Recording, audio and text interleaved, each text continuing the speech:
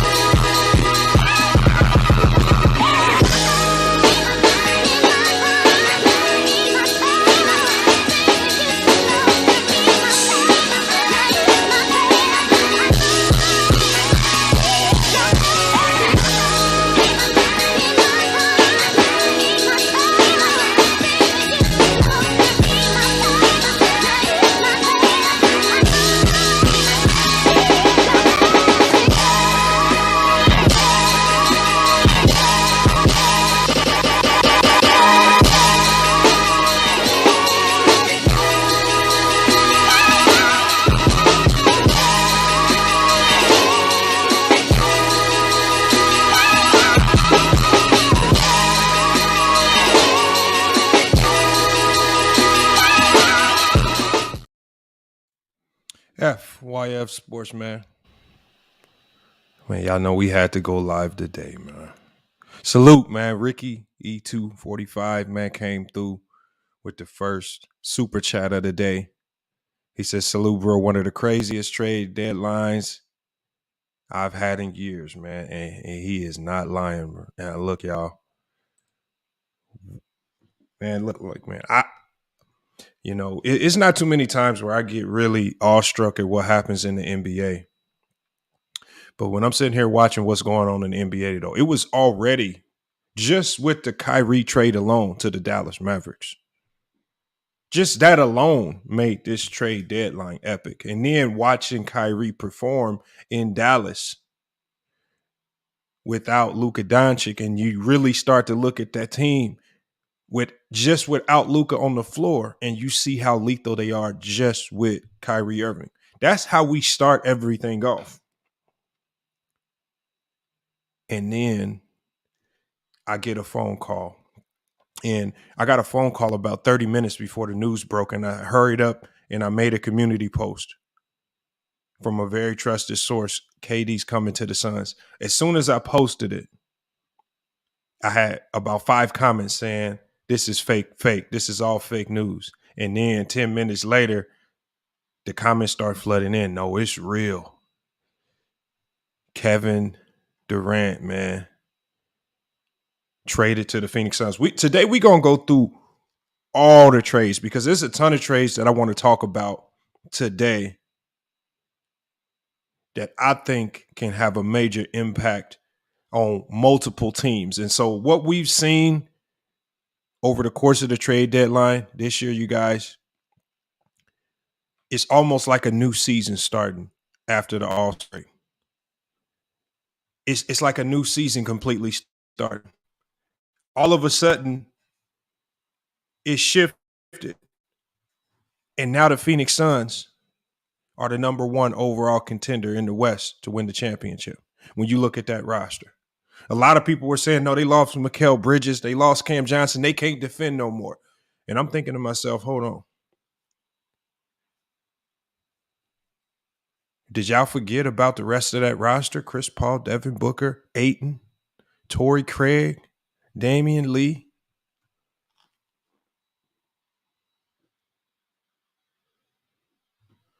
We got Kobe says, what happened to the video, Kobe or LeBron? Hey, we'll get to that if you want me to play it. I just couldn't find it. You got to send me a link. We got bigger fish to fry today. We got bigger things to discuss today. I'm not even worried about no Kobe or LeBron, whatnot. We got bigger fish to fry. If all you want to talk about is Kobe or LeBron, then you're going to have to sit this one out. It's bigger fish to fry today. We're gonna get with the biggest blockbuster trade because there was multiple trades. We're gonna go through them all. Some surprised me. Some didn't surprise me. Some teams made moves that I didn't think would make moves. We got to start with the biggest trade of the day. The Phoenix Suns acquire Kevin Durant. This is a blockbuster trade, y'all. And salute to Sports on the Side Live, one of the members of the channel over on FYF Sports Debates Live. Man, appreciate you pulling up, man. And salute to all the members, Mahari Nation, all the content creators. Appreciate y'all coming through today. Look, y'all, I'm going to be dropping the link.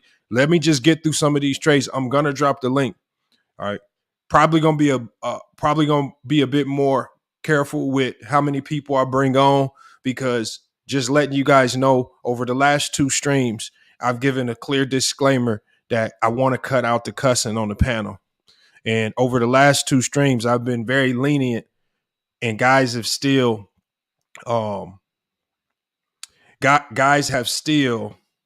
came onto the panel and decided to cuss, and that's really disrupting our ability to monetize these videos. So we're gonna make sure when we bring people on, if we even bring people on today, we got to make sure the stream is even monetized first. So if you guys ain't hitting the Cash App and doing all that stuff, it's gonna be hard for me to bring people on. But we're gonna get through all these trades first. Suns acquire Kevin Durant and TJ Warren. They send out Cam Johnson, Mikal Bridges, and Jay Crowder, 4 first-round picks in the 2028 pick swap. I grade that trade as an A. I don't know what you guys grade that trade. Hitman X, you saw it. Hitman X, you got to give the Phoenix Suns an A, right? Because prior to this trade, and I was listening on streams yesterday, everybody was saying, oh, KD, and they trying to stack the deck. And I said, no, don't be crying now. Don't say that Phoenix Suns trading for KD is stacking the deck now, because before they got KD, they was a walking dumpster fire to everybody. Everybody walks around and says they choke and they do this, that, and the other. But now all of a sudden, when they trade for KD, you hearing everybody talk about, oh, they stacking the deck. He playing with Devin Booker. Y'all was just saying this team was washed up. I don't want to hear that nonsense now. Now that the Phoenix Suns is probably about to dog walk through all y'all teams, you gotta let Hitman, because Hitman X been quiet this year. He ain't been hitting y'all with the Phoenix Suns over the head. And now he about to talk his talk, and y'all gotta accept it. You got to give the Phoenix Suns an A on that trade. Now, on the flip side of that, the Brooklyn Nets. For the Brooklyn Nets to trade Kevin Durant and not get a star back in return, I don't know if I can give them. I got to give them a C minus. Right, I understand they got a ton of picks, and you know what? For all the draft picks that they got from the Suns, I'll bump that up to a B minus. I'll bump it up to a B minus. But outside of that, they really, Mikal Bridges is a good player, but what? At best, Mikal Bridges is a number 3 on your team. At best, he's a good number 3 guy. Other than that, I don't know how much higher I can put him.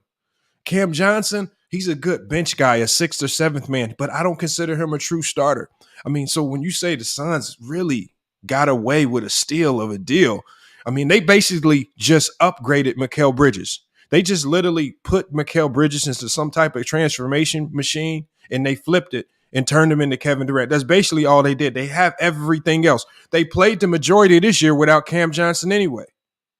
When they get Cam Payne back and guys get healthy, I don't know who wants to see the Phoenix Suns. So that was the first major deal. Second deal that I want to talk about today, which I thought was very intriguing, and I know this particular deal upset some of the Laker fan base. We see Thomas Bryant. Thomas Bryant is traded, and the Lakers in return got Devon Reed, and they got 3 second-round picks. Now, a lot of people are saying, why did the Lakers trade Thomas Bryant? Why? Why did they trade him? Smart move by the Laker brass. Smart move by the Laker brass. And I'm going to tell you why it was a smart move. It was a smart move because they know that they can't afford to re-sign Thomas Bryant next year. So as opposed to allowing him to walk, Barry says Thomas Bryant asked to be traded. I don't believe that. I don't believe he asked to be traded. I think if you look at the numbers, the Lakers are in a situation where they had to trade him. They couldn't re-sign him. His value going into next year was going to be higher than what they can afford to pay him. It's a great move in getting, a young forward with some promise. He's probably going to spend some time in the G League, but at least you get those picks. Now you got some picks to play with. After giving up so many picks, you at least start to get something in return. Salute to One Cool P. All right, look, King David, man. Look, as much as y'all want to make this stream about other people, man, it's not. So it's King David for this stream. Hey, mods, let's do this for King David, y'all. If King David just says this one more time, we just got to block him for today. I'll unblock him later. But we got to stay locked in today, right? We got to stay locked in today. I don't want people coming here crying about, if you want to cry about me lighting up them on other streams, do it on that platform. Today, we got to talk about the NBA, all right? King David, you say something else about other content creators. You trying to bring negativity in here. We on a positive tip today. You got to get blocked. It's all positivity today. All the negativity, you got to go. King David, appreciate you being here all the time, but come on, y'all. We got to just get off to a better start, man. So we give on that trade right there, I give the Denver Nuggets a B. Obviously, the Denver Nuggets are looking like one of the best teams in the West. They needed some backline help behind Jokic. I like the move. How he fits in over there, I don't know. Obviously, it's just a 1-year rental. I don't believe they re-sign him, but you got to give the Nuggets probably a B+ for that because they filled in a need, right? They filled in a need that remember, the Nuggets have the worst rim protection in the league. So you had to go make a move to get somebody that can help you out, just, even if it was a little bit. And we're going to get to all these trades out. It's so many deals. It's ridiculous. There's so many trades that we got to talk about. I'm talking about it's ridiculous, y'all. But for that trade right there, I got to get the Lakers an A-, right? They're starting to make moves. They're getting assets back like draft picks, right? They're not holding on to players too long to where these guys walk away and they get nothing for them. You gotta give them an A on that move. Pulling the trigger, making a tough decision is going to help them in the future. May not help them immediately right now, but Rob Pelinka and these guys, they got to start thinking about how we build in the future, and that was a smart move. On top of the fact they just traded for Jared Vanderbilt in the Russell Westbrook deal. Vanderbilt, great defensive big. He's going to eat up those minutes that Thomas Bryant got. So you get rid of a guy. You're going to allow Vanderbilt to thrive in that position behind some of the other bigs. I think it's a great move for them right there. Another move involving my team. And guys, we're going to get to some more of these trades. When I get through about half of them, what I'm going to do is I'm going to drop the link. I'm going to allow some of you guys to come in here and cook. Let me put this in the chat one more time. And like I said, the only thing that I ask today, when these people start coming in, make sure you guys do not cuss, man. On my last 19, I want y'all to think about this, y'all. On my last 19 live streams, they've been yellow flagged.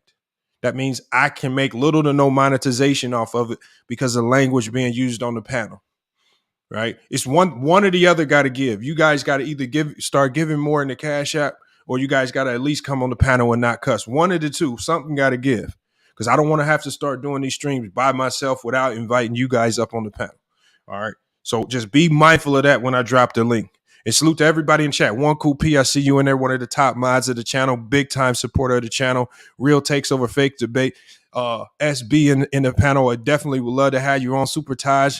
We got Kirk Royce. Kirk Royce, apologies to you, man. Somehow one of my mods had blocked you. I got you unblocked. Appreciate you for coming back to FYF Sports. Action Jackson, we see you in there. But then one more trade I want to talk about. Another trade I want to talk about, and I like it, but I don't like it at the same time. And it's Matisse Thybulle to the Blazers in a 3-team deal. Because I'm a Blazer fan, so I got to say we get Matisse Thybulle. The 76ers get Jalen McDaniel. They get a 2024 second-round pick and a 2029 second-round pick, while the Charlotte Hornets and Jalen McDaniel came from the Hornets. While the Hornets, they get a guard by the name of Asai Machulik, and hopefully I said his name right. They get 2 second-round picks in this deal as well. So the Hornets, they get a shooter. More than likely, I don't see them keeping him, potentially waive him. He is a great shooter. A lot of people don't know about this guy.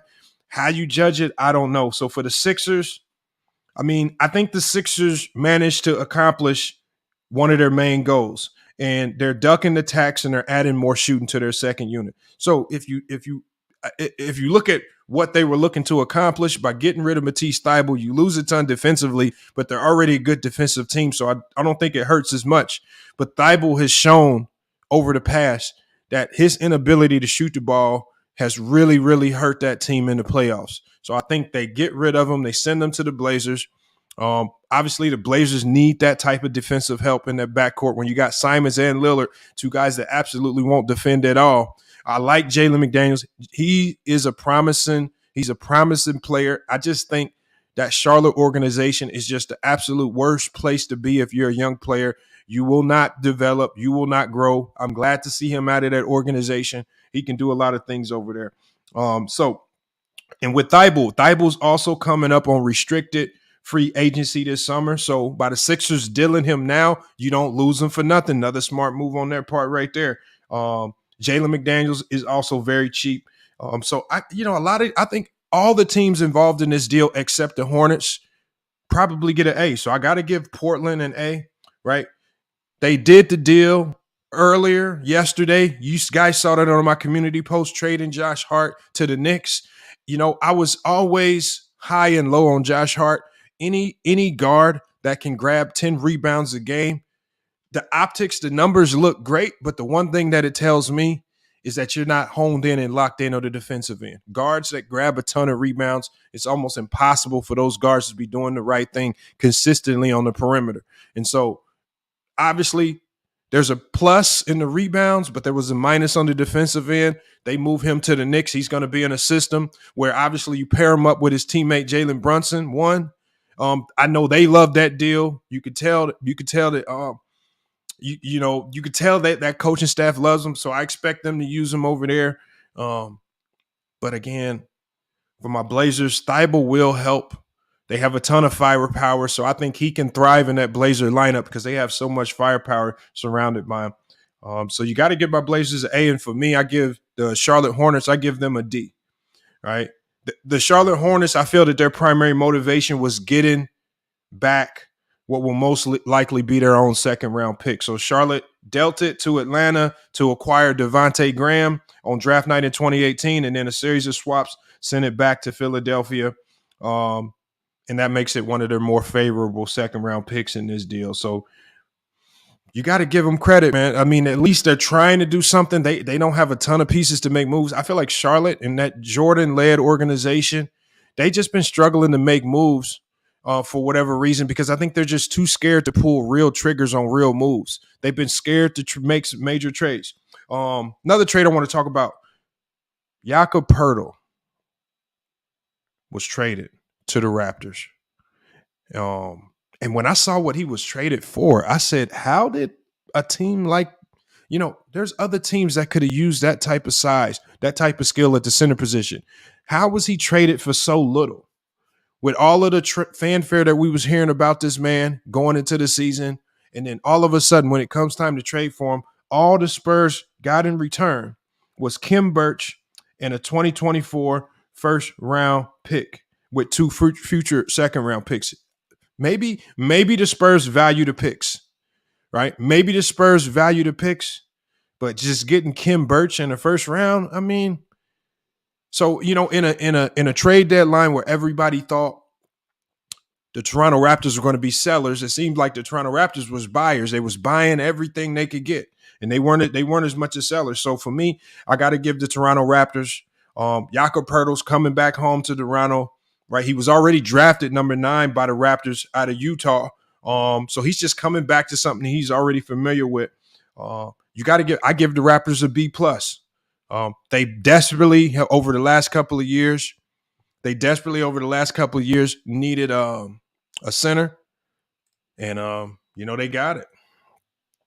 They got it, and so rim protection for them has been rough. If you look at it, they've been trying to use de facto guys to kind of play that center position over the last couple of years, sending Siakam down low, sending OG down low, and it just hasn't worked, and they've struggled this year. So I think they get Jakob Poeltl. Hopefully it can work. Jakob Poeltl, surprisingly, is one of the few candidates for Defensive Player of the Year this year. So maybe he can shore up that back line of the defense. And for the Spurs, obviously, I give them a B as well. They're in a complete rebuild. I believe they're in the Victor Wembanyama sweepstakes. When you look at a team like that, their goal right now is to bring in as many draft picks as possible. I believe Greg Popovich will be retiring, if not this year, definitely next. And I think he wants to leave that organization with a ton of young talent and a ton of draft picks before he leaves. At least they have some type of foundation to start with when he leaves. And he's just not walking out cold turkey on them and they don't have nothing. So you got to give the Spurs credit. I mean, they're sticking to the plan. It looks like they're doing a ton of selling, but they're building a ton of assets down there that can pan out to be some stars later down the line. As we said earlier, the Blazers send Josh Hart to the Knicks. Everybody saw that, but the complete deal was Josh Hart to the Knicks. The Blazers get Ryan Arcidiacono. They get Cy Myachulik, and they also get Cam Reddish. Cam Reddish is a guy that I didn't believe would get traded. I thought it was all banter. He ends up getting traded. And then the Blazers also get a 2023 first-round pick from New York, which is top 14 protected, and it converts to 4 second. And it also can convert to 4 second-round picks. And so for the Knicks, I give them a B. Once again, I'm not super high on Josh Hart. I think Tom Thibodeau likes his intensity on the defensive end, but like I said, I think he gives up too much at the three-point line because he goes for so many rebounds. But Tom Thibodeau just showed he had no interest in playing Cam Reddish for whatever reason. And he also not even playing Evan Fournier and guys like that. So he has his guys locked in, the guys he wants to proceed with. Cam Reddish just wasn't in the plan.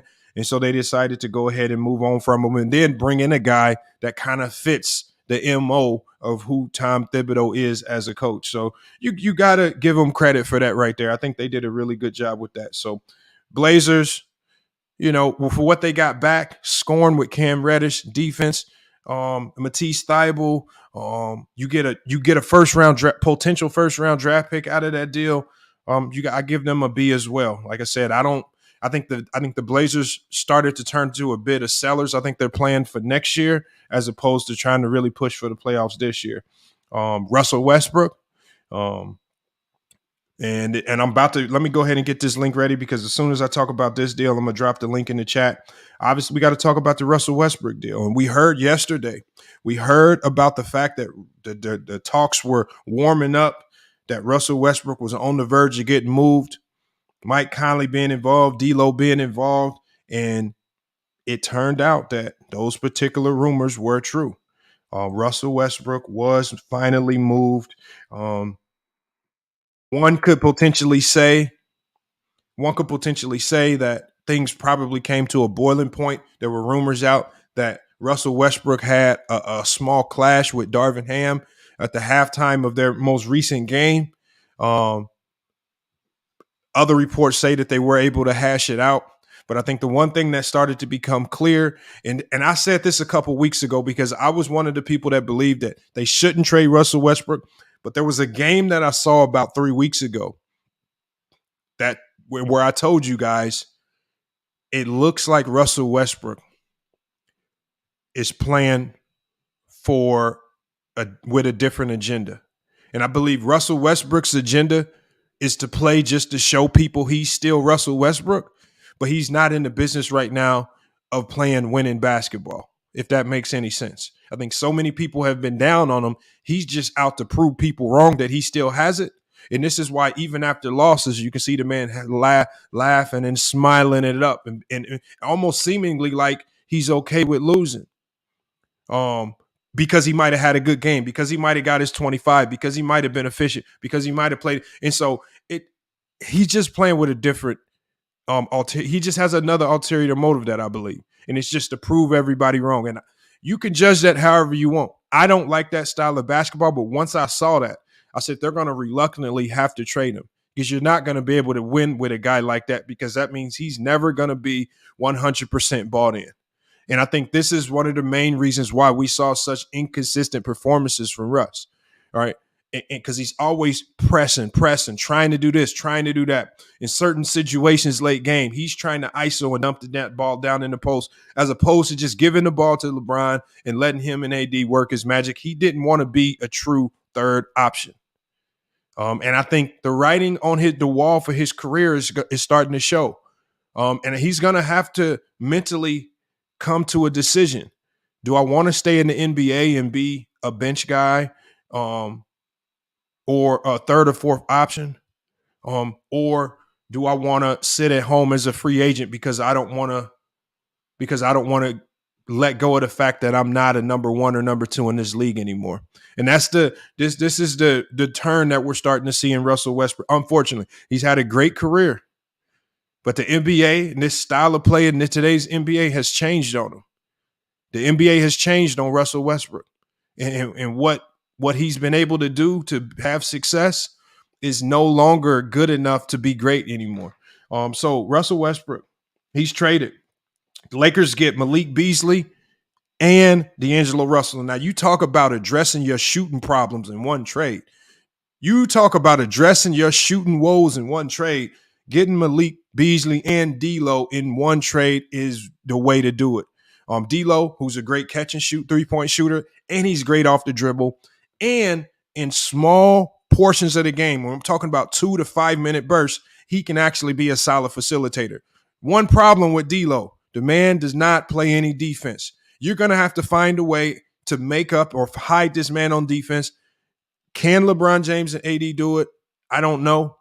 But the one thing that's been hurting the Lakers this year is that they always look like they play good enough defense to stay with teams, but at the end of games, they don't have the offensive firepower to outshoot teams. And that's the problem. So I think they said they could afford to get rid of Russ, who was sometimey on defense as it was. He could be good at times, but he could also be bad. Bring in a guy that we know is for sure bucket, and they'll address the defensive woes later. All right. And he says, Alexander Fitzgerald says the Lakers' perimeter defense is still trash. The Lakers, I describe the Lakers' perimeter defense as a bend but don't break type of defense. They're never going to be this lockdown, clamp down style of perimeter defense, right? All they have to do is they can bend, just don't break. You have AD at the rim, right? Now you have Vanderbilt, a great defensive player, rim protection. Bron can give some rim protection when he's giving effort. So at the end of the day, bend, but don't break. Stay solid as hard as you can. Just don't break. And what we saw, like for the Utah Jazz for the last 2 years, those guards on the perimeter were completely breaking. And Rudy Gobert's running around trying to save these guys defensively. He can't do it all. So, again, they're going to have a mentality of, we understand we have weaknesses defensively. How can we find a way to be a bend but don't break defense? And I think that has to be their mindset. They cannot walk around crying about what they do or don't have defensively. That will be a horrible mindset to have. Nick says Bryant asked for a trade. If he did ask for a trade, I didn't hear it. I'll probably get to it, you guys. I got a ton of information to get to, you guys. It was so many trades going on. It's hard for me to even keep up with it. We're going to be getting to all of it. And then when I drop the link, if you guys beat me to some trade news, you guys can go ahead and talk about it. I'm just getting to the trades that I feel like are going to be the most impactful. And I think these are the ones that I'm talking about. So for the Lakers, I got to give them an A, right? They made the trade, right? They made the trade. They went out and got shooting, not just shooting. They got a guy that can play at a high level, D'Lo, right? They got a guy that can score without LeBron James needing to set him up. They got a guy that can catch and shoot. Malik Beasley is the same way. He's like a lesser version of D'Lo, much better defender, but he can score with the ball and he can score in a catch and shoot situation. So they addressed it, right? Let's start giving kudos. Like we all year we've been crying. Like a lot of fans have been crying, y'all. This team needs this. This GM ain't doing that. And now everybody is making moves to win. This is why you got to love the NBA right now. Everybody's trying to be competitive. Everybody's trying to win. And when you make these trades, I don't want to hear nobody crying about it. Everybody's trying to win. We only saw a handful of teams, y'all. We only saw a handful of teams really selling, just tanking away the season. For that, everybody else is going for the go. Phoenix Suns, how can you blame them? They're going for the championship this year. That's more competitive basketball, right? Crying about Luka not having no help. They went and got Kyrie. They said, you know what? We going for the championship this year. We gonna risk it all. We could potentially lose Kyrie.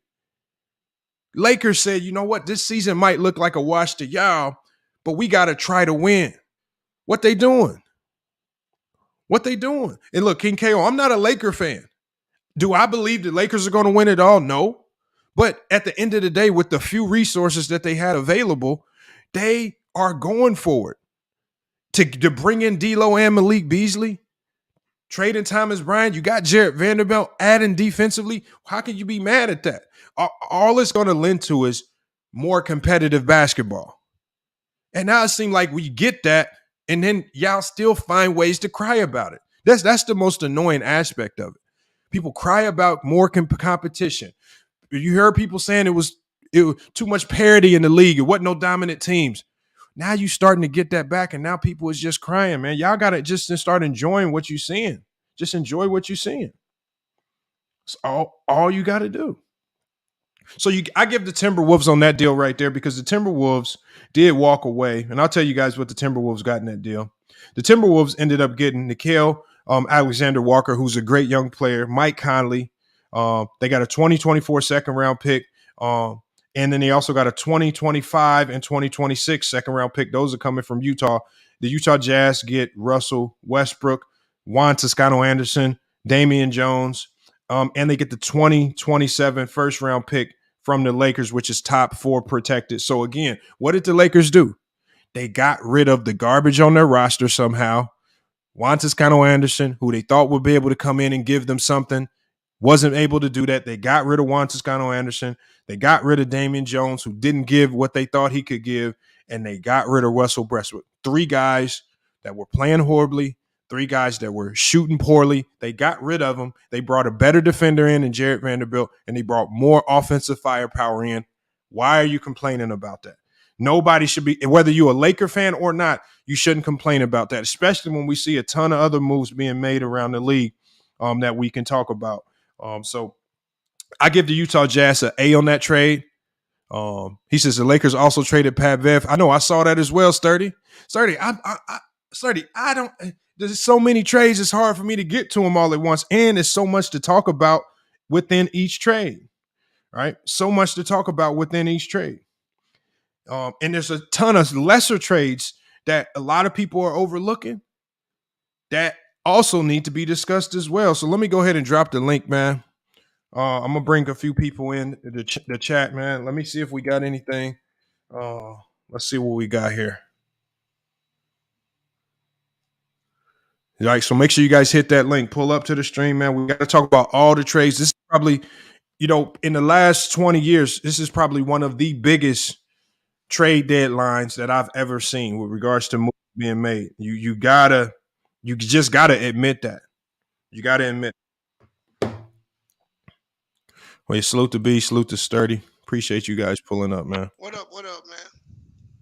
What y'all got on this, man? Oh, the biggest trade, the quietest trade is the Thomas Bryant to Denver trade. Yep. That potentially could be monstrous. After the KD trade, and the Lakers in there too. I mean, it looks like they're gonna have a starting lineup of D'Lo, LeBron, Hachimura, AD, and Mo Bamba. That sound about right? Mm-hmm. Depending on, like I said, it's hard to say who Darvinham's going to immediately go with, but I mean, that's what it kind of looks like it's going to be with Vanderbilt coming off the bench, probably one of the first off. We got to just talk about them all, man. I know I missed a ton of trades. I'm gonna go through. Let me start with Sturdy real quick. Sturdy, what do you think was the most surprising trade of the day for you? That's a good one. Definitely, without the obvious of KD, I'm gonna have to say, for me, Lamar is actually the trade that didn't happen. I'm surprised OG Anunoby didn't get traded. I mean, that was the biggest surprise of the trade deadline. I figured, and I'm be honest with you, I didn't know Rob Pelinka had the capability of being this competent.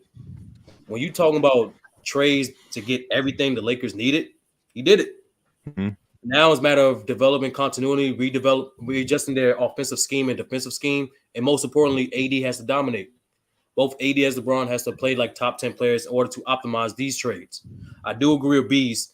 That Thomas Bryant pickup for the Nuggets is very good, very underrated, very slept on. And another thing that that's not as a big as an impact, but will definitely help is also Milwaukee getting Jay Crowder for essentially nothing. So I think those three trades in particular, those are going to be most impactful. Those are the ones that we want to see most impactful in the playoffs as well. I think the Clippers also helped each other out too, but I didn't think they didn't get what they needed. They didn't get a facilitator. They didn't get another playmaker, in particular in the front court, to help Kawhi and PG get easier buckets. But besides that, like I agree with the general consensus. This might be the most craziest trade deadline we've seen. And then one that I haven't seen anybody in the chat even mention this one. My bad, Bees. The James Wiseman trade for Sadiq Bey. What are y'all thoughts on that right there? He went to Atlanta though. He went to Atlanta. Who's that? Oh yeah, that's right. So hold on. Warriors ended up getting one out of that trade. 5 second-round picks. So they traded Wiseman off, sent him to Atlanta for 5 second-round picks. Lamar, I did mention that in the chat. Hold on. What? I missed it. The comments going too fast. Go ahead, Bees. My most surprising trade to me was that the Rockets traded for John Wall to buy him out a second time. That is ridiculous right there. Right. You talk about competence right there at its finest, man. Jesus Christ. That was wild. So here, let me tell y'all some of the latest deals. Pelicans got Josh Richardson from the Spurs. Spurs get Devontae Graham and 4 second-round picks. Clippers get acquire Eric Gordon in a 3-team trade. Rockets get Danny Green. Obviously, he's still trying to recover from the ACL tear. Clippers get Eric Gordon and 3 second-round picks. And the Memphis Grizzlies get Luke Kennard. Just like y'all mentioned before, the Lakers, man, they finally got the player that y'all been talking about the most, Mo Bamba. I think he's one of the biggest scrubs in the NBA. But they get Mo Bamba. They give up Patrick Beverly, so you get more size. I'm talking about, you talk about a team really addressing their size issues. The Los Angeles Lakers really address all their size issues. They going to look like a different team after the All-Star break. The Hawks get a Sadiq Bey. Pistons get Wiseman. And then the Warriors get one of the biggest busts, one of the sorriest players in the league, Kevin Knox, for 5 second-round picks. And it's a ton of small moves, man. Lamar, why did y'all help out the Warriors by giving them GP2 for nothing? Bro, I got to get to that one as well. I didn't understand it. I don't understand it. I don't know. I don't understand it. But nothing. Bro, I don't understand what Portland's doing, man. I'm going to have to do some research on what Portland has going on. But let me get to everybody in here. Let me get to Mingo. What do you got as the most surprising trade of the day? Or which one stood out to you was like, man, that's crazy? Oh, you talking to me? Yes, Mingo. Okay, Mingo. No, I wasn't around the phone. My bad. Mingling. The trade that really surprised me was the Kevin Durant trade. That was number one. Kevin Durant went to the Suns. Okay. But then I had to see what they had gave up. I thought they had gave up one of their big pieces, like maybe Booker or somebody like that. I had to see what they gave up. Then when I saw Mikal Bridges, I was like, oh, it's gonna be hard to beat them guys. Like, it's gonna be really hard to beat them.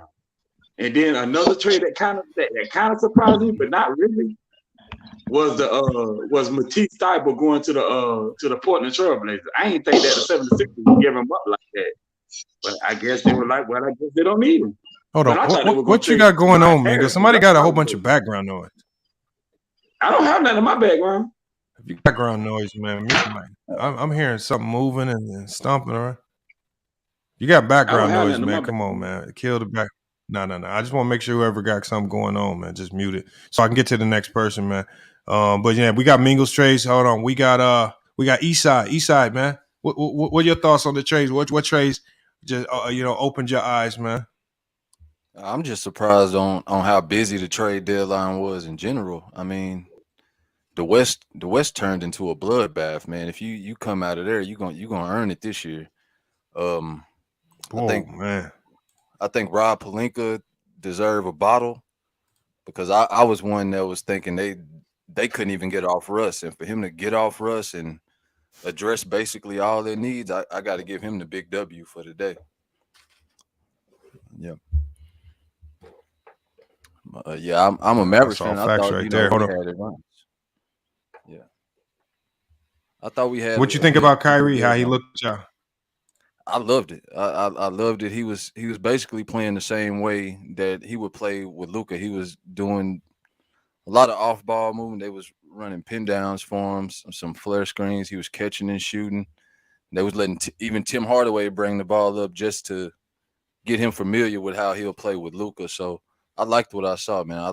He didn't even affect the chemistry. He was getting it all in the flow of the offense. So yeah, I'm excited, man. It's gonna be a nice year. The playoffs gonna be. I was surprised at his defense too. I was surprised at his defense yesterday. Man, the effort was crazy. The effort was crazy. Hey, let me give a shout out to Richard in the Cash App, man. He says I love the show. Keep it up, man. Hey, Richard, man, definitely appreciate you coming through, supporting the channel, man. And that's much appreciated, man. And for everybody else in the panel, man, if y'all could support, that's big time right there. And I appreciate everybody on the panel today. Nobody slipped up and had no cussing episodes, man. He said my stream is messing up. Is my stream messing up, y'all? You a little choppy, but like in general, no. Yeah, the sound. I just need to make sure the sound good, man. As long as the sound's solid, man, we can fix everything else. It look good to me on my end. This is nothing wrong with the string, John Whip. All right, man. We'll keep an eye on it. But let me get to Sonny. Sonny, what's good, man? What you got? What you got on today's trades, man? Hey, man. What's going on? Can you guys hear me? Yeah, we hear you, man. What's good? Oh, man, not much, guys. A couple of things, actually. The first thing is, for me, it's interesting. I mean, I tune in a lot. I don't get a chance to join the panel, but I'm familiar with some of the guys on the panel and their opinions. And it's interesting to me where if it's a bad trade, it's on LeBron. If it's a good trade, congrats, Rob Pelinka. It's absurd. And I know it's like I said, some of the guys that spoke on the panel are probably going to agree with me on this. They're just doing the right thing. It's what I'm saying to myself. Good job, Rob Pelinka, because he is running the freaking team. Like we gotta admit that. LeBron is obviously going to have influence, just like many other great players have had influence on trades. Unfortunately, LeBron's the only one that gets absolutely chastised for it. But obviously, there's an agenda behind that. For those of us that know enough basketball, we know how that works. It's just absurd though when I see stuff like that. And the moment this trade thing doesn't work down, let's say if during the season the rest of the season they play bad, just watch how they're gonna jump on not Rob Pelinka, they're gonna jump on LeBron. We know that's gonna happen. So I just wanted to point that out that's kind of funny to me. And then the second thing is I cannot get over this KD thing. It's to me, and I could be. I mean, I feel very strongly on this that they traded him for a couple of freaking role players. Mikal Bridges is nice. We could call him a high-level role player, but he ain't no all-star. The best player you got in that trade for yourself is Mikal Bridges. That's absurd. They should have made the Suns take on Ben Simmons and gotten DeAndre Ayton in return. Or something like that. This is absolutely crazy. You got Kevin freaking Durant for Mikal Bridges and Cam Johnson. Mm-hmm. But outrage. At the end of the day, man, yeah. You gotta respect what they're doing in Brooklyn, because at the end of the day, they basically said, "Look, we brought y'all in. It's been nothing but drama since y'all came, and they said it's time to end it. No sense of holding them longer. And they wanted the quickest deal, the cleanest deal, get the best young piece. I think for the fastest and cleanest deal, that was probably the best deal you could get. You got some good young pieces. You got a ton of draft picks. You got a ton of flexibility now. But, I mean, obviously you're not going to be competitive. You have to go back into rebuild mode. But I think they just ready to hit the reset button, man. And You ran Steve Nash out of town. No, I definitely agree. I agree. The only pushback on that for me is, and I actually agree with you, everything you're saying. It's just that then the Kyrie trade doesn't make sense. Then the Lakers offer, especially if they were giving you pick swaps plus the 2 first, makes more sense because then you're actually hitting the reset button. With Finney Smith and Spencer Dinwiddie, you're passing on the impression that you want to compete. Now what are you going to do? Now you're in the worst position to me, which a lot of NBA teams get into, which is that middle of the pack thing where you're not going to win a lot, but you're also not going to lose a lot. So now it's like, well, what are you doing? You know, it's just weird to me, but that's just my 2 cents on it, man. No, I agreed. I would not. What you just said right there is weird too. Like why? But that also leads to when Draymond Green said it was just a billionaire owner being petty. I agree. I agree with that. Being petty. I'm gonna trade you, but I'm not trading you where you want to go because the best deal, like you said, if you're gonna rebuild, the best deal would have been the Lakers trade for a rebuild. And they took on more money and more years of contracts just to be petty with Kyrie, and so they may feel the pain of that here in a few years. You know, just being mediocre and not being bad enough to go get real draft picks. So yeah, I mean, you are right about that. Yeah, I agree, man. Hold on. We have hopefully I say the name right. Renee or Rennie. Hopefully I'm saying it right. But what you got on this Mubuntu? You got to unmute your mic. There you go. Unmute it. There you go. What's good? Up? You hear me? What you got on these trades? Yeah, we hear you. Yeah, I found it very interesting. I think it was very nice to see some big agent like KD to be moved like that. But I feel like the Brooklyn Nets are gonna regret.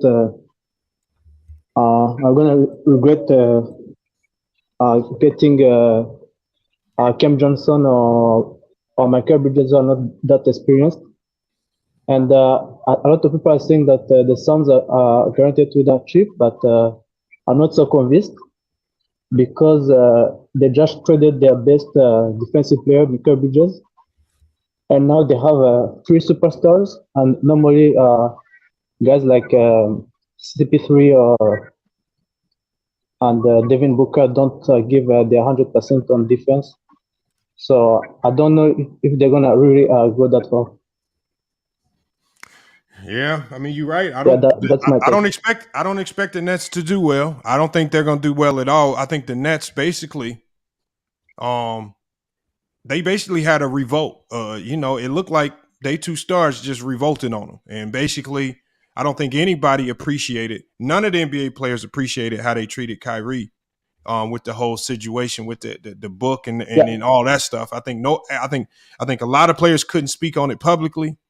But I think there was a lot of players that said, y'all bogus. And then y'all bogus for trying to make him apologize. Y'all bogus for trying to make him look like lesser of a man publicly. And basically it looked like they said, all right, you want to play like that? We gonna show you who really runs the NBA. And that's what happened. They showed the Nets who really runs the NBA. And the Nets were put in a situation where they had to make a decision and take less. So the losers in this, the biggest losers in today's trade deadline was the Nets. They lost 2 stars of the league and essentially got draft picks back with nothing significant, nothing of significant value.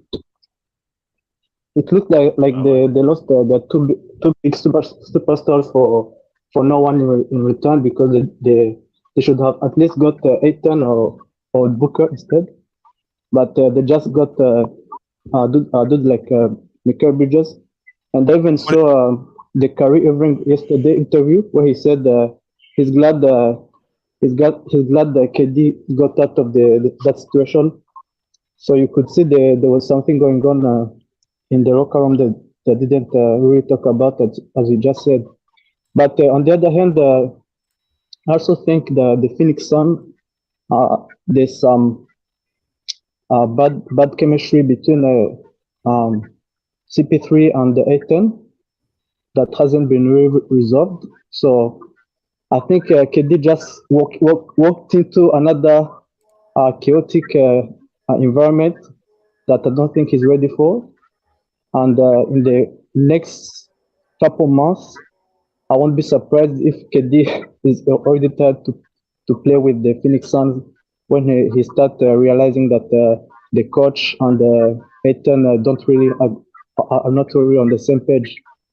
So I'm really not convinced that Phoenix Suns are really gonna do as good as everybody's talking about. I see them going as far as the second round, but not further than that. That's tough. I think, yeah, because I don't think they have enough time to create a good chemistry between the players. And you see dudes like Booker hasn't really played all season, so he's still trying to get his legs together. And CP3 also has been inconsistent, and that CP3 when he gets in the playoffs, he usually has a problem with his hamstrings. So yeah, I'm not really. You think Phoenix is a second round exit with KD? More than a year and a half. Ooh, that's tough. I can promise you that in like by 2024, July 2024, KD won't be a Phoenix Sun anymore. Wow. I mean, you can say that at the end of the day. I know what he is right now, and I know that roster. That roster ain't gonna be fun to go up against him. I tell you that much. So I mean, we can say that all we want, but we know any team with KD on it is not an easy out in the playoffs. I don't care. Even last year, even though they got beat pretty good by the Celtics, all of them was close games. It was not an easy task. You got to literally put all of your focus on slowing up KD, and then when you do that, how do you also slow up Booker? How do you stop Paul from getting his? And you got other guys. You got Damian Lee, who's shooting his best 3-point field goal percentage this year. You got Torrey Craig, who can also is a 3-and-D guy, and you got Cam Payne, who's gonna come back healthy. I mean, it's not like I don't know. Another thing about the Suns, a lot of people haven't talked about is when that money comes in for the new TV deal around 25, 26. They're gonna be off of a Chris Paul's contract. They can easily move DeAndre in because he has value around the league. Now you only have Booker and an older Kevin Durant, but if you bring in another star or a bunch of good role players, you have the cap space to sustain that team, and you can push KD to a second or third option because at that point he's a few years older. So that team's not going anywhere. The only thing that's going to break that team apart is unfortunate injuries to KD specifically, or if it just doesn't work basketball wise. And how in the world can you say it won't work basketball wise? Like they're very good players. Their skill sets mesh really well, and Chris Paul is going to make that team work. This is the greatest thing that could have happened to Chris Paul because now he doesn't have to be a scorer. That was Phoenix's entire problem. That they needed Chris Paul to be a consistent scorer in the playoffs, and he's a phenomenal player. We saw him, I think it was last year against the Pelicans. Every fourth quarter, dude's hitting every shot. But then against the Mavs, he plays really bad because he can't do that consistently. And now he does not have to do that consistently. Now it's KD's the number one option. We all know that. Devin Booker slides down to being the second option. So now the pressure is off of him by quite a bit. And Chris Paul can do his thing, which is run the team, get the guys the ball where they need it. And he can chip in spurts. And if he's able to chip in spurts, he's going to make huge plays and huge shots for them. This is the greatest thing that could happen for this team. The pieces just fit so much better now. I mean, people are crazy if they don't think Phoenix has a good team. I mean, Lamont's pointed it out a number of times now. They got some solid players on that team, man. They can play. So unless injuries are derailing this team, for me, they're the absolute favorites. In the West, at least, they are. Watch TJ Warren turn into bubble TJ Warren. Nah. Yeah. Let me give he ain't going that far. Let me give my take real quick. All right, hold on. Let me get to some of these comments real quick. Okay. We got Lakino says, Lamont, the Suns are a team of 3-1 and 2-0 chokers. Yeah, at the end of the day, they were 3-1, 2-0, but not with KD. I mean, this is you can say that all about this mentality and all this stuff you want. Everybody in the league understood that the Suns' problem last year is they didn't have a ton of guys that could just score, especially out of the ISO, and it relied too heavily on Chris Paul having to score and having to also play, make, and facilitate. And the teams were able to just kind of figure it out and slow it down in the playoffs and make it tough on them. And this JJ Redick talked about it, and Pat Beverly talked about it, but they don't have that problem no more now.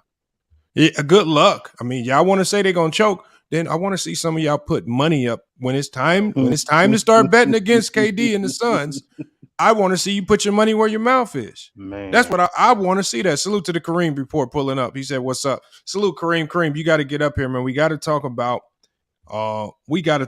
These trades, man. What are your thoughts on the Lakers? I gave the Lakers an A+.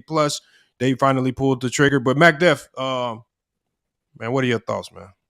Yeah, first of all, you said the biggest losers was Brooklyn. I got to go with my Chicago Bulls. We on suicide watch. Pray for us. Number two, the Lakers. We can give the Lakers an A+, an A for their trades. I still don't think they're going to the playoffs. That's just me. You called me a hater. I just don't see it happening, and it's not because of their team, not because of LeBron. It's because of the Western Conference. That's just what it is. It's just because of the West, man. It's going to be tough. The biggest winners, obviously, is the Mavericks. I honestly didn't think Kyrie was going to fit. I still, got my book out on Kyrie for all he's done, but he looked good with them, and Luka, they're going to be a problem. And obviously, the Phoenix Suns won the trade deadline, adding Kevin Durant. And I want to ask you in the panel a question. I always looked at, and I'm talking about right now, today, I always looked at Steph Curry and Klay Thompson as the best shooting backcourt. Could KD and D Book now be the best tandem shooters in the game? Just shooting? Yeah. Nah. Just shooting the ball? Nah. Nah. It's still Klay. But it could go down as one of the best scoring backcourts as far as just pure scores. I mean, obviously they do it in a multitude of ways. When Booker gets going, you can't stop him. When KD going, you can't stop him. And if you got Paul facilitating the both of them, and Paul can also get going at any time. And let's not forget they still got Ayton. Everybody's so low on Ayton. Ayton, if y'all remember how he played in the NBA Finals, there were certain games where he was putting up numbers similar to Wilt Chamberlain, some of the things he was doing. And I'm not calling him a Wilt, but that just tells you how talented he is. And people are saying they should trade. No, they're not. They're not trading Ayton. They are holding on to him. He's a talent. Right? They got a squad. They sturdy. I agree with that. Yeah. Is it cool if I retract my bet about the Warriors getting out the West? This was before the trade. Absolutely, man. What up, SF? I'll give you the plea deal for 35.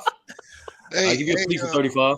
I was going to offer it too, but I'll give you a plea. Hold on. Go ahead, Bees. What is KD's timetable exactly?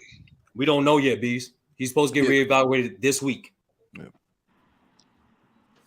Hold on. I got a question in the Cash App for the panel. So I got a question in the Cash App. Salute to Richard again for hitting the Cash App. He says, "Hey, FYF and panel, can my Cleveland Cavs get to the Eastern Conference Finals still?" And I think I know the answer. I think the East is way open now. I think they for sure got an open door to the NBA Finals, not just the Eastern Conference Final. But let's start with SFM. You go ahead and answer that question, and then also let us know your thoughts on today in the trade deadline. And no cussing. Well, I got y'all.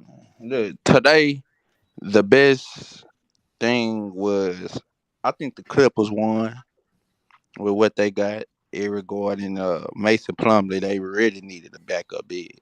They really needed that. Really, it wasn't too much of these trades that was bad. I like the one with the Nets and the Suns the most, though. That was my favorite one. For us to get KD, we might get a championship easily this year. But this is one of the best trade deadlines ever. Yeah, Russ, he gone from the Lakers. Y'all got a whole new team. You feel me? No more excuses. So, it worked out for everybody. Everybody really got to eat out this trade. I agree on that one. Let me get to who hasn't got their tip. Astro, have you given your take yet? Before I open it up, and then we got Amara. Not yet. Like SFM said, it's probably the most crazy deadline ever. I think I think everybody was waiting for what the Lakers was trying to do first with that first round pick. After when they got the Vanderbilt stuff done, that's when San Antonio did their deal, and that's when everybody started. That's when the domino started to fall. Where everybody started getting deals done. I think they was waiting for the Lakers to get their deal done first. But I would say Phoenix is probably number one winning the trade deadline because you got Kevin Durant and a good other player, TJ Warren, to help them with the scoring too. Dallas is number two because they got Kyrie Irving.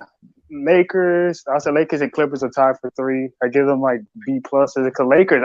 Rob Pelinka was going to work these past 2 days. I was not expecting this at all from him. But so kudos to him. And the Clippers, just like SFM said, we needed a backup big, so getting Mason Plumlee to back up Zubac was a must need, and I was not expecting us to get Bones Highland from Denver. It was kind of weird how these Western Conference teams were doing trades with one another. I thought they were just like, rather trade someone to the East than help each other out. So it was kind of weird. These Western Conference. Did Denver get back? I think it was two second-round picks. Second-round picks. They didn't get no play. We got Lake. Hold on, Kareem. Bones ain't nobody to care about. Bones ain't nobody to care about. Who you talking about, Kareem? When you say the Lakers can beat them, who you talking about? And like, I'm surprised when I look at the information. I know. I'm surprised they parted ways with. Hold on 1 second, y'all. I'm surprised that they parted ways with Reggie Jackson. Who, me? I'm not. All right, hold on. Let me finish real quick. I'm not surprised. Yeah, I was surprised too. I'm not surprised by that. They get Russ, bro. That's who they want. No, we probably getting them. What you want to bet, bro? What you I'm not gonna bet nothing. I'm already on the hook with the Warriors. Hey, man, we do all the bets later. We can do that later. We gonna watch stay out in these streets, man. Hey, the reason why y'all surprised? Is it Lamont, you kind of choppy, or is it just me? Bad, man. Yeah, he copping up. I'm proud of my You gotta son. fix your mic. man, Go ahead. Man, drop Lamont down, man. Bring it Drop him off. Drop off Lamont and come back in, bro. You chopping up real bad. Yeah, we'll hold it down, bro. So hold on. Nah. No. I actually like Westbrook on the Clippers. With the shooting they got, bro. I like him on that team. They ain't afraid to be a side. They ain't afraid to be a sideshow circus. So I think he's a perfect replacement for John Wall. Because when we were struggling with John Wall, he was never aggressive going to the rim. You're not going to tell Westbrook not to be aggressive going to the rim. So he's going to help us out that big time if we sign him. And man, the Clippers will be stupid. The buyout market going to be interesting because I heard Will Barton's about to be bought out. Reggie Jackson's probably going to get bought out. So there's a lot of players going to be getting bought out. You know what's funny? You said that you normally don't see teams trade interconference like that. Yeah. That just tells you Denver ain't concerned with the Clippers. That's true. That's true. They are not afraid of the Clippers. Yeah, I ain't scared of the Clippers either. I can't wait. I hope we see the Clippers. I hope the Suns see the Clippers. He's trying to talk all that trash. Come on, nah, because the Clippers talking all that shit, nigga. I told everybody we was getting KD. Y'all niggas thought I was crazy, bro. About to get kicked off, bro. Dang. You ain't put no money down and it ain't that serious. And you know what? He wanted to, and I don't agree with this talk. But he wanted the king leaders of stacking the deck talk. But now he happy as a June bug. You're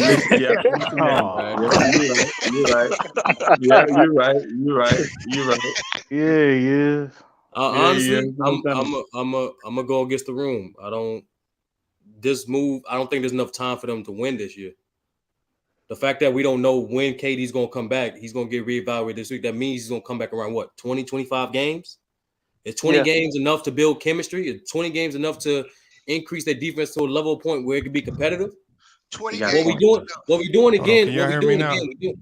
Yeah, you good. What we doing again? We're doing what we did. Hold on. Let me say something. SFM, you gonna have to try again tomorrow because I didn't. Like I said, I keep giving you chances, bro. And the last time you did it, I left you on.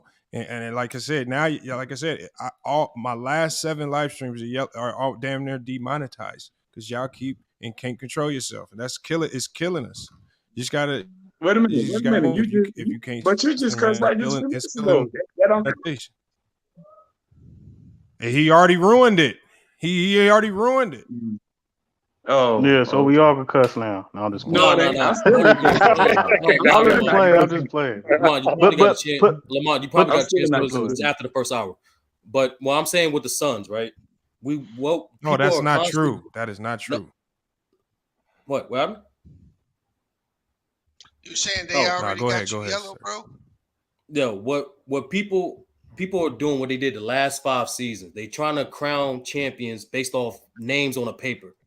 When we all know it takes more than that to win a championship. Mm-hmm. So I like I said, I'm not saying they didn't get better. That's asinine to say. I'm not saying they're not gonna be. They already in playoff team. They are in the playoffs now. They might even get to West Conference Finals, but would they win it? Nah. I believe in chemistry. I believe in continuity. I believe in knowing your teammates well enough. That way, when the game gets tough and tight, you don't have to rely on sheer talent to win games. You rely on execution and game planning. It's been proven the last 5 seasons. The Clippers didn't win. Disagree. The Clippers didn't win. The Nets didn't win. What else evidence y'all need? I agree. So the Nets were hurt. So what you're saying, Sturdy, is Denver is the clear-cut favorite to come out of the West. No. Denver is still the favorite to come out the West. That's what I'm saying, Bees. Exactly. No. That's fair. The reason I disagree is because for years we've always said KD's a walking bucket. You could drop him anywhere, and he's going to be a bucket, and he's going to make the team better. So now all of a sudden we drop him with the Suns, and they're not the favorites. I disagree. I do understand the defensive take. I agree with that, but KD can overshadow all that. On top of me saying defense, I think I emphasize. I agree with you on the defense. I emphasize continuity. But you don't need continuity with KD. But what you missing? I don't know about that. Man, KD's a. Hold on, Mac Dell. What he's saying is, you don't know when KD gonna start playing. Oh man, that boy wanna hoop. As soon as he come back, I think he's gonna come back after the All-Star break. There's 27 games left. That's 30's point. Nah, it's KD though. All these other teams I could understand. I don't care who it is. It was KD ain't never been all that these way, years. It was KD on the Nets the last 3 years. He was the same dude. So Sturdy makes a compelling argument. I do think 20 games is enough to win the chip, Sturdy. But I don't know how many games they're gonna get. Bees, you got back there for the same guy that bet on the Nets when they only played 9 games together. Yeah, so they got hurt. It's the same philosophy. They got hurt. Hold on, you think? Hold on. KD has been injury prone the last few seasons. If they were healthy, they would have beat the Bucks. KD has been injury prone the last few seasons. Chris Paul has definitely not been healthy the last few seasons. So why can't you apply the same logic to the same Because scenario? we always believe when we make these bets or we make these favorites that everybody's going to be healthy. That's what we do. That's your fault. So if you want to think that Chris Paul's going to get hurt or KD's going, okay, that's cool if that's your logic. But my point is, 20 games with KD where you could drop him anywhere, that's more than enough time to gain continuity on the offense. Defense, yeah, it may be an issue. I agree with you on that part. But I think Denver being the favorites and Memphis, Lou, where you at? I think the 2 top teams in the West, they may be first round exits, bro. They could be. Let Dallas get the 7th seed or the Warriors get the 8th. That's gonna be a crazy first round. No, we're not dropping under 5th, bro. Or the Clippers could get the 7th seed. Like the Warriors, Clippers, Dallas. Not want to see the Nuggets. Those are like 6, 7 seeds right there. Clippers want to face everybody except the Nuggets. We ain't scared of the Nuggets. They don't want to see Luka with healthy. You ain't gotta be scared. You ain't gotta be scared to get demolished. Don't nobody want to see Luka get put in your place. No, the Clippers want to see the Lakers in the play here. That's what they want. Oh my God, the Lakers is not making the play in, bro. We can stop that. You know why, Bees? Because they that 10-game winning streak. They feel confident on that. Right. They can't say nothing about that. No, go, baby. What'd you say, McDowell? The Lakers are not making the play-in. You want to bet on that? The Well, play-in. I'll take some of that action too. No, I'm not betting on that. Okay, because here's your problem. One of the teams in front of them is Utah, isn't it? Where are they going the last 27 games? Yeah, that moves the Lakers up to the 12th seed. Okay. And you gonna tell me that the Thunder are gonna stay ahead of them?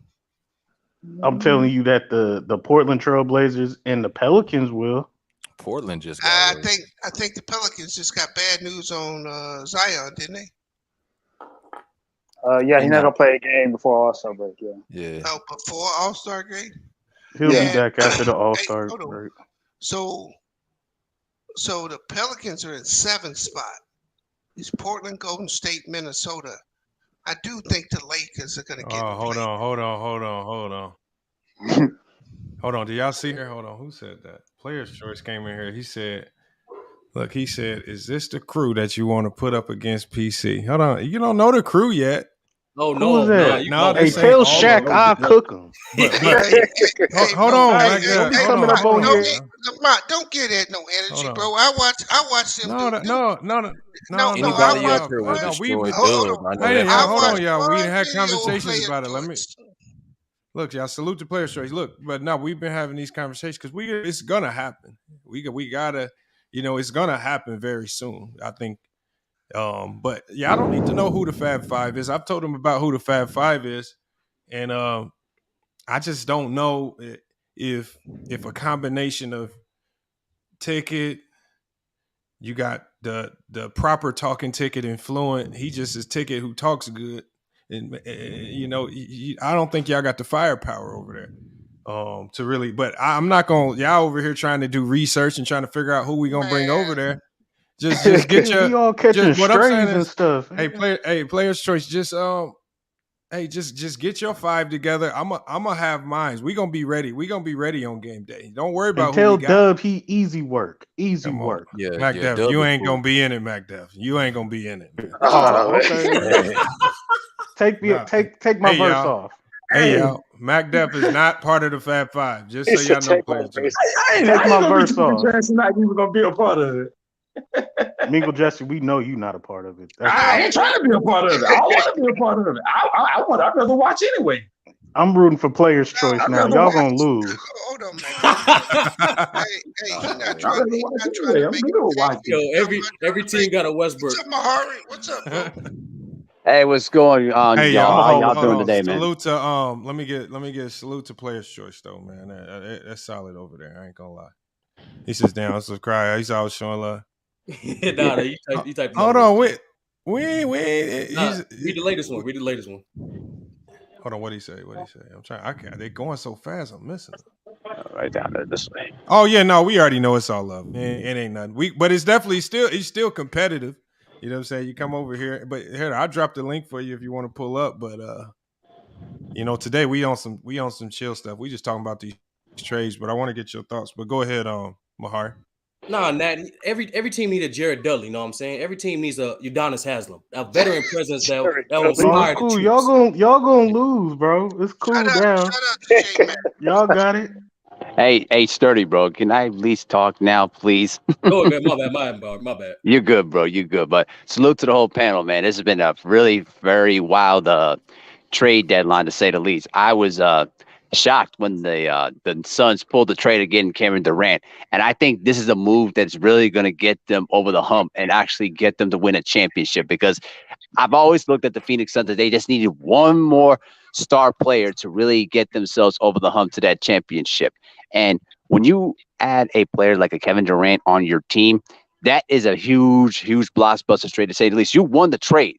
And here's the other thing too: the big losers are the Brooklyn Nets. I know a lot of players don't like to talk about things in the public, but I could guarantee you, a lot of the players in the league did not like how the Nets treated Kevin Durant and especially Kyrie Irving.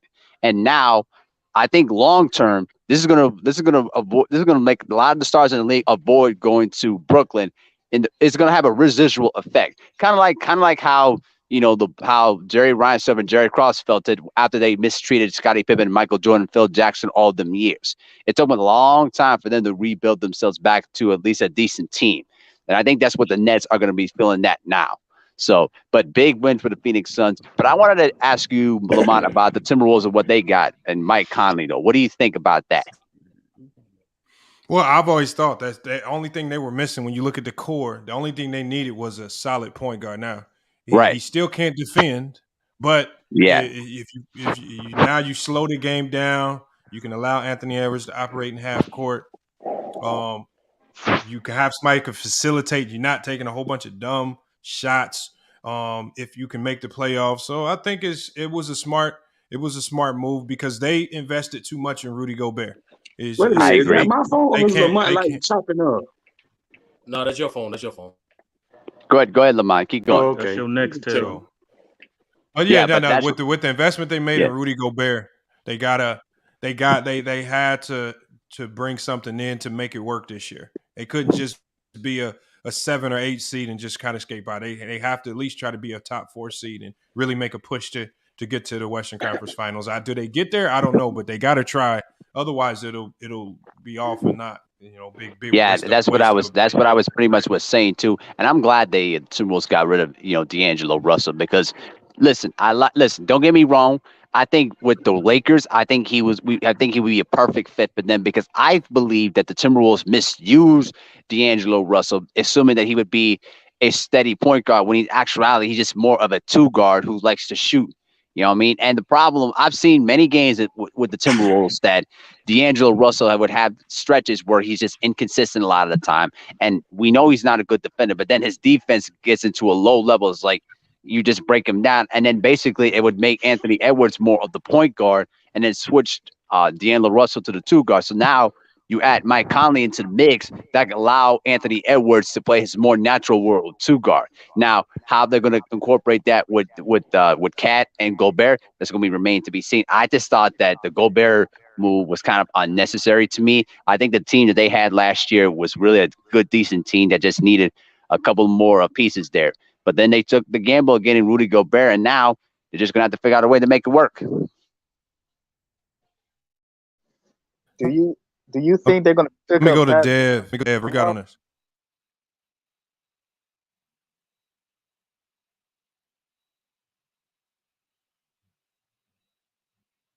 Hold on. What was the question? Oh, I was asking the guy who was just talking. Do you think the Minnesota Timberwolves are going to pick up Patrick Beverley once he gets bought out? I don't know if they will, but Patrick Beverley has said that he's very interested in coming back, but I don't know if the Timberwolves will do that. I'm not sure. There's actually a couple of reports saying that Minnesota is not interested in him. Yeah, that's what I figured. Yeah. Hey, let me go to Dev real quick. Dev just pulled up. Salute, Dev. What you got on this? What's up? Appreciate you for having me up. How's everybody doing? I just want to talk about the Lakers and how everybody feels about the trade. Obviously, they're like the 13th seed right now, and they're currently struggling. How do you guys feel about? I just got in, so I don't know if y'all answered the question. How do you guys feel about the pieces? My favorite part of the trade was Jared Vanderbilt, the defensive player. I feel like he was the best pickup in the trade, and how he incorporates the lineup. And how do you guys feel about the Lakers team as a whole right now?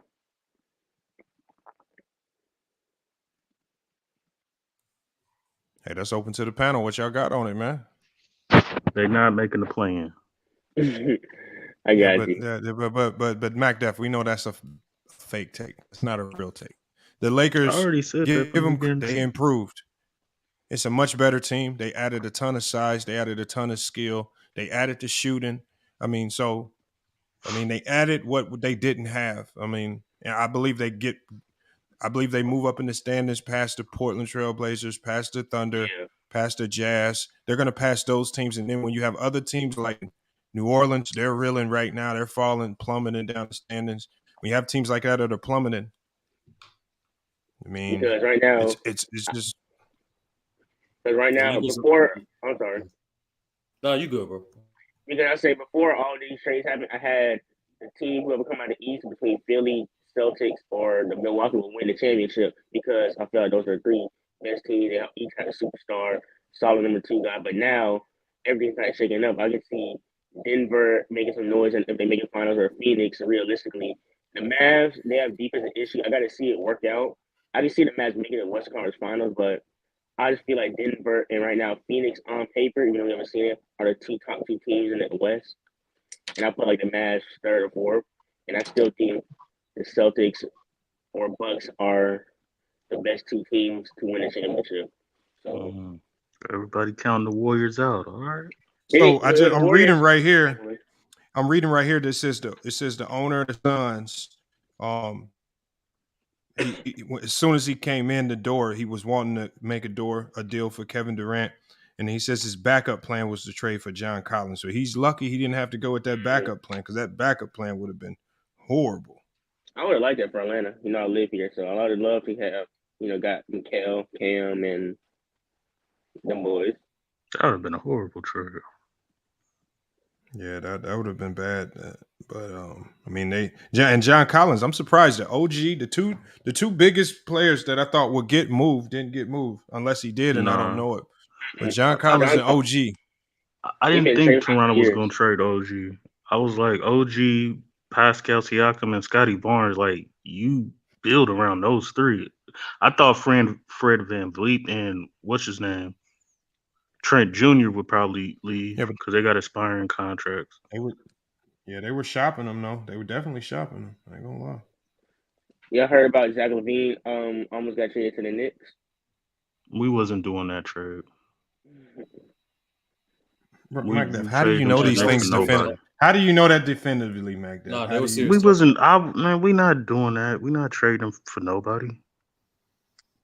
Because we would have got robbed. They was trying to rob us for Zach. No, it was Evan Fournier, Derrick Rose, Grant Grimes, Obi Toppin, and 3 first-round picks. Robbery. Actually, it's actually y'all side that said, "Nah, we wanted another player." I don't know. Oh, okay. We lost. We on suicide watch anyway. So y'all ain't do nothing. Y'all did nothing. I think 3 first-round picks though. I think the Heat are losers for not doing nothing. I thought it was going to trade Kyle Lowry, made the team better, but the Heat didn't really do anything. But their team they're a good team, but they're not good enough to contend for a championship, in my opinion. And right now, they still have a horrible contract, Duncan Robinson. So I thought, he would have been gone at least, but I don't know what the Heat are doing. From what I was hearing was the Tyler Hero contract just made it extremely difficult for the Heat to make any deals with anybody. That poison pill, like if they could have made marginal moves, but to make a major move, it would have took moving Tyler Hero because that's what everybody wanted. But with him having that poison back, they were never major players for Kyrie or anybody. What is a poison pill? Poison pill is Tyler Hero's money. Yeah, his money. He signed a big deal, but his money doesn't kick in until next year. So the team that trades for him, that money counts against their cap. But it's weird because Miami can trade outgoing, they can only count it as the $5 million that he's making this year. So if they trade him, they can't count it as the 20 will be making, and they can only count it as the $5 million, but the team that gets him, they have to count it as the $20 million that he's going to be making next year. So with the numbers being so far off, and with them having to match money for money, it's just almost impossible to trade players with poison pill contracts. That's why they call it poison pill. It's just impossible to do it. So they were never major players in any real thing. With Ayton going to the Nets, that's impossible because Ben Simmons' contract. You can't have 2 rookie extensions on the same team. And I'm surprised that I didn't see Ben Simmons get moved at the last minute. I thought he was out. I'm not surprised. His trade value is extremely low in that contract. That contract is a little difficult. Bro, he's making $35 million. $35 million. That's $35 million a year, Lamont. Like, I told people about this that Ben Simmons was not worth the money. He was not, and now the Nets are going to suffer from this. So, but I don't feel sorry for them. The way they treated Kyrie Irving, I don't feel sorry for them. I don't. I I agree. hope we get Westbrook. That's our No, the only only hope. way they get rid of Ben Simmons in the offseason Tracy is Steele. trade. Tracy's. Did anybody I hear don't anything know. about that? Tracy Steele says OG was almost a Warrior. Any truth to that? Anybody hear Yeah, anything about that? that is true. I did hear about that. I think there was a mumblings that OG and the Warriors was in talks, but I don't think it would have worked out. I forgot what players are in contract. I think the money probably wouldn't have worked out for the Golden State. The Warriors could have got way more for Wiseman, though. I think his value is just down. I just think he's not as valuable as what Warriors fans think. They basically traded. I mean, they basically traded him for Gary Payton II. No, they was Warriors fans are trashing James Wiseman. They did not. I don't think James Wiseman is as bad as he was on the Warriors. He just didn't fit because his game does not fit the Warriors system. I do like him in. That's what I would have sold him on. Like, he's just not good with us. He's gonna be a star with y'all. I would have sold him on that. The Lakers, hey man, the Warriors can't develop bigs, bro. That's what they do. Just lounging says Golden State fumbled. I think Golden State fumbled a little bit too. No, they got GP. They fumbled. They got GP. They got GP, but I think with all the young assets they have, I think they really could have made a move that would have changed their season. You know, if they could have if they would have went aggressively after Pascal Siakam, or you go aggressively after OG, or just one of those wing players that can really make a difference in your year. They should have gone after Porzingis. Yeah, that's a fact, Low Rider. For some reason, Kuminga they were saying no. Like, it was like he's a non-tradable asset. They don't use Kuminga like that. Yeah, the Warriors just trying to keep their future. I see what they're trying to do. You know what I'm saying? They got the dynasty and they got their future young players that are champions already playing. So I get it. They want to keep their future, but it's going to be tough to win, though. It's going to be tough to repeat. The Warriors out because the way the standings looking, they're at the 9th seed, and the only teams that are below them that can catch them are Trailblazers and Jazz, and they're better than them. But depending on the matchup, it's gonna be tough for the Warriors to get out. Even if Steph Curry does come back really good, it's just the West got a lot tougher. The teams got a lot better. So I'm not counting the Warriors out. It's just now the West this year, especially after these trades, all got better. A healthy Warriors team, I still got them over everybody. I think they're gonna make the first play-in. Though they'll probably play the Timberwolves or Portland in the first round at that 7th, 8th Lakers. seed. I think. Yeah. You don't think they're gonna make the 7th, 8th seed? No, that's what I'm saying. That's what I'm saying, McDuff. Like, bro, be honest with you, bro. 7, like, the Lakers are only 2 games away from the 10th seed, and then. And in regards to like the 8th and 11th seed, they're about the same record from the Warriors. So what I'm saying is they're pretty much bunched up. These last 30 games is not especially seeds 7 through 10. You can't really predict it. 30 games is a long time. To me, because I don't see the Lakers doing anything. I just think the Warriors without Steph Curry, they gonna stay face around like 7th, 8th, or 9th, and when Curry comes back, they'll be much better. They're not gonna be. I still think a full healthy Warriors team. Let's say they get the 7th seed, right? Yeah, I think they could beat Memphis in the first round. It's gonna be a tough matchup. It's a rivalry, but I think they could beat Memphis. It's gonna be about matchups, though. If the Warriors match up with them without them making any significant moves, it's gonna be tough. If they run into the wrong matchup, they can be bounced out. And I don't think who's the least. With other teams' matchup, the Warriors I think could beat anybody. What's the least favorable matchup for the Warriors, Lamont? The Suns. I think if I'm the Warriors, I would worry about this. Oddly enough, as crazy as this is gonna sound, I would think they would have to worry about Denver and the Clippers. I don't know why, but I think they would. I'm saying, well, Denver, they just struggle. They struggle. We've seen how they struggle with Denver this year so far. They didn't struggle with them in the playoffs. I think that was a different team. With getting GP back is going to help give them kind of similar looks to how they looked last year. But I think Denver running into Denver too early would be bad, and then running into the Clippers too early would be bad.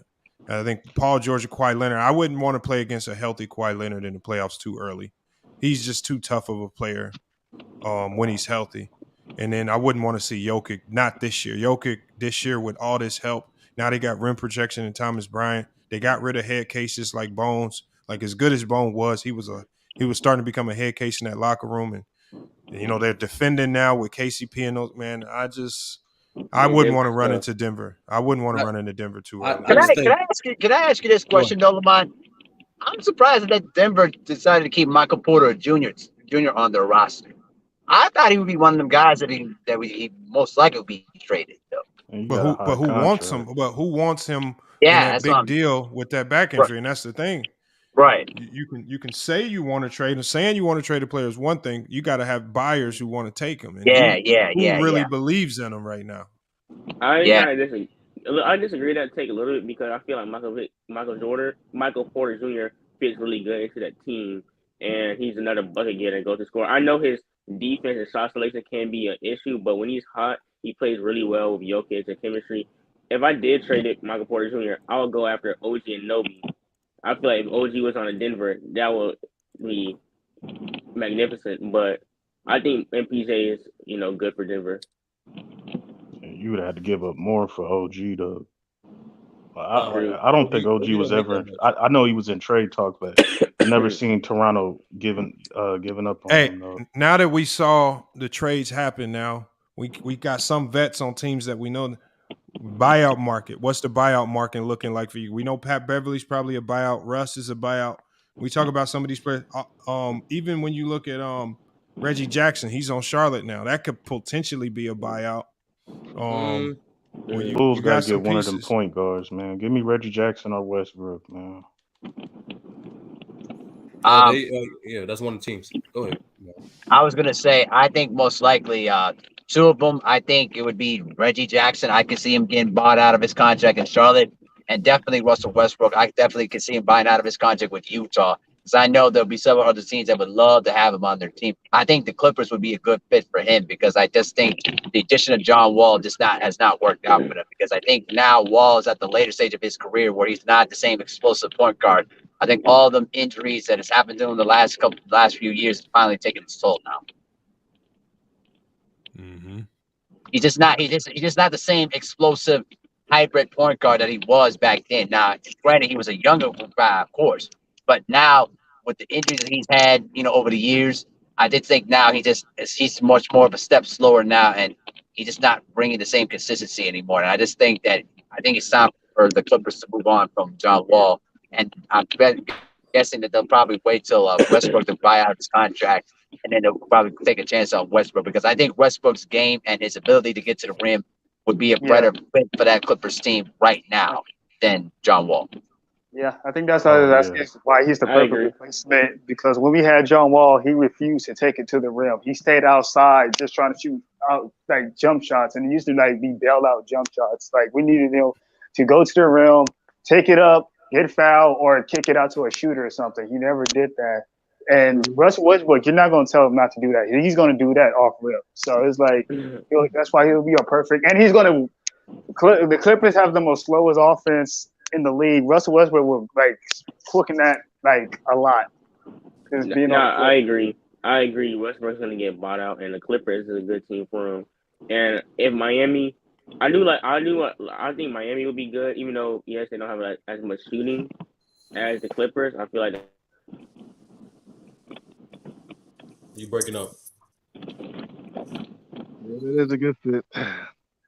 Lamar, go ahead.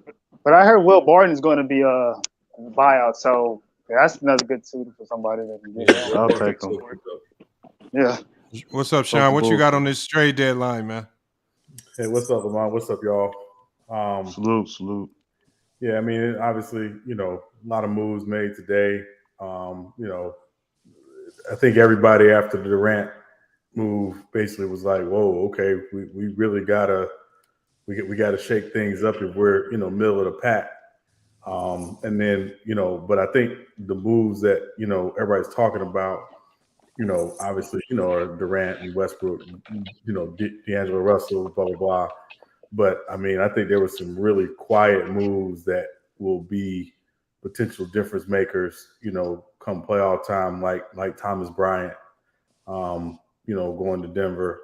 And then, of course, the thing for me, with the trade deadline is, is, the deadline, tends to gut your roster, but which teams are able to fill out their roster with the buyout market? Are you able to replace some of the depth you lost, making some of these major moves? So I'm kind of in wait and see mode, to see who does what with the buyout market. Wasn't a fan of the Golden State Wiseman move. I don't think it was a good move. Horrible. And personally, I know people say, "Oh, well, he didn't fit their system." I don't want to hear about your system. Tell me what a guy does and how to figure it out to use it to help your team win. That's what great, teams and coaches do. And the fact they couldn't do that with him, given his potential, I think, just says a lot about that organization right now. So that's it, man. That's it for me. I agree right there. I feel like a talent, you gotta, as a coaching staff, you gotta sit down with how can we find a role for him so he can excel. He's too good of a talent to just trade off because he's not fitting in. And I think they gave up on him probably a season or two too soon, especially when you still got him for the low. Right. I mean, play it out to the very end till his rookie extension. But I'm not trading him. I'm not giving him up for for next to nothing. But I guess they got a ton of draft compensation back for him. So maybe they can flip that into something. I mean, I know they got a plan. They're not a dumb organization. They always do things with a big picture plan. So there's something going on that maybe we not seeing now, but they got something up their sleeves. But salute B, man. What you got on all this, man?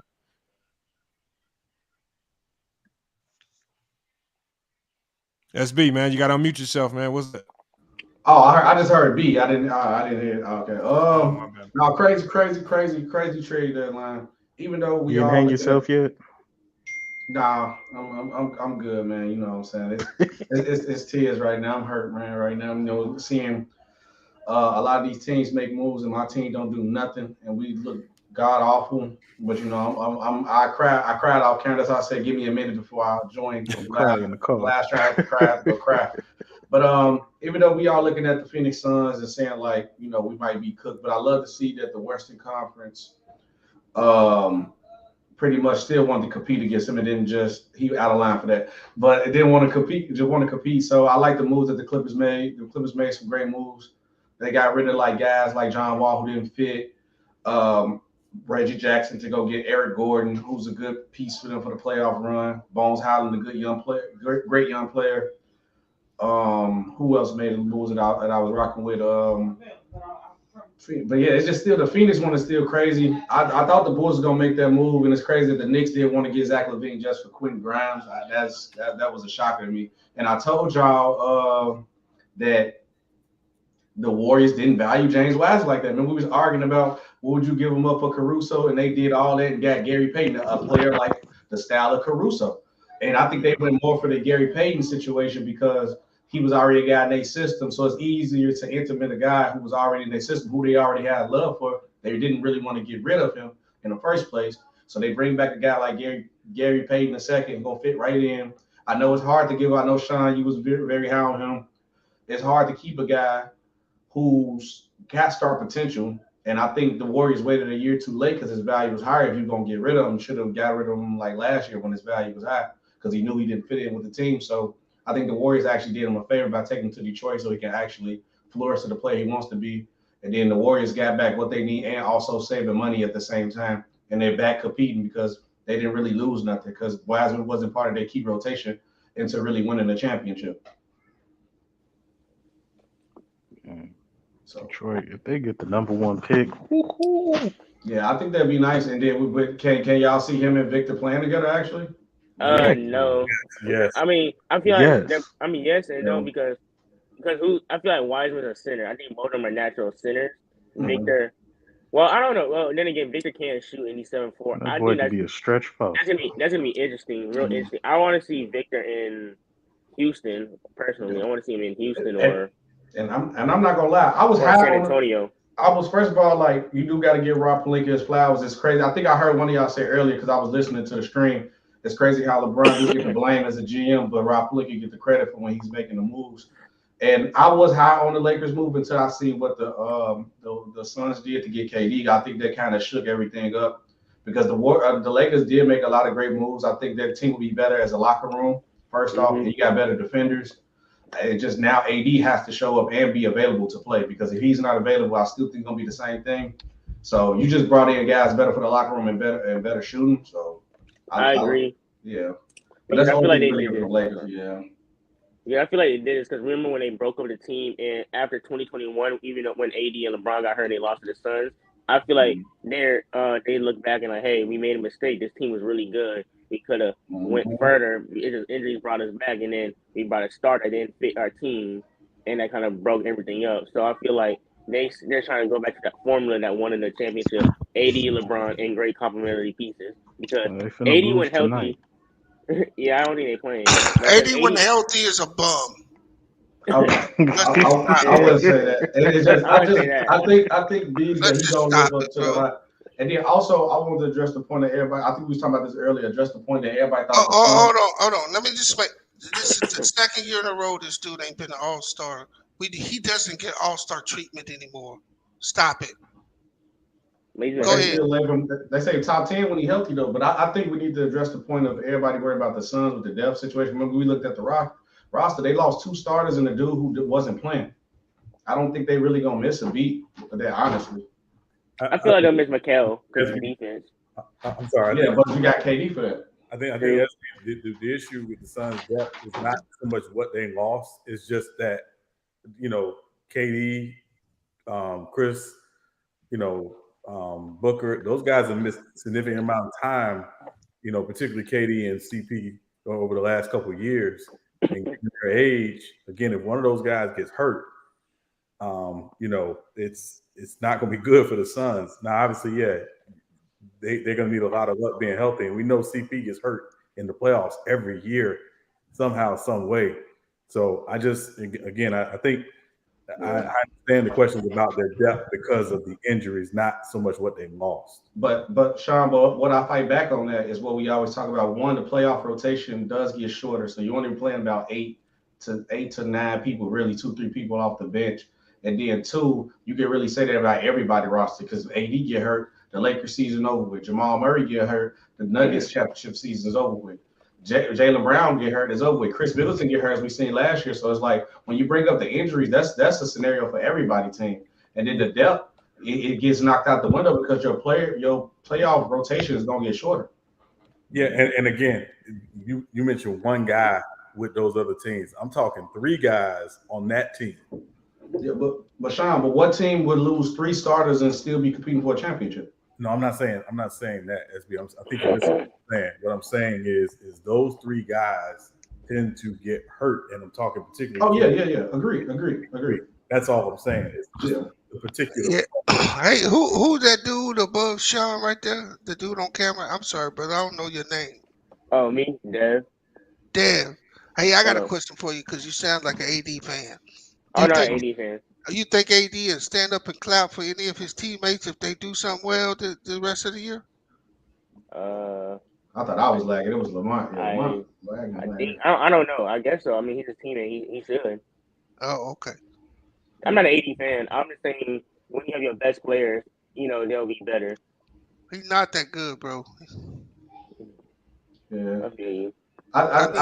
He didn't live up to his talent. I mean, any dude that can go out there and on national television put in some of the efforts he puts in, you can't say he top 5 when healthy. He's not top 5. You can't. I'm talking top 10. You can't, bro. When you're on national TV and you drop them teenagers like he dropped the other night, that looks bad. That looks bad. So you don't like his motor, bro. There are several things I don't like about him. One, he has to me his jumper's broke. So there's many games where if he don't get a rim run, he can't score. His defense is it's not what it used to be. His motor is bad, but I expected way more than him. There's no way that LeBron James should be ahead of him on that team right now. That's a fair criticism. I think you all agree on that. That Anthony Davis Yeah. should be the best player on the team. That his potential, seeing him in New Orleans, he has top 5 league potential, but to always be one of those best players. And I'm gonna tell you what my biggest critique of him is. His eyebrow. If you look at his ability to get other guys involved, he still averaged the same amount of assists that he averaged when he came in the league. He's never improved. Mhm. His passing from the post, his passing out of double teams, he has not improved in that area at all. So he basically, when he's on, he can give you 30 and 12, but he's not going to give you anything outside of that. Maybe some defense when he's into it. So, Bees, I got a question for you. So, your problem not even with him not even being available. You feel like even when he is available, he don't give you what he's not consistent in what he gives you. Yeah, I can agree with that. That is the biggest issue, and the fact that I'd like to see him averaging 4.5 to 5 assists a game. That's a fair criticism. Yeah. Should be more dominant. That is a fair criticism because we've seen players, let's say like in Giannis, his playmaking improved, and even though his jump shot is down this year, everything has improved. So that is a fair criticism. I do agree that AD should be a lot better than he is. His talent alone, he has top 10 talent. I'll say that. Is that fair to say? Yeah, that's very fair. So yeah, I agree. Those criticisms are all fair. Because I do believe let's be honest, if he was handling the team right now, LeBron doesn't get hurt, I think the Lakers would be in a better position. I got a question for y'all too. So with the KD thing, do y'all think KD gonna get criticized like he did on the Warriors? Shouldn't.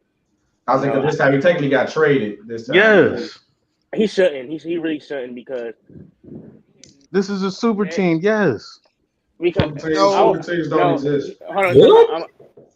I don't believe. I'm with you, SB. I don't believe all these dudes get paid, bro. Mm-hmm. Hey, Bees, hold on. I'm gonna give you your flowers on that because I was Y'all on that don't think same bed. No, I was on me. I had to give Bees his flowers on that. I learned that and really did to go back and read my research from you. When you was the first person, I give your knowledge, and I've been on the same way from that. I give your credit for that. And I realized, like, bro, super teams do not exist, bro. Go back in the history of all the teams, bro. No, it's a made-up word to tag to LeBron James. Yep. And KD now. It never existed before 2010. The word never. It was a word created in 2000 after LeBron James went to Miami. Yep, correct. It's immediate. I'll stand on it. This is a team. If he don't win, yes, legacy and all that, yes. Hold on. Let me just say this. I'm just gonna ask this question. Is this team in Phoenix with KD better than the Brooklyn team with James Harden and Kyrie? No. Not in my opinion, no. Okay. Because the reason why Chris Paul is not who he was. Chris Paul's too old. The last 2 years. Chris Paul is a lot worse now. So Chris Paul is just washed, is what y'all saying? He's not washed. He's not washed, McDuff. He's just not. When you say Chris Paul, that's not what you're gonna get. You may get moments of it. Mm-hmm. Yeah, it's not at a consistent rate anymore. So and plus this team, I feel like it's slightly worse, but I feel like he's showing a criticism because also the West is very stacked and evenly matched now. So I don't want to get criticism for losing a team I'm not going to criticize him for losing a team like Denver or Golden State teams. I think that are championship contenders since the beginning of the year. So that's why. Who's Phoenix backup center?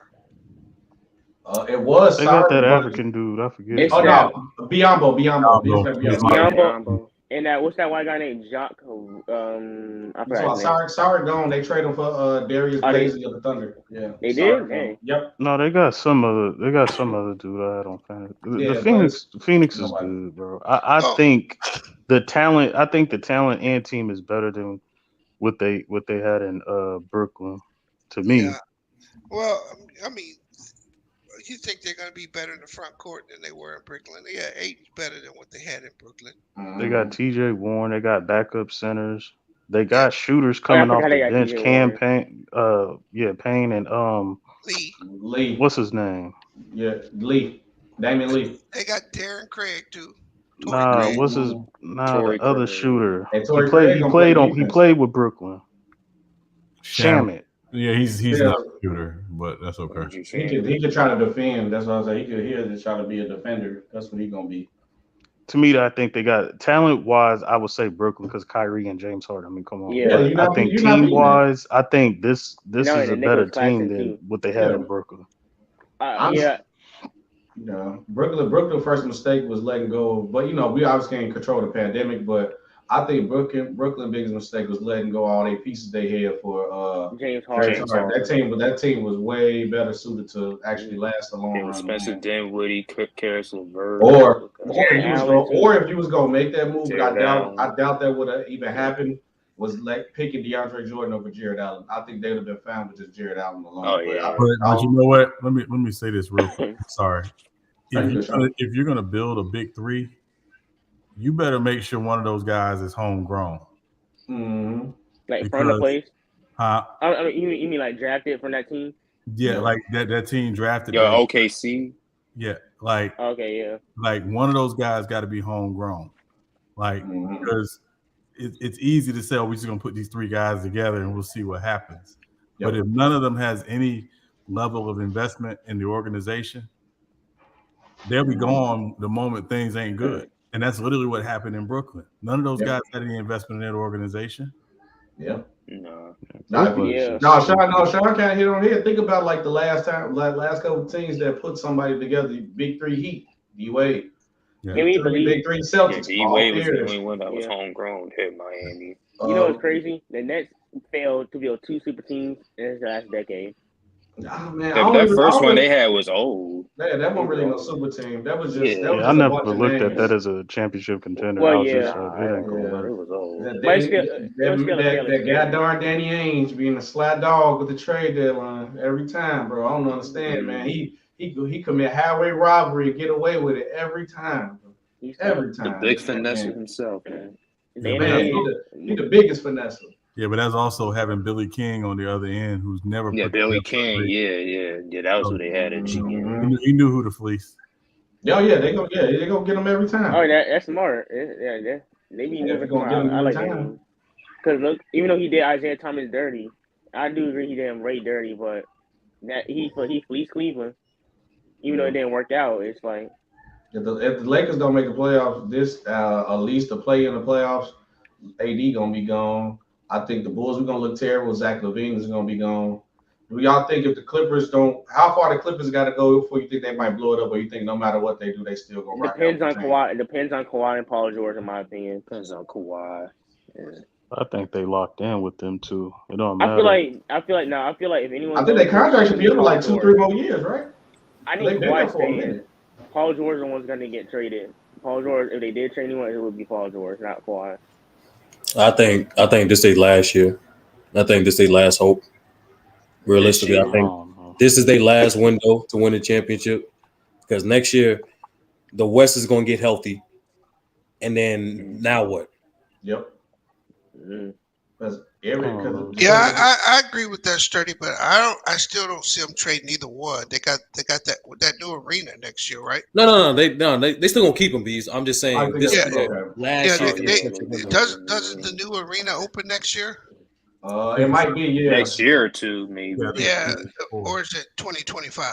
Switch Lamont ain't up here. He ain't came back yet, so we ain't got nobody to let you in.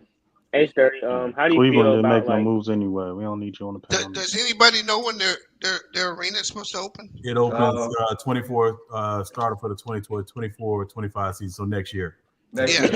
So they got to have a marquee name with that. They're not trading them dudes. In LA especially. Yeah, they not moving. They got to fill them seats. And what team are y'all think is fraudulent? What's the most fraudulent team, East or West? Y'all think y'all? The Chicago Bulls. We ain't even in the fraudulent contest. You can't be fraudulent when nobody believed in you. So we not even in the fraudulent. How we came in from last year, we had a little believers. Maybe they was only in Chicago. Memphis. We had some. Memphis. I'm gonna say Denver. Nah, how can you say Denver? They the number 1 seed. What are you talking about? Because Denver always been fraudulent to me. No, I The can't. Phoenix. They've been unhealthy though. They've been unhealthy these last. You better off saying the Clippers or the Suns, but you know what I'm saying. No, because I seen Denver when they was healthy. I seen Denver when they was. I've seen How long too ago much of you seen them. them healthy? When the last time you seen him healthy? Yeah, when last What, 2018, 2019? What year is it now? Yeah, and they still That's a whole different team. All right, cool. Like I'm saying, they fraudulent to From me. that point, from Joker, when you seen him healthy, from them being hurt, he's a 2-time MVP, finna be a 3-time MVP. You do understand the Phoenix Suns has been to the finals Hey, before what the up, before the Swiss? Denver Nuggets. Hey, Swiss, that's your head, bro. Back there. Ooh, Whack Def, yeah. Yeah, Denver made it to the Western Conference when in 2020 when healthy. yeah, Swish is a fan. That's all. Yeah, that's what I'm like. I don't know what he talking about. Denver got better and better every year. Like I don't know how they frauds. I'm confused out there. I think they can be beaten by multiple teams in the Western Conference. That's everybody in the West. But remember before this KD trade and the Kyrie trade, everybody said the West was wide open. So the number one seed in the West is not a world. Before the KD and Kyrie trade, they was the favorites to come out the West. But even though we all said the West was wide open because we all thought the East was the strongest, but everybody the Nuggets was the favorite. Who was favored over them before these trades? To everybody, the Nuggets was the favorites. I understand that. To me, they were fraudulent. I didn't see them beating the Warriors. I didn't see them beating Luka. I thought Luka was going to take anybody 7. That's not the Warriors. To me, I think Dallas right now with Kyrie, they will smack the Denver Nuggets. They will whoop the Denver Nuggets. I think they have no one to stop Jokic. MacDill, what is Dallas's biggest issue? Defense and I think interior presence. It's interior presence. Rebounding, bro. Yeah, they can't rebound the ball. Offensively, yeah, they're gonna put up points, and I like. I'm not saying they can't get there, but this smack Denver, bro. I don't see that happening, bro. Jokic's gonna have a field day. He's gonna put 30 some on people laughed at me when I picked Denver to come out of the West this year. Yeah, I did. Yeah, you laughed at me. You told me I was dumb. I didn't know what I was talking about. I didn't even put 2 and 2. Just smack Denver.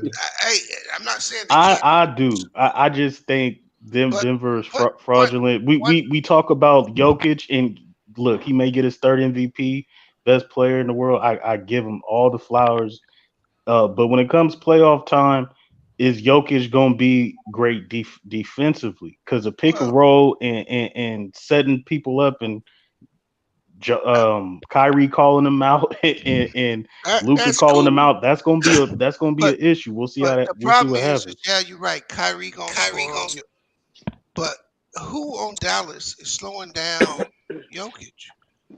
Nobody. I don't think Christian Woods or Poeltl slowing down. 34 point triple double up there, bro. Yeah, he has the potential to, but we'll see if he does that. No, we'll see if he does. He hasn't done that in the play. Correct. He's gonna get his 3rd MVP. But we say that I'm not. If we're saying this about Jokic, he's gonna do this. But we've always had concerns with him in the playoffs, just like we do Joel. Just like we do Joel Embiid. We got questions. You say the last 2 years since the bubble, great. He's performed in the playoffs without a competent cast of characters. Oh, bro. Jokic's been hooping. He just lost. It's the war average, and gets the average 31. In the year for that, he averaged basically 30 and 12. Correct. My thing with Denver, it's been about 5 years. When they were healthy, they lost in 7 to Damian Lillard and the Portland Trailblazers. When they were healthy when they lost to the Trailblazers. Stop it. Who was not there? Murray or Porter. Murray was there. No, he wasn't. Murray was on the court versus Damian. No, he wasn't. The last time they played the Blazers in the playoffs, Murray was out. That was that's when they beat Damian Lillard in 5 games, and Dame had 55 points. I'm talking about this is 2018. I'm That's talking a about whole the last different. 5 years. 5 years, bro. 2018, Okay, but hold on. I'm saying they were when they were super healthy. young. I'm not going to talk about Denver when they weren't healthy. They was healthy in 2021. When they were 2022, I meant. healthy, they lost to Portland in 7 games. The When they were last time, healthy, they went in the bubble. They went to 2 game 7s. They had to come back 3-1. To me, that's not a world beater or a that's confident fine. team. You can say whatever you want to say, but the last time they were healthy, they lost in the Western Conference Finals. Yeah, Big correct. champion. And 5, but they Who's had the to. champion? I don't know. They went 7 versus Utah and who else? Those are good Clippers. teams, the Clippers, and they The beat the the Clippers. Clippers. The And Utah people, was not a good team. Stop. No, the fact that they Utah team came was back, good. the fact that Mitchell the only and team Gobert. in NBA history to come back 3-1 back-to-back show you resiliency. The fact that All this right, y'all entire could think season, that. the fact that this entire season they're number 1 in offense and the most efficient team in the league should tell you something. In addition to that, they made additional move. They have the continuity. The only question about them is their defense. I agree with you in terms of that point. Actually, But their defense is middle of the pack. This year. aren't It's you not home? as But bad aren't as you it the is. same dude that says great offense beats great defenses? Yeah, but they ain't got a great offense to match Whoa. up They with have the number Luka. one. They have the number 1 offense in the league. And I the most don't efficient offense. I don't think in the playoffs they could match up with Luka and Kyrie. I think that's a bad matchup for Denver. To Their me, offense. I think the Suns would smack the Denver Nuggets in 5 or Right. 6. It's not I even ain't lying. close. They're not even close. Jokic is having like one of the greatest offense seasons of all time, and not only that, Murray. Y'all Every gonna team, see what Jokic is every all team, about every these playoffs. I'm telling y'all. everybody The can get a Nuggets bucket are on that team. frauds. Well, Mac, let me ask you something. When healthy, is there a better starting 5 than that Denver starting 5 in the NBA? That's Then a really good yes. starting 5. Who? Aaron Gordon, hoops. Michael Porter. They have defense on KCP, Bruce Brown, Jamal Murray. Their backups are pretty good. Like every team on that team can shoot is like shooting at least 30% or higher. They don't have like a bat. At least they don't have like one bad shooter on the team. I think. Correct. I'll answer the question when he's done. He's asking Jeeves right now. No, the answer to the question, starting 5, I would take the Phoenix Suns starting 5 over That's them. fair. That's fair. But again, who's starting at the 4 for Phoenix? DeAndre Ayton, and he can't guard Jokic. But that's not a bad matchup. I didn't say it was a bad matchup. I'm just asking who's starting at the 4 for Phoenix. I think KD would be the stretch 4, TJ Warren at the 3, with Book at the 2, and CP at the 3. Bro, it's not 2K. They're not gonna start TJ Warren. Well, I'm still taking the Phoenix Suns 5 over Denver. Are we serious? They start Torrey Craig more than likely at the 3. I'm still taking that 5 over because Jokic. Let's just say Jokic is the best player on the court. DeAndre Ayton is a level below, or level and a half below him. That's still a good matchup. I would take that. He multiple levels. I would take that. KD and Devin Booker completely wipes out the rest of the starting 5 and the bench. You still got Chris, and you still got Chris Paul. Are you going to take Michael Porter Jr. or Chris Paul? Right now, Michael Porter Jr. because Chris Paul. Crazy. Right Stop now, it. I'm saying right now. But I'm taking the Phoenix Suns starting 5. I'm taking the Warriors starting 5. I'm taking the Warriors starting 5 when healthy over Denver as well. The Warriors do give Denver problems, but I think this year Denver can beat the Warriors. This is Denver's best year to beat them. Yeah, that's all I'm saying. The Nuggets versus the Phoenix. I don't see them beating Phoenix, Luka, or the Warriors if they face any of those 3 teams. All you mentioned was names. He ain't break it down to nothing. You just mentioned names. What are you talking about? I just gave you 3 teams. But you just said names. You're not telling them why. No, that's what I'm saying. Like that. You didn't say how I broke down the Phoenix Suns. I just said Jokic is the best player on Phoenix, and DeAndre Ayton is the center for Phoenix Suns. He's a notch below Joker, but that's still a good matchup for Phoenix. Jokic is just not going to just dominate a 30-point triple-double, what y'all talking about. That's not going to happen. He's a superstar. He done it before. Let me give a shout out real quick, y'all. Let me give a quick shout out real quick. Shout out to Richard again. Know I'm right. All right, shout out in the Cash App to Richard. coming through in the Cash App, and then also shout out to One Cool P coming through in the Cash App. Appreciate everybody that's supporting in the Cash App today. Lamont, who got a better starting five, Denver or Phoenix Suns? Phoenix. Thank you. We can move on, bro. But the better starting five. But the better starting five doesn't mean you're going to win. I think the Denver has better chemistry. I think they have better depth. And that's my point. And when you go into the playoffs, chemistry and the depth is going to always be superior to just talent or who has the better looking roster. KD is the chemistry. Real talk. In terms of coaching, is it that far of disparity? Can you actually make a strong argument that Mike Malone might be better? I say it's equal. No, it's not equal. Monty Williams to me is a superior coach. Yeah, I'm taking Monty too in that situation. I'm taking Monty. Monty is not even close to me. He's superior. Yeah, y'all reaching with this Denver. I just think Denver is frauds. That's just my. Is that Swiss at the bottom? Yeah, that's Swish Life. It's something. Mike's extremely loud for some reason. I don't know what he got going on. Yeah, he gonna cook you, Mac Def, when he get his mic straight. Go ahead and unmute yourself, Swish Life. Let's see if it's working.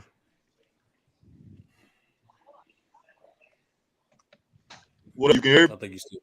Yeah, what's good? Do you hear me? Yeah, we can hear you. We can hear you. Oh yeah, well, shit. I really want to see what James Wiseman gonna do now that he got a fresh start. That's really who I'm interested in seeing, James Wiseman.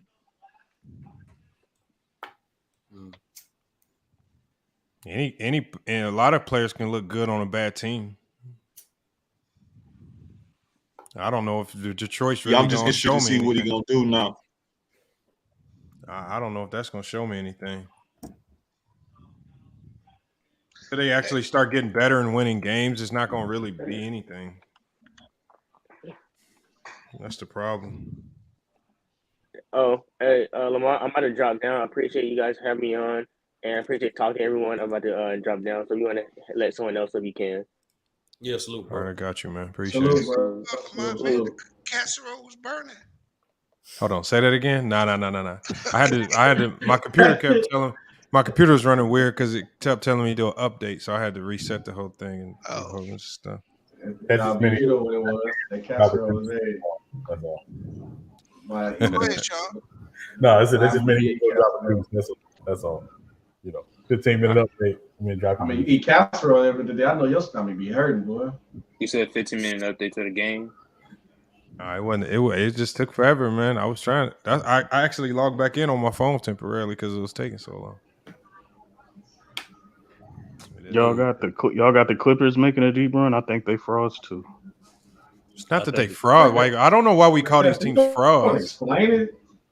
It's either they good enough or they not. He just does names and narratives. They not. They not good enough. It's like they not good enough. No, it's not. It's not. Hold on. It's not. I don't think it's about being good enough. I think it's about if the Clippers run into the right matchups, they gonna go and names and narratives, just like you said.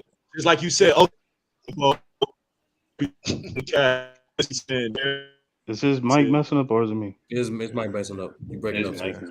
Yeah, Switch Life, get your stuff together, man. Yeah, all that cap in your rap, man. He whooped your head, bro. Yeah, is he a fan? Come on, Switch Life, get it together. Clippers and frauds. The narrative about it. What's going on? I think the best teams that y'all look at are frauds. Denver's the number 1 seed, got the reigning MVP. I think if the matchups, I think they would get beat by at least 3 or 4 teams in the Western Conference. They frauds to me. They not no world beaters. I think the Clippers, to me, I think Kawhi and PG is just. I think they passed. They done. I don't see them carrying any team. I think Memphis could beat them. Luka, we already know what the issue is. To deal with that, the Warriors. Yeah, but you're just naming teams that can beat them. Tell us why. Like, what's gonna break down? Because I don't think PG and Kawhi as a tandem are gonna be able to do it. I don't think they're gonna be able to make a deep run. I don't think they're them. You still didn't tell us nothing, man. What are you talking about? Their 2 stars are not that good. They're not a good team. They're frauds. They're not where there's teams that's below them are better than them. All right. Great insight, McDuff.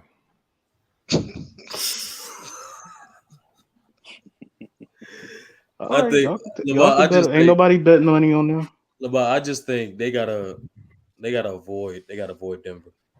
Man, that's just a bad matchup for him, man. Hey, salute Uncle P, man. I see you in the Cash App too. Appreciate you. So George they Hill to could beat Indiana. They could beat the Mavericks. We got George Hill. What y'all got? What y'all think Indiana got going on? Because I'm still trying to understand this trade for George Hill going back to Indiana. I have no idea, Lamont. Honestly, I thought they'd be trying to move off of, like Buddy Hield or somebody like that, versus taking on, a contract. I mean, or another contract. I mean, George Hill is a solid bet, but I mean, I'm not sure what he does for them at this point in his career. What was the trade? Oh, the trade was George Hill traded to Indiana from Milwaukee. 3-team trade. Milwaukee let go of a young player, Jordan Noir, and Serge Ibaka. They both went to Indiana. And then it says Milwaukee. Also, it says Milwaukee traded a 2023 second-round pick and a 2024 second-round pick. They did all of that. This is all part of the Jay Crowder trade to get Jay Crowder. So the Pacers are stacking up picks. I think they still got 3 first-rounders, and now they stacked up on the second round. So essentially, it's Ibaka's expiring contract. Hill probably is expiring contract, right? Mm-hmm. Yeah, they are stacking up picks. Milwaukee, but the Milwaukee gave up a good young player in Jordan Noir. But I guess you had to give up something to get something. They got Jay Crowder out of the deal, so it does make sense they had to give a little bit of something up. Yeah, Pacers is frauds too. and are you surprised Cleveland didn't make a move? No, I'm not surprised with Cleveland. I think they pretty much set with what they got. I mean, they got good sides. They got size at every position. They got depth at almost every position. I don't think there was really much of a need other than just more chemistry. I like what Cleveland's doing. Yeah, and the East is wide open because Brooklyn dropped out. What? The East is open now, more open because Brooklyn dropped out. So it's only really 4 teams. The East is the same it was before the trade deadline, bro. It didn't change at all. All right. You actually thought Brooklyn was coming out of the East or could? With a healthy KD and Kyrie, yeah. With the team that they had, yeah, I thought they could. They could have beat. They could have made it to the Eastern Conference Finals. Were they healthy last year when they got swept? Yeah, they were. Okay, that's what I thought. But they had a different. I told y'all the biggest difference in Brooklyn was their coaching. That's the biggest difference. But they ain't got the star players no more. I think they were better than. I think they could have beat the 76ers. I think they could have beat Cleveland. I think Milwaukee. We have to see what Chris Middleton is about. They not no world beaters. Milwaukee, to me, in the East. Okay. You know what, bro? You don't use that word like 9 times now. Who is the world beater in the NBA? The Celtics. I'm not afraid. The Celtics shouldn't be afraid of nobody in the East. Nobody. The Celtics shouldn't be afraid of nobody. Everybody else got issues. And I think Toronto, Toronto can make a run and get into that 5th or 6th seed and raise hell too. Because to me, I think they got the experience. Hey, McDev, you're my guy, McDev. You've been kind of off today, man. I don't know if you on that Zaza today. Like, what's up, man? All right, so who do you have beating the Celtics in a 7-game series in the East? The Bucks could beat them. Stop it. Yeah, I don't think so. Yeah, we don't. With an unclear Chris Middleton, we don't know if he's 100%. We don't know what's wrong with him now. That's true, but it's interesting how we use narrative. It's interesting how we use narratives for some teams and not other teams and keep the same energy, right? Because I could say the same thing about Boston Celtics. I could say the same thing about Robert Williams. Will he be healthy? I could say the same thing about Al Horford, who hasn't played back-to-backs this season. Are you going to be able to play heavy minutes in the playoff? I could question this team as well. They were winning without. They were the number Malcolm one seed Brogdon, without injury Robert prone. Williams, We got and questions. Al Horford is coming off the bench. And Malcolm Brogdon, who's been injured consistently in his career and breaks down at the end of the season. We could ask the same questions. All I'm saying is like it's interesting how we do that for the teams that we're trying to favor on our narratives and the ones we don't. You know, it's He interesting. is right about that, McDuff. You didn't talk about injuries with nobody else. And injuries Yes, concern for who else? Because The team- I look at every team as is, and as is, you guys are adding the injuries in. I get it, and I'm looking at every team as is today. So when you ask me about who got the better starting five, I'm taking the Suns starting five. So if you tell me right now, as is the Boston Celtics, I don't see nobody beating the Boston Celtics as is today. And I don't know what Chris Middleton is going to be tomorrow in the future, but as is right now, no. Okay, They're not seeing the Boston Celtics. Okay, you said as is today. KD's hurt. Oh, come on, Sean, bro. That's what I'm talking about. That's what I'm talking about. Nah, y'all nitpicking, but it's cool. But it's How cool we though. nitpicking? You It's just said cool. it though. You It's cool. You walk right in there, McDuff. You gave away your No, ropes. no, I didn't, because you y'all ain't- know you ain't I've attacked the been middle, right. So the man. Phoenix Suns have a better starting five, as is right now. Yes. No, but as is right now, KD's not playing basketball. Oh my god. All right, y'all got it. Keep the same energy, McDuff. That's all. Y'all got it. It ain't the same energy. You guys are nitpicking, bro. That is the same energy. You guys are nitpicky. Right now, the Phoenix Suns don't have Kevin Durant. How we nitpicking when you talking about all these? All right, other injuries? so let's just so with that being said, with Milwaukee, let's just say, so we're assuming that Chris Middleton is going to be back to his old self 100%. That's what we're saying. No, you're assuming that he's gonna just be hurt. No, I'm assuming what he is right now. But you're not That's we're assuming what saying. KD is right now. All right, bro. Let's What is just say KD right now? So KD's out for the season then. Is KD hurt right now? All right, bro. And But Middleton's they're Middleton's not out the for the favorites to get out the West.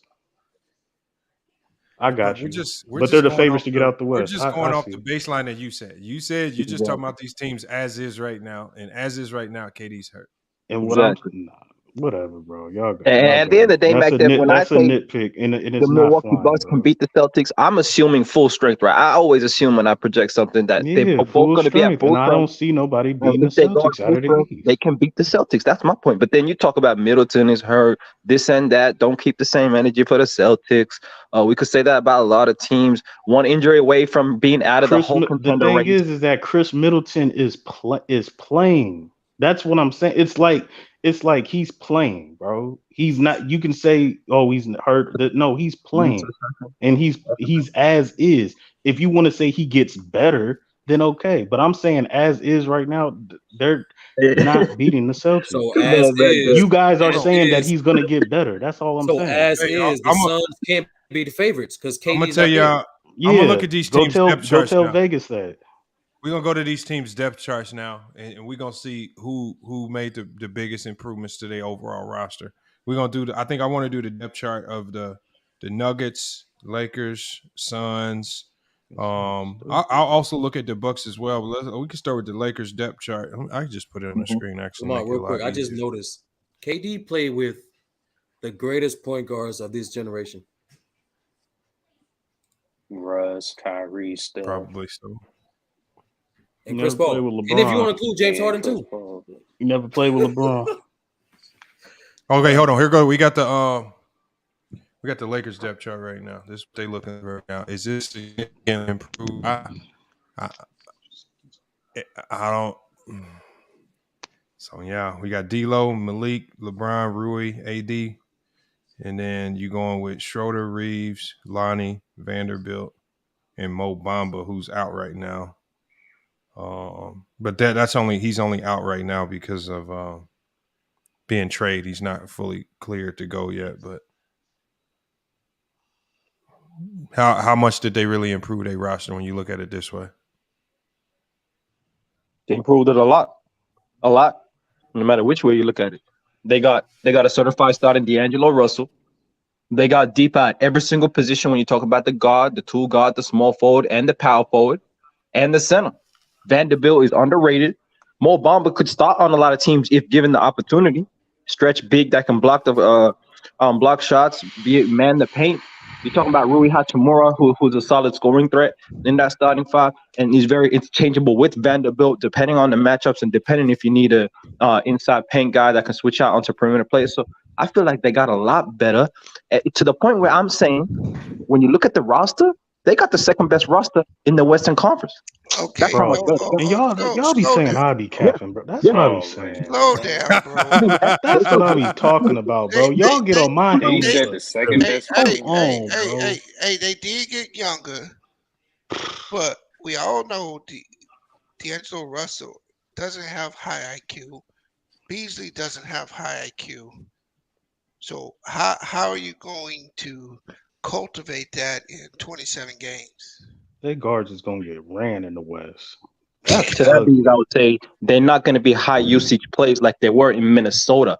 LeBron James will have the ball in his hands when it matters the most, more than D'Angelo Russell. When you're talking about Malik Beasley, Anthony Davis will have the ball more in his hands. They will be pieces that will be needed when the defense loads up on LeBron. That 3-2 zone that they were playing in the fourth quarter in the clutch and loading up the paint cannot happen anymore.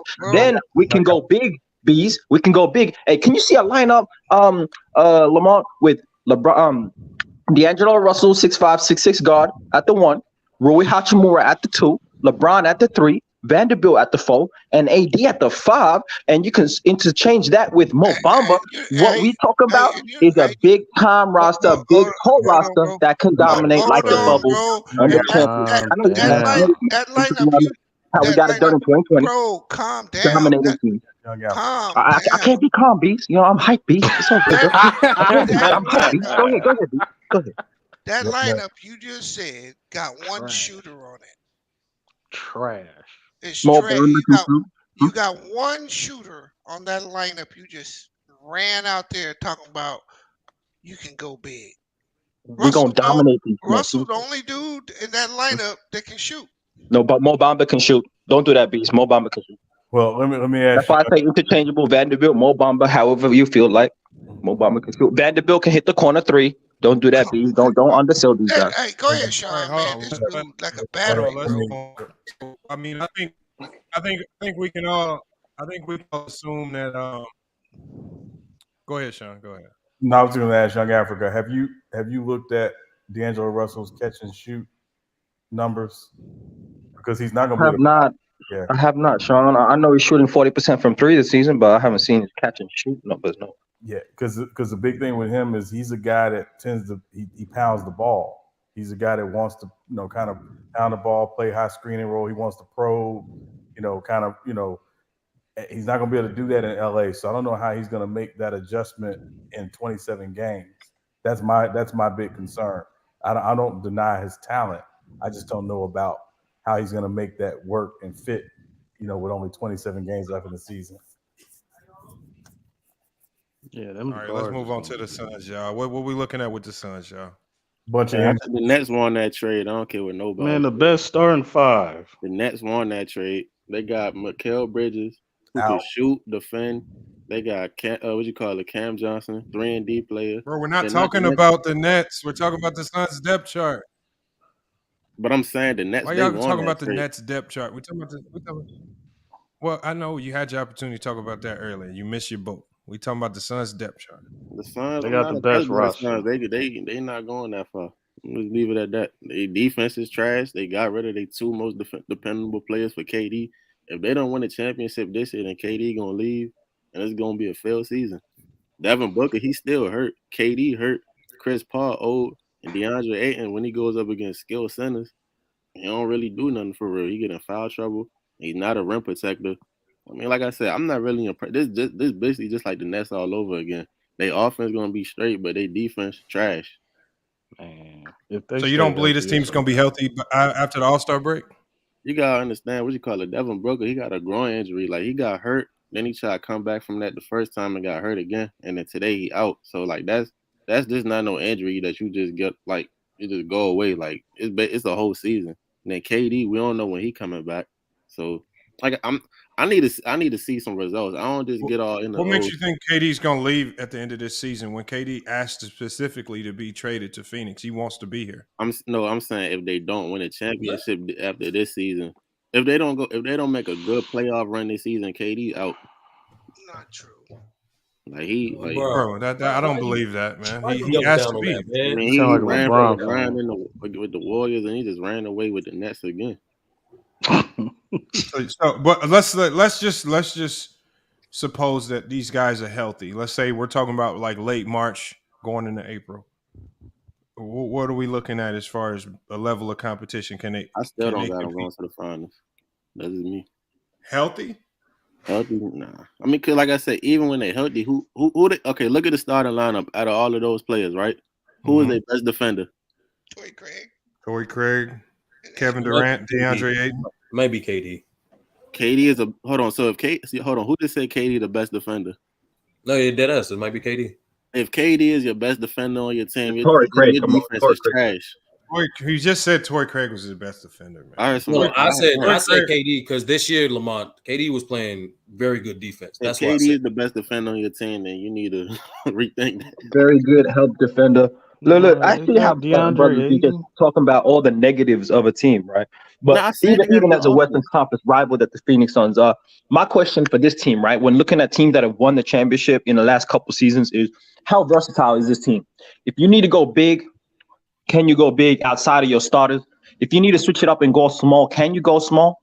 And what is that small lineup? I don't know. Yes, they can go small. How did the Warriors become big? You just asked those questions. The answers are right in front of you. If you want to go small, if you want to go small, you just put KD at center. You can still go with Booker. You got Damian Lee, who's shooting over 40% from the 3-point line. They just added Darius Bazley. I don't know if y'all know how good he is, but Darius Bazley. He's nice. Yeah, Darius Bazley is a guy that can average. And he has good size as well. And this guy blocks a ton of shots, and he can average 8 to 12 points a game if he's coming in like a reserve role. If you ask him to do more, so I think, and we all know what TJ Warren can do when healthy, and he was actually playing pretty decent coming back from injury with the Nets, and he has good size. So if you want to go small, that can be done. If you want to go big, you still got they're already a big starting lineup with Ayton and Kevin Durant at power forward. That's basically 2 7-footers right there. Torrey Craig has good size, and then you only get smaller with Booker and Paul. But I mean, what lineup can they not have? And then and when Campaign gets back healthy, right, that's going to help. When Shamet gets healthy, that's going to help. It's a whole bunch of win or if this, if that. That's where everybody is a win if or that. There's no guarantees for anybody. Hold on, look at all the outs in day to day. Yeah, but a lot of the outs right now are just because of the trade. So come on, man. Like Darius Bazley and TJ Warren got these O's by their name because they got a clear physical. I'm not talking about the trades. I'm talking about like Campaign, Booker, KD out right now too as we speak. No, I know. What that's why I said we're just let's just look at this and suppose that everybody's healthy. What's the outlook on this team? If you're running back to injury to avoid talking about how good they are. Like I said, I give them their props. Like offensively, I think that once they learn how to play together, that's going to be. Hey, Lamont, let's look at Denver's starting. On defense, I think they got worse defensively because they gave away. This is they are their best defensive. They gave away Jay Crowder, Cam, and Mikal Bridges. All right, hold on. Let's look at this right here. You got Jamal Murray, KCP, Michael Porter, Aaron Gordon, and Jokic. That's a very solid starting lineup. And then going to the bench, you got Jeff Green, Thomas Bryant, Bruce Brown. Christian Brown's really good. I don't know who this guy is right here. Nah, he could shoot. He could shoot better than that. He could shoot. I don't know, Mac Def. Yeah, that depth looking kind of sketchy when you actually put it like this. Bro, I don't know. They got the best roster, bro. Yeah, they don't. They don't. What is y'all looking at, bro? Okay, back up. Explain to us how this is the best roster. No, I didn't say this was the best roster. Oh, okay. No, B said that. I think Phoenix Suns bench is way better than this. Okay. Let me see Phoenix again, Lamont. Oh, they go to Phoenix. Campaign gets back and TJ Warren. I think Phoenix is healthy. Phoenix healthy has a better. But Denver is more healthy right now. We don't know when Phoenix is gonna get healthy. Y'all just hating on KD or Ain't something, nobody bro. give a fuck about Phoenix KD, is bitch ass. ridiculous. Like the fuck, the nigga run from the ground everywhere he go. See, to me, Chris Paul, he does have the mental edge, but Torrey Craig, see, KD gonna win. Everybody else on that list, though, You can match their production. hey, KCP, bro. I saw this. KCP, he bothers Devin Booker, bro. Who's guarding KD? It ain't bro. Did you just hear what he said, bro? Aaron Gordon. But why would you? I'm done, bro. But why would you put Pope? Run for the Browns. Stop. No, I understand, but I would still put my best perimeter defenders. I wouldn't put Michael Porter on KD. The Denver's roster has better chemistry. What I'm saying is, Back from my I'm gonna take Jamal Murray over Chris Paul right now. Is what I'm saying. Facts. And I'm gonna take Devin Booker over KCP. But I'm gonna take Michael Porter over Torrey Craig. Yeah. Kevin Durant over Aaron Gordon. And Jokic over eight. Jokic over 8. So three of the positions, Denver has the better player.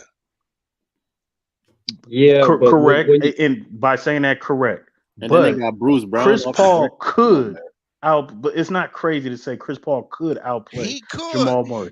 It's not crazy to say DeAndre Ayton couldn't match or outplay Jokic. He could stop. That's crazy as hell to say. Crazy, bro. Crazy. DeAndre ain't gonna outplay. All right.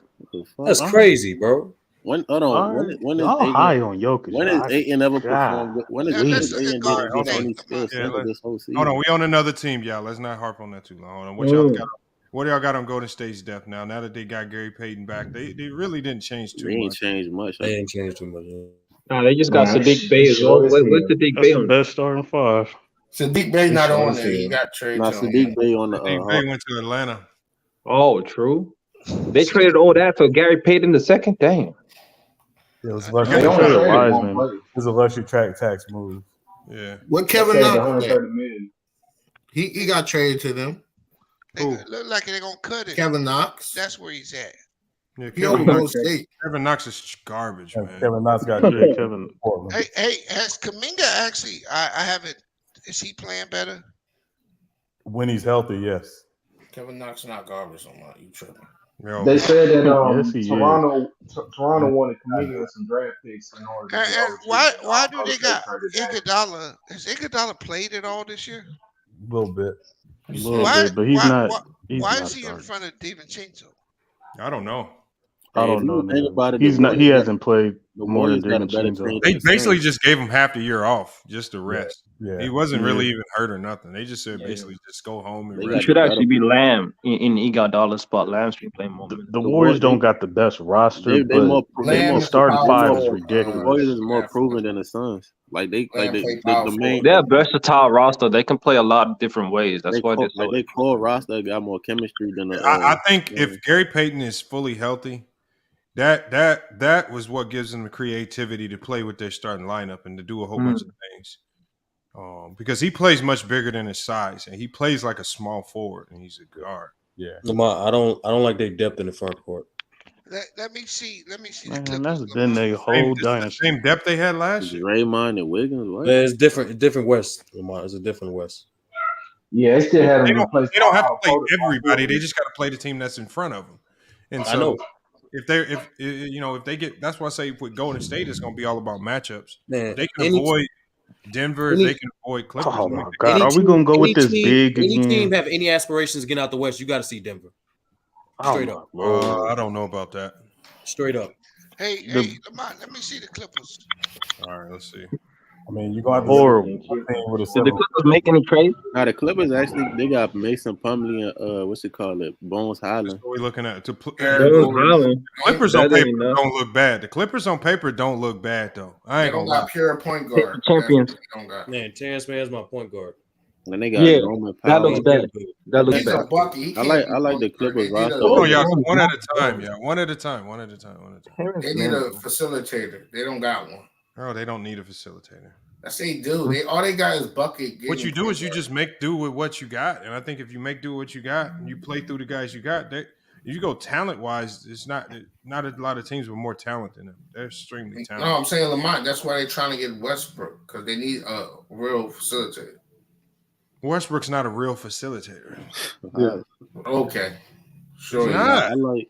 So Lamont, you think that this team with Paul George at the point guard position can win playoff series and go deep? I'm just saying they got to make do with what they got. Like, would I want to play him in the playoffs? No, I wouldn't want to play a healthy Kawhi Leonard in the playoffs.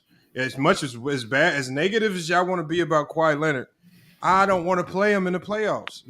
You got to be out of your mind if you want to see healthy Kawhi. I mean, in the frauds. Playoffs, you can say whatever you want.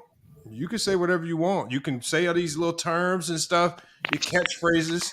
Then you got to go see Kawhi Leonard healthy, and it's a whole different thing. And when he wasn't shooting well in the playoffs. Marquise Morris and Zubac is.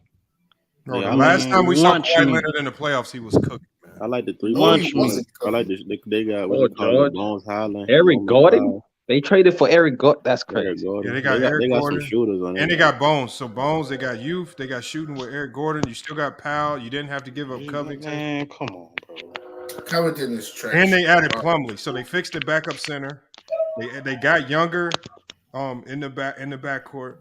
They got Eric Gordon. They added more shooting, which Eric Gordon can facilitate a little bit, but not enough probably. I think it's gonna come down to how well. Like they gave up Reggie Jackson, he was their point guard, but they gave up Luke Kennard. But they didn't need Luke Kennard. Come on, does this team beat the Warriors in a 7-game series? This team could though. Man, who's the consistent third scorer? Couldn't have them bad the way we see them playing now. They can't have these long bad stretches in second and third and fourth quarter. They can't do that. Not against this team. That's a fact. They can't do that versus nobody. The thing is, Lamont, you and I both know the Warriors are better execution at better team at being executing down the stretch of games. Yeah, but I'm not going off all that execution stuff. I'm saying the wild card for the Clippers is a healthy Kawhi Leonard. He's the one where we don't know what we don't know what he's gonna do. If he's healthy, he could score 40 a game in the playoff in a single playoff series and completely dismantle whatever your game plan was. And there's no defending it. So everybody on this the team. thing is, Lamont, I don't think a healthy Kawhi is the best player in the West in the playoffs. He don't need to be the best player in the West. He just needs to be the best player of that series. If you tell me if the Clippers match up against Golden State and Kawhi Leonard hitting on all cylinders and they steal a game in Golden State's in trouble. Like I'll raise my hand. Kawhi Leonard for the whole season. Hold on. So Kawhi Leonard's going to average 35 for a 7-game series versus the Warriors while being guarded. He could every possession by Wiggins and then Gary Payton. McDuffie, would you bet money that he couldn't? Against the Warriors, yes. If he's averaging 35 against the Warriors, that average 35 against the Warriors, hell no. Then that means they're gonna lose. They got the personnel, Lamont. They have Drake. They have the personnel to stop guys. At the end of the day, I'm just giving Kawhi Leonard credit. When he's healthy, he is not easy to defend. Wiggins and Gary Payton, especially in the playoffs. Wiggins and Gary Payton. Y'all got too used to seeing this regular season Kawhi Leonard and his load management stuff. Kawhi Leonard in the playoffs, as much as y'all hate him, he is low key kind of unguardable. No, we talking about the matchups. Hold on, we talking about the matchups in potentially I don't care how playoffs. you slice the matchups. Kawhi Leonard blows up all your matchup plans. No, we don't. Lamont, what are you doing, bro? Y'all just be forgetting how good he is. We don't. I'm just giving him credit. I'm saying in the event that Kawhi Leonard wakes up and he becomes the Kawhi Leonard that we last saw in the playoffs, any team that's playing him is in trouble. And I don't even like the Clippers. I don't even like Kawhi Leonard. But I know that if he activates, you're going to be in for a long series. The Warriors got – I don't care how bad PG personnel for them. I don't care if they don't have a point guard. If Kawhi Leonard wakes up, you're going to be in for a long series. My preference, Lamont, against high IQ execution teams who can match the Clippers' production offensively, who also provides interior presence with their rebounding, gives them problems. That don't matter when Kawhi Leonard activates, man. Yo, Kawhi Leonard activated is hold on, time out. First of all, Kawhi Leonard activated is not better than Steph Curry. That's number one. I'm not saying it's better. What I'm saying is when Kawhi Leonard is playing like Kawhi Leonard in the playoffs, it don't matter how good your defense is, he's still going to get his buckets and he's still going to defend. Oh my God. I mean, it don't matter. Why you pulling the Mac Well, Lamont, you said Kawhi Leonard was trash. Okay, hold on. Let me tell you this. A healthy Kawhi Leonard in the playoffs. Who's the last player that y'all saw literally just slow him down? Recently. I know a player that outplayed him. No, I'm not. That's not what I asked.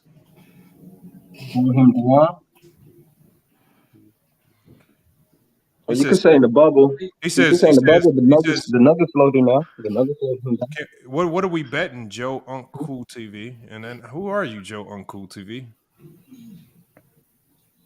You got to come on. Well, Lamar, you didn't see Luka. You didn't see Luka push him to the brink and Kawhi activating all that Terminator mode you're talking about. Had to go 7 games, shooting 60% from the field for the whole series. Like he's done that and still had tough series. You act like it's going to be a wash if you just. I didn't say they was going to sweep Golden State. I'm not saying that. I'm saying if you are not mindful of Kawhi Leonard and he gets going, I said you're going to be in for a very long series, and you don't want to find yourself in a weird Game 7 versus the Clippers because you didn't let Kawhi Leonard get going. Because then anything, and I'm saying he's not. Dallas didn't have the defenders that the Warriors got. Okay. That's the thing. It's a bad matchup for the Clippers. At the end of the day, Golden State ain't been defending like Golden State yet either. Okay.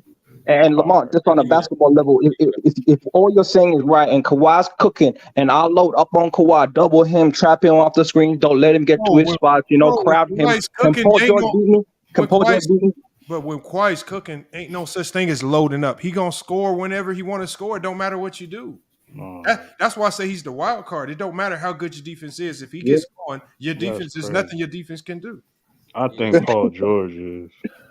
I mean, look, y'all act like I'm a fan of him. I'm not. I'm just telling you, y'all. Y'all like little fanboys. Y'all, hold on. Y'all can say that. Y'all just not being realist about it. Y'all just. No, he is. And what we're saying, when Kawhi has gone off in the playoffs, I don't see no team defensively that was comparable to the Warriors. Even when he went off versus the Dallas. The Warriors defense ain't been looking very good this year. All right. That's going to change. That's going to change with Gary. Well, can you say the same thing about Kawhi? What he look like this year? No, but that's what I said. What I'm saying is, I said if he turns into the Kawhi that we've seen in the past, I wouldn't want to see them in the playoffs. Like I don't want to watch. Can you say the same thing about the Warriors? It's the same defense. Hold on, you can say the same thing. And on the flip side, what I'm saying is, I've made the same sentiments about the Lakers. We haven't seen the best version of the Lakers, but I don't care how bad they're playing. I don't want to see an 8 seed Laker team in the first round. Because you got to deal with don't nobody fear the Lakers like that. I know you. What? But you must be out of your mind if you want to see an 8-seeded Laker team in the first round with LeBron. A healthy LeBron and a healthy AD. It's the same philosophy there. Like you crazy if you were just happy to. Hey, salute everybody. How y'all doing? What's good, man? Y'all hoping Hey, Joe and Cool. What's good, man? I'm talking about what's really going. The Lakers are not feared by nobody in the world, bro. I'm not saying that teams are scared of. I'm saying if I'm the opposing coach and I'm the 1 seed and I get rewarded by having to play LeBron James and Anthony Davis in the first round, that is not a very good first round matchup for anybody. I'll take Denver in that. I think Denver. I bet you would, but I bet Denver wouldn't want to. That'd be a horrible matchup for Denver. That's actually the least favorite matchup for Denver. To be honest with you.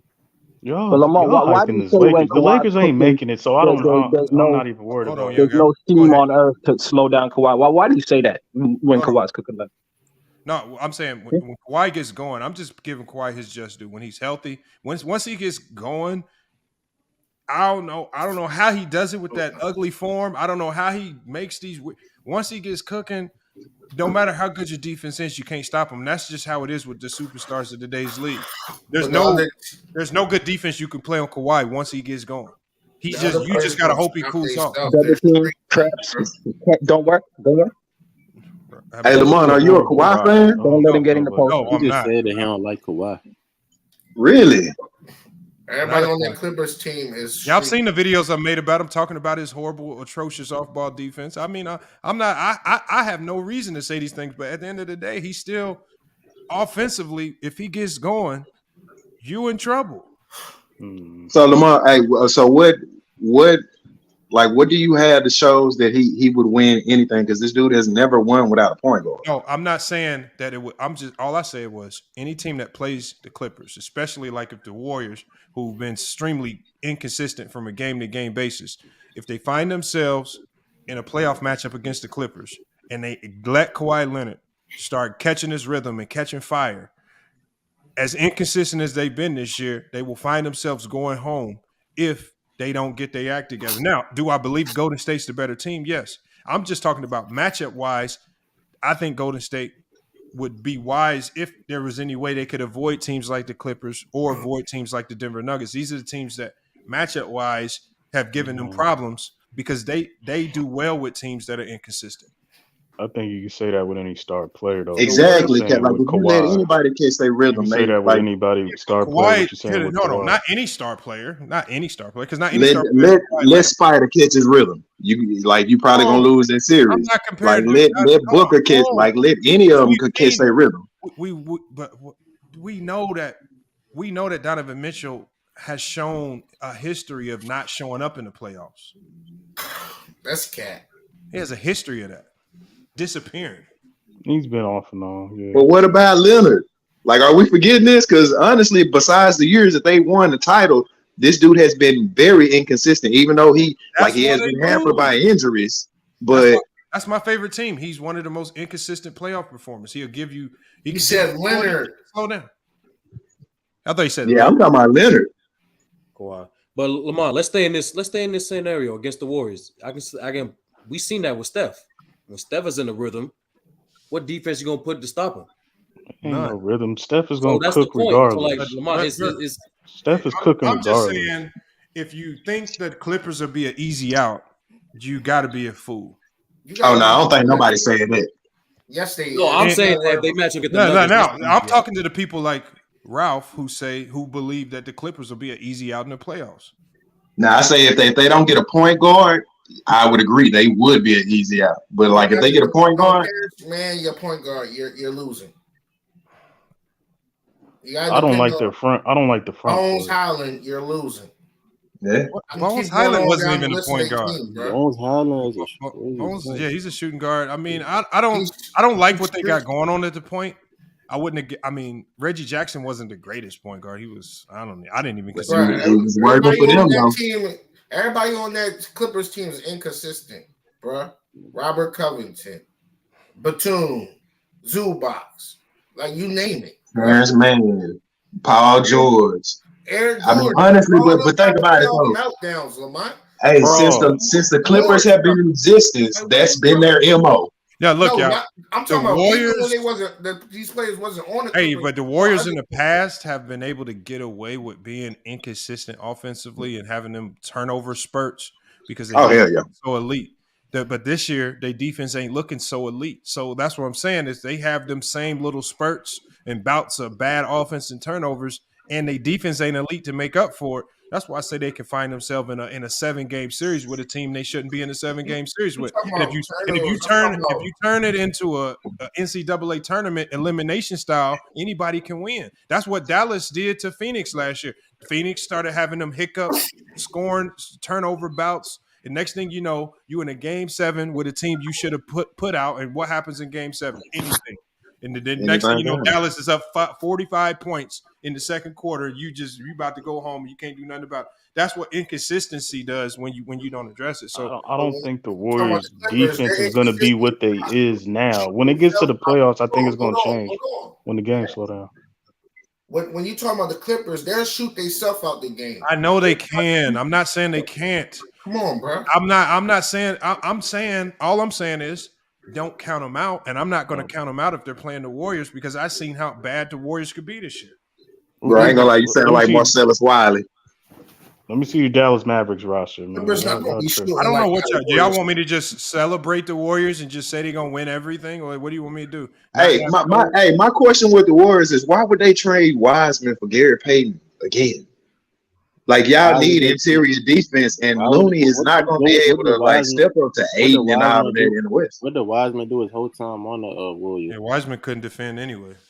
So honestly, they just didn't give that boy enough time. Like, did y'all see any of the like the G League stuff? Man. Like he was killing. I mean, I get it's a G League, but like he was killing when they gave him the opportunity. At least for what they need him to rebound and the roll to the basket. Oh yeah, he was perfect for that. Everybody kills in the G League. And I think the biggest issue with him defensively was he just didn't fit their scheme. They didn't adjust their scheme to what he does well. So that's the bigger issue. And of course, his playing time was inconsistent when he was up, on the main roster. So we never really got to know what he was or wasn't. Right. Don't get his identity, Sean. You're right. I think the big reason why they traded him, which again, besides the fact he doesn't necessarily fit their timeline right now, is the luxury tax implications. He would have cost them $30 million next year. Oh yeah, that's fast. So that's the other part of it. Yo, Lamar, what's the next team? Get this fraudulent team off the screen, man. What's your team, Mac Def? We ain't got to get into that. Right? The Warriors. Hey, hold on. Let's see. Can we associate that same word with your team, man? No, you can't. We not even fraudulent. We don't even get that much credit. Y'all is fraudulent. We trash. Dumpster. Who your team, bro? His team, Chicago right Bulls. With all this fake talent, it look good, but it's hot garbage. We got talent. I don't like the coach. Hold on. What's we need a team that can compete.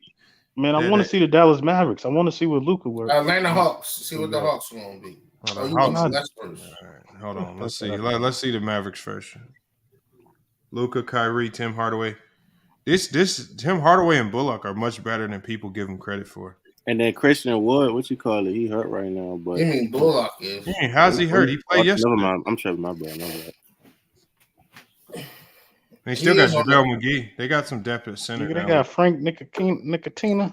No, Lamar, he playing hurt. He is hurt though. JaVale McGee. Don't say he's hurt right here. So we just they just said he's not out, but he's still dealing with injury. So how do y'all see Kyrie and Luka working? I'm in the D. I think the Mavericks could beat anybody. The Mavericks go further than the Suns. They can't beat. You think so? Uh-huh. I don't think this shit work, bro. College center. You can't win. Can't win, child. Like they say. If they can defend like they did yesterday, I think whoever said they unbeatable, they close to unbeatable. If they keep I ain't gonna say unbeatable, but I think they could make a run. Bro, did you see if they defend how they was defending yesterday? Nah, for sure. The offense is too hard to guard, especially when you got Kyrie was being a willing passer first yesterday, and he was just taking the shots whenever they gave it to him. The Bullock made 4 threes in like the first quarter or something like the first half of the first quarter. He went off. Hardaway wasn't missing. I mean, Kyrie wasn't missing. Gosh, man, I don't. I just don't see them getting any further. Like I don't see them getting back like where they got last year. Nice. But why though? And when they improved, they upgraded their roster. They locked, man. Hey, on the cool. Like I've been to a lot of Mavericks games. Dorian Finney-Smith, like he's really gonna be missed. Like I know, and I just don't see the playing styles with Luka and Kyrie. Like both of them are too ball dominant. And I understand like Kyrie has been that second when he was with LeBron, but that's with LeBron. Like you're not gonna take back like he honestly to me, like him and Luka are on the same, like right now, like they're on the same tier to me. Like Luka like can get better and he can like all that, but like right now, Kyrie not gonna come over there and be like, nah. I want y'all to answer this question. If Luka's so ball dominant, and how was Spencer Dinwiddie having one of his best years he's had his career, averaging 17 a game on 40% shoot? Because Luka was hurt, and Dinwiddie really came he really came on when Luka got hurt, but he was out like he would do his most damage when he was with the second unit. But when they played together, like especially in crunch time moments, like it really wasn't a good fit because Luka has to have the ball. So you mean when Luka was kicking it to Spencer Dinwiddie for them game winners, they what this year? I mean, that's a game-winning situation. This to be in this situation, like that's a once in a couple of game type of thing. I'm talking about like their whole time together. He did in back-to-back games. Okay, so we talking about 2 games. Like what we got? We 40-some games into the season. What I'm saying, like yeah, honestly, if he was that good, they wouldn't trade him. No, but what I'm saying is, no, it's not about him being that good. You just said Luka's too ball dominant. Yeah, all these players I'm looking at around Luka is putting up good numbers. Jalen Brunson had a great season, got $100 million deal. Then you see Spencer Dinwiddie thriving next to Luka, 17 points per game, 40% from the three-point line. It's probably his first or second best season in the NBA. But then you add Kyrie, and now all of a sudden he's too ball dominant for it to work. But it was working with everybody else, but it won't work with Kyrie. Niggas wrong. Who on that team? Hold on, who on that team was more ball dominant than Kyrie though? It don't matter about being ball dominant. First of all, I mean it does when that's your. Why do y'all consider Kyrie a ball dominant player? He's not even ball dominant. 3 dribbles. They heard somebody say it on ESPN. He's not ball dominant. He just scores. He's not ball dominant. No, I'm not saying he's Carmelo or James Harden where he stops the ball. But dude, when he get in his bag, like he'll have that hoe for like 8 seconds. No, he won't. No, what? No, he's not that type of scorer. Nah. No, you serious? Yes. He's not right. He's not. Oh, okay. Well, I guess we watching different games then. No, I don't know what you go watching. Kyrie's not the type of player to dominate for 8 seconds. He's not Luka. He's not Luka. But I mean, he's had to, with KD out, he's had to do a lot more. But even with KD there, like, dude is a show. So at any given time, it's ISO gang and like it's. I mean, come on, like, I'm not saying all the time. With LeBron and when James Harden came there. So what are you talking about, bro? Then I guess we'll see. I mean, we can agree to disagree, but I don't think this shit gonna work, bro. Like, yeah, I say he ain't ball dominant, but like when he was with Boston, he was ball dominant when he came back. With the Cavs, when he was by himself, he was ball dominant. Even with LeBron, he was trying to be, and that was the issue. Ball dominant. Well, he wasn't. That was not even the issue. You have to get the ball to score. But what do you? What I mean by ball dominant is, I don't think you know what ball dominant is when you say that. It means you had the ball the majority of the 24-second shot clock. Kyrie never scored like that. Kyrie's not that type of scorer. He never even been that type. Kyrie's not like a bang scorer. He gets the ball. He's either making quick passes or quick dribbles to the rim or into his shot. He don't need to dribble it out. This is why he thrived with LeBron James, a ball dominant player. But once Kyrie could average 30 alongside LeBron. Why? Because he was quick into his shot. Swing me the ball. He's going to do his thing quick, right? And he don't need the ball for a ton of seconds to get his shot off. He did the same thing last night. That's because he adjusted. He adjusted to LeBron. That's the whole point. If you come to a new team, Right. No, I get it, but you adjust to LeBron. Everybody that's played with him, that has stayed with him more than 2 years, has adjusted to LeBron. But that's LeBron. When he was with Boston, he was the same Cleveland Kyrie. And that was the issue. What did you talk about? Hold on. You said he was the same Cleveland Kyrie, but you said that but you just said he adjusted to LeBron. To LeBron. But I'm saying when he went to Boston, he was pre-LeBron Kyrie. This nigga wasn't adjusted. He didn't fit into the scheme. Like he wasn't team player. No damn scheme, yeah, I mean, with Brad Stevens, everything was run through Kyrie. Go ahead, Sean. Yeah, let me ask you something. Who is the comp for you for Luka in the league? You said what? The comp player. Who is the player you would say most resembles Luka in the league? I think Luka got his own style. I can't really compare him to no one. You gonna say LeBron James? I said I can't compare him to no one. He has his own style. Yeah, I just don't want to say the obvious. That's all. Honestly, he remind me of a smaller version of Sabonis. Man, y'all gotta stop. Sabonis who? Arvidas. Like the original. Like this slow. probing type of like he's all that. Sabonis never probed a dribble in his life. Crazy. Man, they never in his life did Arvid Sabonis probe. He said, I wish I would see Arvid Sabonis probe dribbling in the middle of the lane. I ain't talking about dribbling, bro. I'm talking about like they two totally different positions. I'm talking about how you're right. No, Luka's a combination of all. Y'all is comedy, bro. That's crazy. They'll make the comparison for Luka to maybe LeBron, but a lot of times you'll hear James Harden. I can't really. I mean, I can see what people say. I see James Harden. Like he got his own style. He's 60-40. He's 60-40 Harden and Bird. That's who Luka is. Yeah, like he's not as athletic as LeBron, so I can't. He's not athletic, but just in terms of a guy who again has the ball, does like to kind of read situations, make decisions based on how he's reading the situation, yada yada yada. We've seen Kyrie adjust to playing with guys like that. Even though the sample size is small, he did the same thing with Harden when Harden got to Brooklyn. He said, "Hey, you know what? I'm going to move off the ball. It's your ball. You're the better point guard. It's your ball. We'll figure it out." So I think he's going to do the exact same thing with Luka. But also, I think you're going to see at moments Jason Kidd stagger the lineups so he and Luka aren't on the floor together the entire time. I think Kyrie going to be straight in Dallas. I think the only thing that's like a question mark is Dallas's bench. Will they be able to play long minutes in the playoffs and be effective? Hold leads, keep them in the game. Nobody goes deep in their bench in the playoffs. I think Dallas, but they're gonna have to. I'm talking about Christian Wood. I'm talking about their backup point guard. They're gonna go at least 7-8 deep, so that they're still gonna have to play comparable minutes.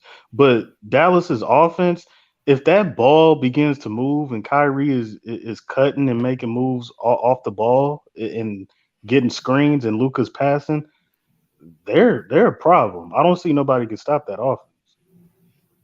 If the ball was moving like it was versus the Clippers, they're gonna be a problem. As long as Kyrie and Luka could, like they get that chemistry and play together and they defense good, I think, like I said, I think they could make a run in the West. Yep. They definitely beating the fraudulent ass Nuggets. Yeah, I think Ben Simmons can lead the Nets to the playoffs. Yes. I don't think he's gonna lead them, but I think that, like I said, I think the Nets got better. Hey, maybe Ben Simmons just needed his own team, needed other guys to get out the way. They made the playoffs, Lamont. You think they'll make the playoffs? The Nets got better. Yeah, the Nets to make the playoffs. They make the playoffs. They got better. Make the playoffs. Those players is gonna play. Mikal Bridges, see, y'all just looking at y'all caught up in the super. No, they'll make the playoffs. I'm just curious how Ben Simmons fits in that in with the lineup. Like, I think their depth chart will be the most interesting to look at. I think Ben Simmons better be the starting point guard. Hold on, let me look at their depth chart real quick because we didn't even check theirs. I think they got Dinwiddie starting and he coming off the bench. We ain't check them. We ain't check Philly. We ain't check Bucks. We said Brooklyn because they got the most. Because I think with Mikal Bridges and those guys, I think they could make a surprise run in the East. I mean, maybe catch a few teams off guard because nobody thinks they're gonna be that good, but they still got some solid talent over there. So you got Dinwiddie, Cam Thomas. Is that the scores now? My Bulls is winning. Thomas. They got Claxton, Steph Curry. They got depth. All right, they can make the Eastern Conference Finals. Depth, defense, and shooting. We got Spencer Dinwiddie, Cam Thomas, Mikal Bridges, Dorian Finney-Smith, Claxton. That's solid. Do you think they still have Ben Simmons coming off the bench? Because I would probably start. You got to. Come on, you got to. You have to. And you got Curry, Cam Johnson, Royce O'Neal, which is not bad. That's a solid. And then you got Joe Harris. Bro, why did they not trade? Why did they got Wanatube so deep in the rotation? Wanatube was a primary player. That's just probably a projection. Swish. No, I think the Nets I don't know. So if this team, if they're a 6th seed or something like that, how far do y'all think they can go if they get the right match? First round exit. It depends on who they playing. Or let's say they match up against the Hawks in the first round or something like that. That's going to 7 games. Or the Knicks, Hawks or the Knicks or something like that. I think they both is going to be cold. Both 7-game series, but it's going to matter. It's going to be like whoever wins. Whoever wins, like the defense going to be better. I say that because like they definitely got shooters, they got depth, and they got scoring, and they much younger too. If Jacques Vaughn is the coach that I think he is, they can possibly get out the first round. They can get out the first round. Natalie says they only win in 1 game. Dang, I think they're gonna finish like 5th or 5th seed. See, it's people who don't know basketball. They caught up on the superstar hype. They saying dumb. Like, I think they're gonna finish about like 5th seed, 6th seed. You calling Natalie's take dumb, man? I mean, he said they only win in 1 game. Like for the I don't agree with that. No, I think in the playoffs. But they win 2 games. They win more than 1. Like I said, it depends on who they play in the playoffs. But they like I said, I think that same stuff last year when they got swept. I think, like I said, if they play the Celtics, they getting swept. But if they play like the Knicks or the Hawks, they could slide. They could make it run. Yeah, I don't know how they can't be trying to tank because they still got Joe Harris and Seth Curry and Ben Simmons. They said anything. It's too late. Possibly tanking does them no good. Houston owns. How are they still like? I'm saying that. So they got to push to get some playoff money. Yeah, they got to push to finish as well as they can because Houston owns basically their next 4 years or 8 years. Excuse me. Jeez, what? Dang. Yeah, because remember Houston has 4 of their picks and the right to 4 pick swaps. Damn. Didn't they get some picks from the Suns too? Yeah. Yeah, they got no choice to stay. I think their weakness is depth at the center spot. They don't have any centers on this team at all. Yeah, that's always been yeah, that's the only the size. That's the only thing with them. Yeah, man, they think since New Jersey Nets can't get a center. Yeah, I don't think they could beat I don't think they could beat Giannis or the Celtics, but everybody we know they can't beat the Bucks or the Celtics. They cannot beat no damn Sixers. So shut up. Everybody else is beatable. I don't know what y'all talking about. Sixers is not beatable, nigga. Let's see the Sixers are beatable. The Sixers, they always fold. Oh, somebody said playoffs. I don't know why y'all think they said do Minnesota's. Let's look at Minnesota's depth chart. Like the Sixers, they predicted to go so far, then they always lose. Hey, Lamar, you said you be doing contenders, man. Minnesota ain't a contender. Minnesota's a contender. Every year, people always say, yeah, all right. Let's see. Hey, whoever got the background.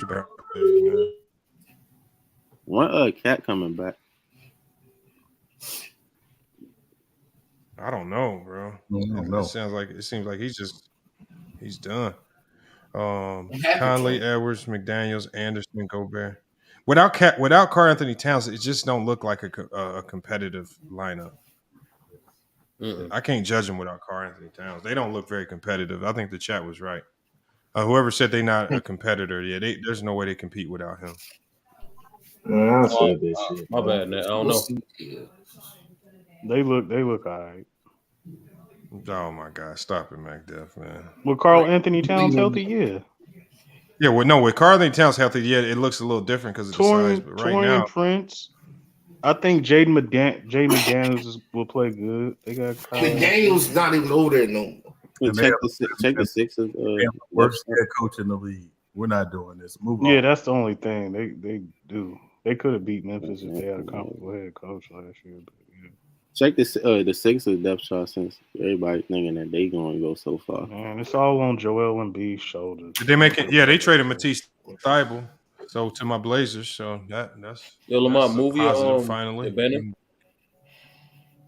not the banner, the highlighted, the roster look at. Yeah, the comment. Yeah, I got you. Yeah. So this, I thought Tobias Harris was going to be on the move. Yeah, and Maxon's not played well since he's come back. Is that the one with the background noise? Yeah. No, I'm talking about No, I was answering Natalie's question. Yeah, he played horrible tonight. Yeah. I think Cleveland guards match up with them. I think they bigs match up with Joel Embiid. No, they don't. Yes, they do. Just saying anything. I get the only advantage Philly has is Joel Embiid, and he's gonna have to be a monster in the playoffs. Bro, they got good size. They got Tobias Harris, Embiid, Tucker. I mean, they starting lineup is solid. Maxi's still solid. He might have had a few bad games, but he's still tough, man. I ain't gonna hate on him like that. Yeah, I'm saying that who did they end up getting? Daniels. So y'all think they're actually going to use Jalen McDaniels? They could I don't potentially think use Jalen so. McDaniels. They use him in the Yeah, little. I don't think so. Not playing Court Miles Oh, Laura. or Paul Reed, so they're gonna use him. He's 6'9". They need to because PJ Tucker ain't hitting on none. Yeah, I like the front court more. Y'all got the advantage there. If y'all could get busy on the rebounds and the paint, interior presence, but They're gonna use McDaniels and Yang as the front court. I mean, and I don't think you're really gonna see PJ's value. Like I said, I got to see how the Sixers play in the playoffs because I'm not. You're not gonna be out there. Full value to the player. I'm not sold on them. Like PJ don't come out in the playoffs. They use PJ close to 40 minutes a game in the The playoffs. last few years, everybody had them as contenders, but they ain't been doing nothing in the playoffs. yeah, I just don't He's see right no about star next to Joel. And then they got Doc Rivers as coach. Like, I don't know. Doc Rivers one of the best coaches, man. They ain't got no star next to Joel Embiid. I don't know. It's gonna be tough. They'll probably have a 3-1 lead and lose it. James Harden, man. I'm done with James Harden as a star. I've been done. I'm gonna see what the Raptors look like. Let's see what the Raptors look like. They ain't get nobody. Then they give away. They got that center from the Spurs. They did. They got the center off the Spurs. Yeah, like I said, they ain't getting nobody. I could have swore they traded away OG. You sound like a Sixers fan. Jakob Poeltl's really. Yeah, Jakob Poeltl's really good, man. No, he's not. They should have went and got a backup point guard. Bro, the Malachi Spurs Flynn is won't ass. You look good on the ass team, bro. I see when he's on a good team. And now they got a solid lineup though. Van Fleet, Gary Trent, OG, Scotty Barnes, and Siakam. Sorry, Ralph, you got to go, man. I don't know why people choose to just randomly cuss, man. Cuss words, man. They could be Brooklyn, but I know it wasn't intentional, but gee. MacDuff, you all over the place, man. They could beat Brooklyn, but they're not Everybody beating think Brooklyn got so the trash top. right now. They're not beating the top 3-4 teams out of the East. But you know what? Even though they're not like it's not a perfectly constructed roster, I wouldn't want to play Toronto in the first round of the playoffs either. They got who do you want to play? Like now that they added Jakob Poeltl. No, but I'm just saying, like, let's say they're like a 7 seed or something like that. And I mean, when you look at their starting lineup, like as well as this unit plays defense, which we know when you slow it down, defense is much more important. With Siakam, who's had a ton of playoff experience, so is Van Vliet and OG. And you got Scotty Barnes with another year of experience. And Trent Jr. can make shots. And now you add Jakob Poeltl. You still got Chris Boucher. I mean, it's not super deep. They got Thaddeus Young. I can see him being a playoff body as well. I mean, I actually like their chances in the playoffs. I mean, as long as they're not playing a Boston or Milwaukee, they could beat anybody. They're not beating the Sixers or the Cavs, bro. Bro, you just was killing the Sixers. You telling me this lineup right here can't beat the Sixers? I said the Sixers with Joel Embiid. They not. Let's put it like this: if they matched up against like because there's more teams than just the 3 teams they're talking about. You could match up against the Miami Heat, teams like that. These are teams that like to, I don't know how many teams are actually in the playoff hunt, but I mean that's a tough starting 5. That starting 5 is tough. I ain't gonna lie. And then you add Jakob. That's a tough starting lineup right there. And then imagine you just bump Gary Trent Jr. out of the starting lineup to the bench. You bump him to the bench. You put Jakob Poeltl in, and you bump everybody else up a position to their natural spot. That means OG at the 2, Scotty Barnes at the 3, which is his natural spot. Siakam at the 4, and then you got Jakob Poeltl at the 5. Man, I actually like none of the top 4 seeds, but. Possibly second round, possibly. Maybe. Could be, man. Maybe Cleveland shows their inexperience. Maybe. Yeah. Y'all. Can you put Cleveland also got to get healthy too. Wait, what'd you say, Sean? Milwaukee. I want to see what theirs looks like after those moves. Oh yeah. That groin injury is not just some injury that just go away like that. What you call it, Donovan Mitchell. You say you like Koloko Hendricks? Koloko's good. Trent ain't good off the bench. I just don't know enough about him to know that. But if you say it, I believe it. Salute to Pete Greasy. What does he say? He said we definitely beating the Hawks. Stop the cap. So we got Milwaukee right after the trades. Jay Crowder is really the only new addition, ain't it? Yeah. They got rid of George Hill. Oh yeah, they did trade another piece. Bro, if they get healthy, bro. If they get healthy, their first 9 guys is tough. That's great. They literally could play 10 guys. They could play 10 guys because you got Carter, who you could play, Ingles, Crowder, Porters, all can play. That's 9. And then you can easily play Wes Matthews, Pat Connaughton. And you could play both of those guys. They could easily go 10 deep in the playoffs. Just play Grayson Allen sparingly. Not I don't know why he kept playing him for that long, but like play him the Jay Crowder is going to be I'm not saying they like he's his going to defense. probably They be like they their love PJ his Tucker. defense, though. Yeah, they back to their championship team kind of spread. So Jay Chris Crowder Middleton takes over healthy PJ now? Tucker. Like I don't see anything by his name. Is he fully healthy? Is he ready to go? You gotta continue to play. You gotta continue to play. He's He's not back to his original form. If he plays the way he's playing now, that's what I'm saying. I don't see them going to the Hold on. Look at MD with the worst take of the day. KD MD says KD ain't a top 100 player for super teams. It don't matter what you call his teams. The only thing that makes the team super is KD.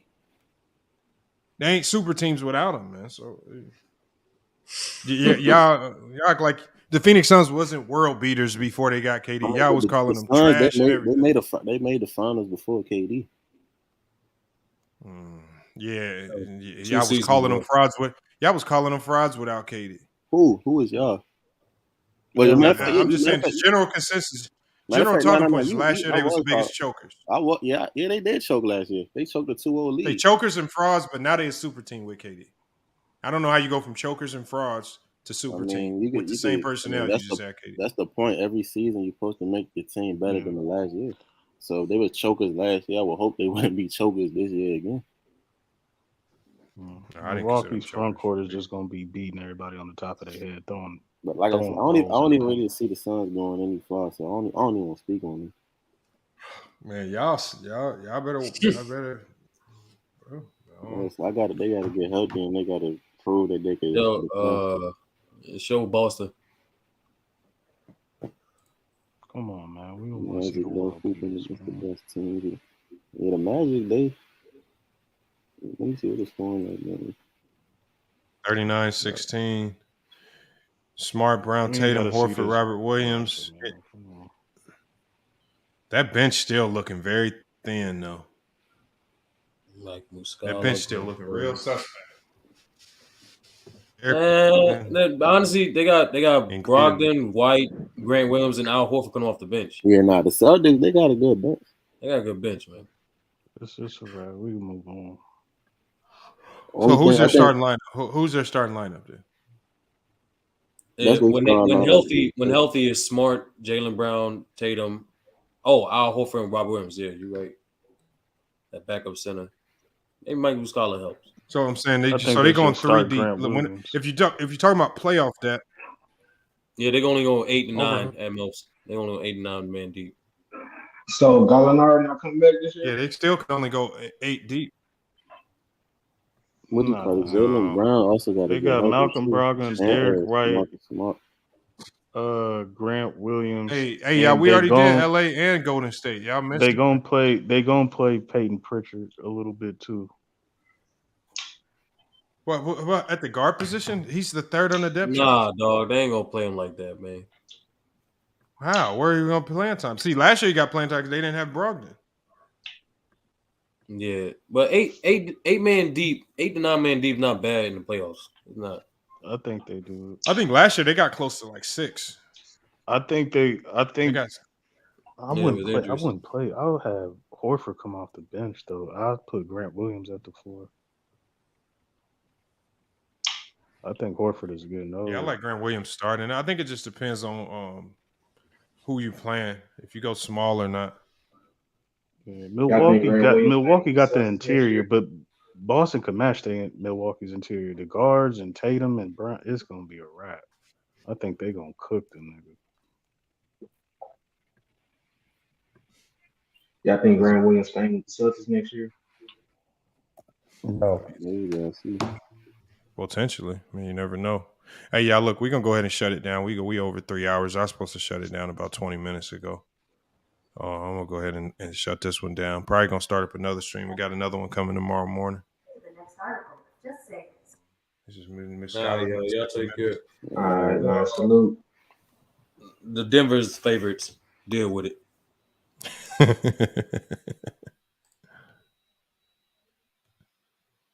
Let me get Bees up out of here. Salute, Sean.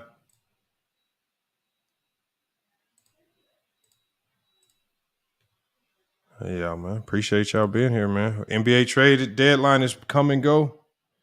All right, NBA trade deadline is come and go. Yeah, we're going to run through the trades again. George Hill to Indiana. Reggie Jackson on the Charlotte. Plumlee with the Clippers. Devontae Graham moves over to San Antonio. And to Josh Richardson heads to New Orleans. Mo Bamba is a Laker. All right, the Laker fans, y'all call for Mo Bamba. And Rob Pelinka, listen, man, y'all got Mo Bamba. Pat Beverly is now on the Magic. You expect to buy out there. Danny Green is moving along to Houston in a 3-team deal. Eric Gordon moves to the Clippers. John Wall back to Houston. Very odd right there. Very odd trade. You said Terry Christopher Gamer says he has Golden State as a dark horse. I don't consider them a dark horse, but, you know, it is what it is. Frank Kaminsky, some of the quieter deals of the day. Frank Kaminsky moves on to the Houston Rockets from Atlanta. So you got that move right there where Garrison Matthews and Bruno Fernando, these guys move on to the Atlanta Hawks. We got Justin Holiday. Justin Holiday is traded to the Houston Rockets. Gary Payton is on his way back to Golden State, man. I know those players hated to see him go. Well, they got him back, and they got him back at an expensive cost. Multiple 4-team trade sends Kevin Knox to Portland, Sadiq Bey to Atlanta, and James Wiseman to Detroit. Kevin Knox, again, to Portland. So you got Dario Saric. A lot of people thought that Phoenix was going to hold on to Saric. They moved on from Dario Saric. Dario Saric was traded for Darius Baisley, so they had to sacrifice something there. Bones Highland, man. A lot of people know him. A lot of people know him from he says Grand Canyon sweater. Oh, yeah, it's just a little one of our team hoodies. Salute. Hendricks, though. But, yeah, Bones Highland, man, he's a promising young guy, but, you know, he just had too many clashes with the coaching staff. And generally that will land you traded. We got Jalen McDaniels, Philadelphia 76ers, Matisse Thybulle. You know, he's been on trade talks for the last couple of years. They finally move on away from him, send him over to Portland. We got Devon Reed moving to L.A. From Denver, while L.A., they send Thomas Bryant to the Denver Nuggets. So the Denver Nuggets, they fixed their rim protection. They had literally were dead last in NBA in rim protection. You can fix a little of that with Thomas Bryant. Serge Ibaka to Indiana. Probably salary cap relief right there. Kim Birch to San Antonio with a first-round pick for Jakob Poeltl. Jay Crowder is on his way to the Bucks, man. They needed that 3-and-D wing. They got it. Mikal Bridges, as we already know, is part of the trade with KD. He's moving on to the Brooklyn Nets. And then TJ Warren was also a part of that trade as well, leaving the Nets. I mean, obviously the big fish we saw fall was KD going to the Phoenix Suns, and a lot of people believe that's going to be another super team. We got to see him play first, as a lot of people in the chat said today. One of the things they said was, you know, they talked about health. None of this really matters if you don't get guys healthy. So for Booker, who's dealing with that groin injury, you know, wish him a speedy recovery, but you know, until he gets healthy, it's going to be hard to really determine how good this team can be. Let me give a shout out to everybody that hit the Cash App today. We had One Cool Pete and Richard both came through in the Cash App. Yeah, we got Richard twice in the Cash App and One Cool P. Big shout out to everybody that supports the stream. Salute to all the members of FYF Sports Debates Live. Appreciate the people that were over there watching from your end as well. Like I said, NBA trade deadline has come and go. We saw a lot of players get moved. We saw a ton. I'm talking about a ton of second-round draft picks get moved today. And, you know, it's crazy. Hold on, let me see if I can get those second-round draft picks numbers pulled up right here. All right, here it is right here. He says it's going to be a great playoff series. Yeah, it's going to be some great playoff series.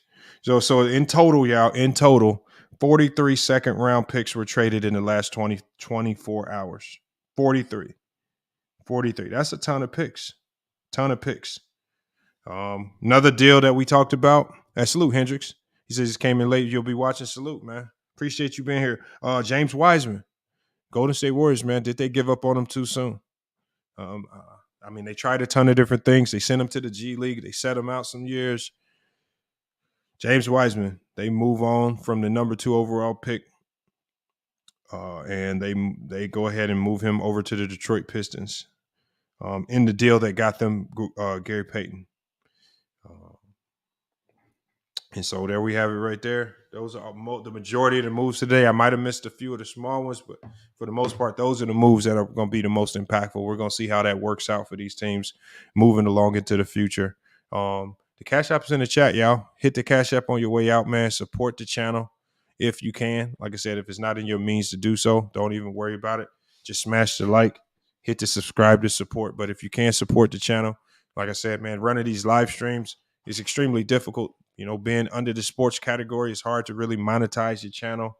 As it is, the CPMs are low, and that's why, you know, I don't want to kick people off the panel, y'all. But as we move forward in the future, and, you know, I have to take a more strict stance on cussing because you know, once the video is yellow flagged, there's really not much I can do to go back. And this is another reason why I have to end my streams before the 5-hour mark, because once your stream goes over a certain number of hours, you can't go back in and edit the content out just to get your monetization back. So, you know, we cutting this one short. There's some things I think I can go back in and edit out. Hopefully YouTube allows me to do it. But there's still going forward in the future. Those are things I want to be conscious of. Salute to Dominique Richardson as well. Appreciate you pulling up to the chat. We got Super Bowl weekend this weekend. So that's going to be fun. It won also. I don't know if Players Choice is still listening, but salute. Appreciate the people over, you know, Shaq, Ron, all those guys over at Players Choice for having me on this Tuesday. If y'all didn't see the episode, all you got to go back is the last Tuesday's episode. It was a great episode, man. Had somewhat of a head-to-head debate with Ticket TV for the most part. He was kind of a little bit out of control over there. Yeah, y'all know how he likes to debate. But I think it went well. Like I said, it's hard to go toe-to-toe with me. And I know a few of the guys over there. If y'all listen, if y'all feel like y'all got me towards the end of the stream when I was rushing, trying to hurry up and get off to my game, is that we'll handle that on another day. You know, the people like Fluent and all them, that's really all light work. You know, we've seen them personalities come and go over here at FYF Sports. But hey, y'all, it's FYF Sports, man. Great podcast episode. Once again, salute to everybody that supported the channel, supports the stream. All that is much appreciated. Let me get these comments off the screen. You said almost at 75K, man. Hey, we're trying to hit that 100K. Yeah, Jatoro, man, I've been grinding out on them shorts, man. The shorts is really what's really been helping us. I think Jatoro, I think the tough part with the YouTube shorts is figuring out how to get the new subscribers invested in the actual content. Because a lot of them will subscribe. Look at King KO hating, man. Look at King KO hating. Look at King KO hating. I mean, I understand. I mean, I understand why y'all want to diminish what I do. Because I've shown you. Oh, and just so you can take it back to Fluent, I'll show you. I'll just show you. And you know, and the reason why I have to take it serious, King KO, is because the guys that I coach, It's more so for them. You know, it's hard. You know, a lot of these guys are college students that went under recruited, and it's hard. I just had a really good player. His name is Elion Zevin Bergen. He's the number 2 NAIA recruit on the West Coast right now. But I had him playing for me last year, and it was so hard to get him legitimate looks after playing 1 year of club basketball because of all the misconceptions about club basketball. And you know what? I don't know if Fluent did it intentionally or unintentionally, but when people start to misclassify what it is, it don't hurt me, but it does hurt. It just further lends to hurting the reputation of what we actually do, you know. And so there is a big difference between intramural sports, and then there's a big difference between that and club sports. And then, like I said, and I can show you guys the difference. And because that's a big deal. A lot of people try to gloss over it and joke about it, but it's a big deal. I can help you out with it. Because I know it's people out there like Fluent that's just they want to undermine it. They want to make it seem like it's something casual that anybody can do. And it's not that simple. People try to dumb it down to that, but I can help you out. King KO. That way when they talk about it again, you know, we can educate you about it. So first of all, like I said, it's club sports. All right. So we have club sports. So basically club sports, y'all. Club sports is higher than intramural. So GCU does have intramural sports. This is GCU intramural. Intramural means literally that. Intramurals. You only play within the school. It's just for fun. The GCU intramurals is not coached. There's no coaches for intramural. This is something that kids do when they get together. They just get together. They play each other, right? They have fun. It's not very serious level of sport. So when you see GCU intramurals, this is what GCU intramurals is right here. So it's a different level of competition, right? But then you move up to what we do. All right. GCU club basketball is a higher level. It's so much so of a higher level that they don't allow club athletes to play intramural sports, because if you put club athletes on intramural sports, it would essentially make intramurals, it would make those teams too overpowered. So our club athletes, some of them who are on scholarship, we recruit some of them to come in. Like we just brought a kid in from Israel. He's from Israel. He actually was at Ottawa College as a point guard. He just transferred over this summer.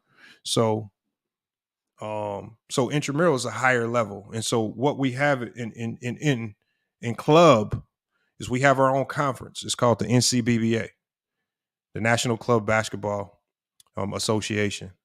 And so we're essentially the JV team to the D1 team. So, for example, when you go to my roster right here, my point guard, David Black, he's a sophomore. He won Freshman of the Year last year. My point guard, David Black, got pulled up to the D1 team this year.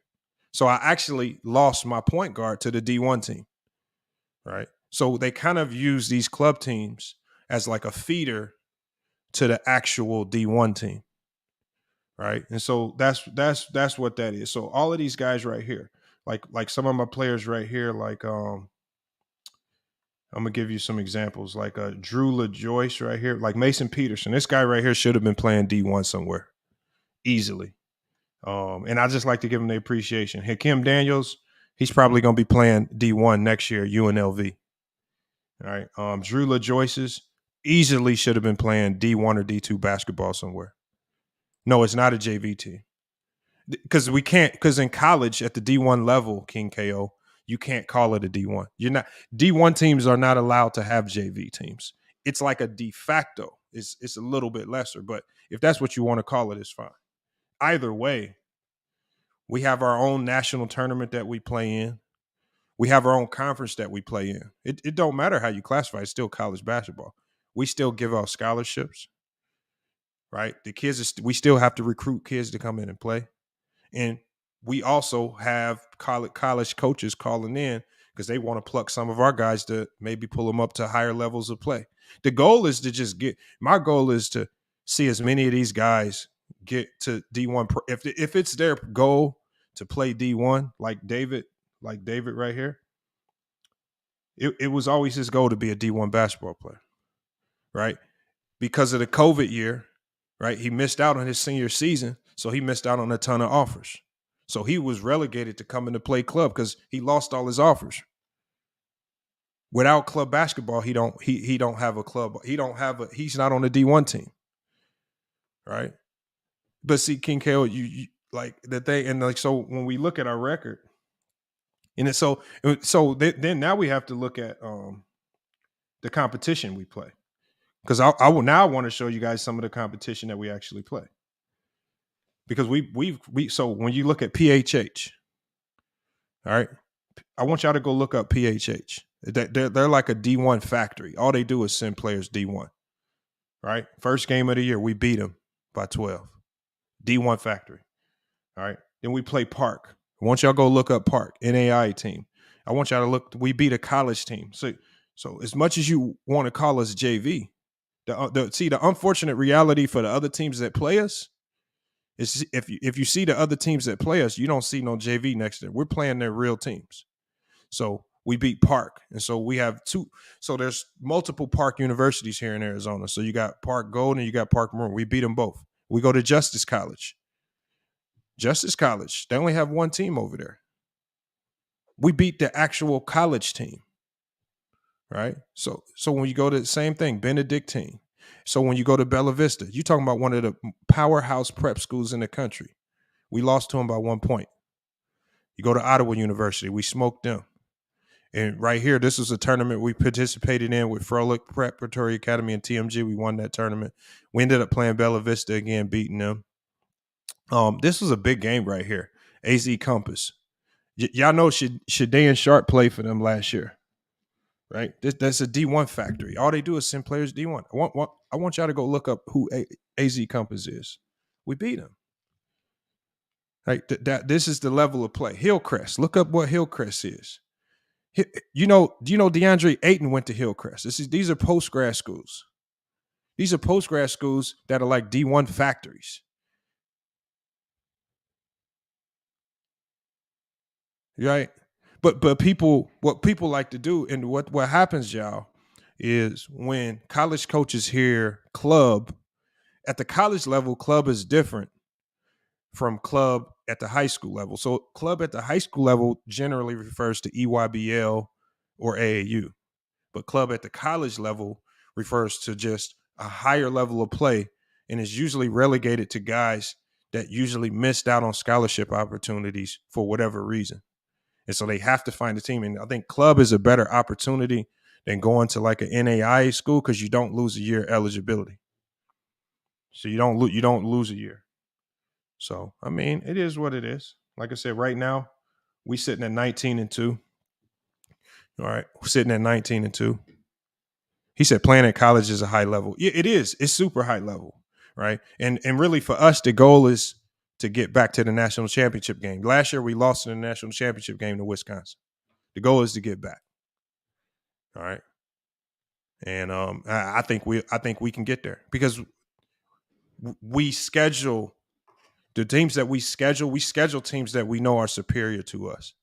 And so if we're consistently beating teams that are ranked higher and they have either, more college guys or D1 guys on their roster, the harder we schedule, the better we get. Yeah. Hey, E. Gibson, my boss from last year, his name is Matt Gordon. He actually was the director of club basketball last year.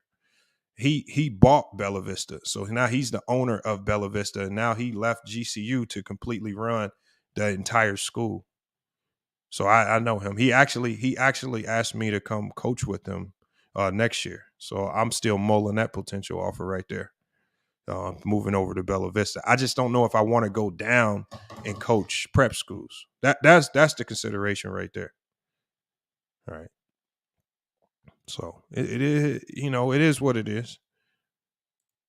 It is what it is. But like I said, when like people, because like with club, like I said, people try to diminish it.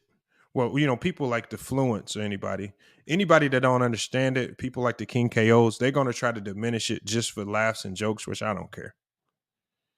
But at the end of the day, my number one goal right now is to build it up, because I can't kick out no kids D1. When I look at my roster, I got about 4 kids that,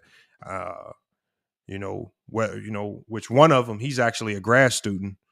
We got to make sure these guys get to bigger programs, because a lot of these guys, the goal is overseas. He says it's all good. They're getting their opportunity to play. That's salute King KO. King KO, I would love for you to actually come on the panel one day and then tell us what you do. If you do anything. Like the one thing with me is now I'm triggered. See? Now I'm triggered. Salute King KO. If this is what you call trigger, just salute. I'm just responding to you because I know you. I'll drop the link. Let's see if I drop the link. That way I can't be triggered. Let's see if King KO hits the link.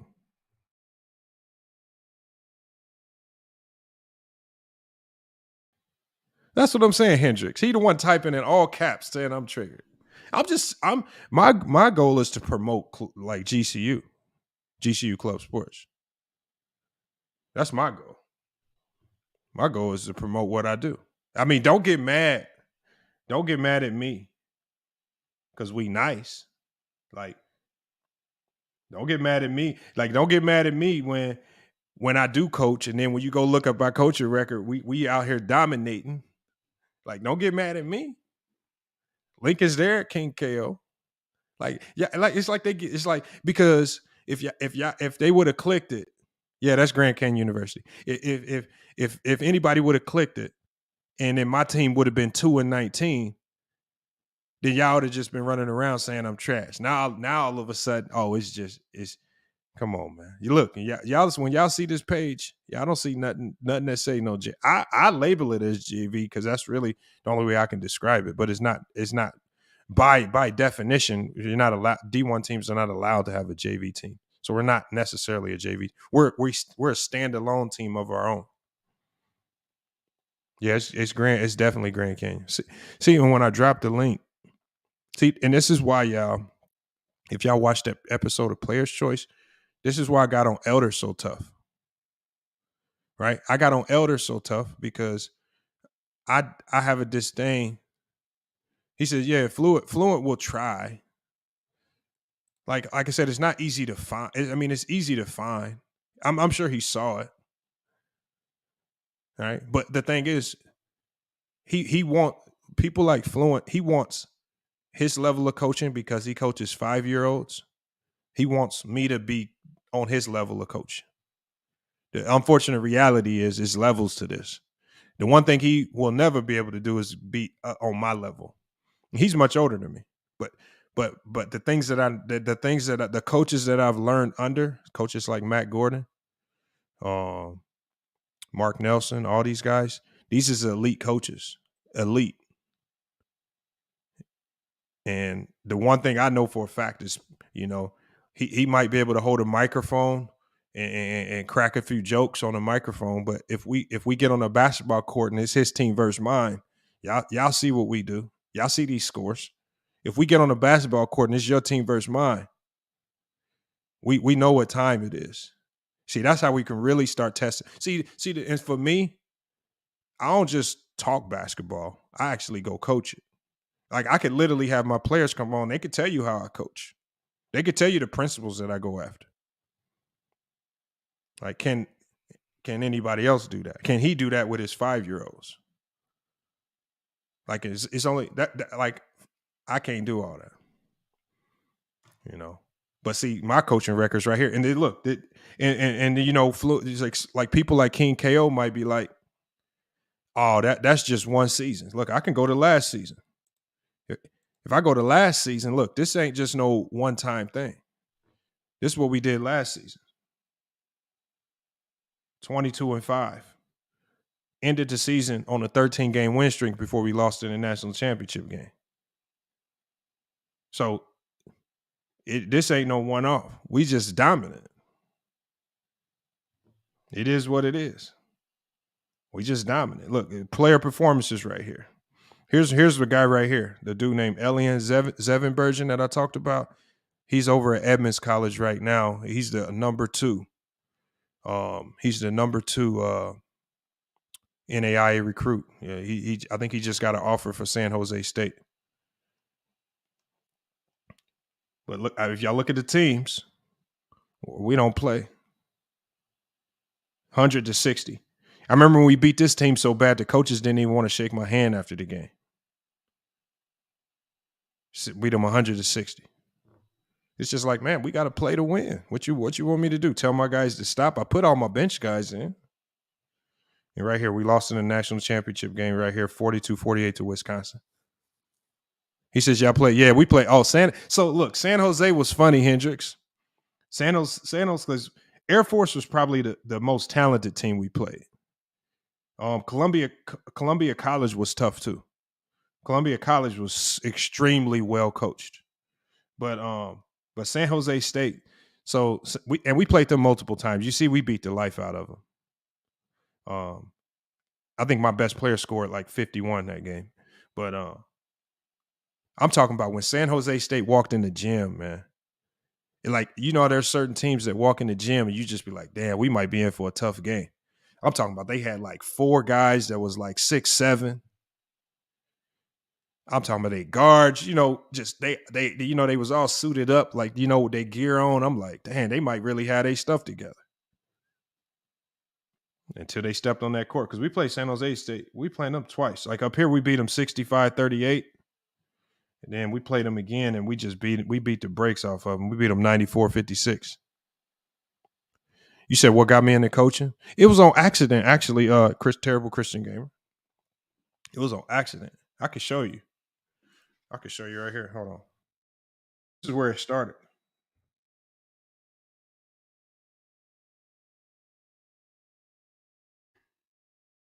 Hopefully I can find it. I can find it. Here it is right here. This is where it started right here.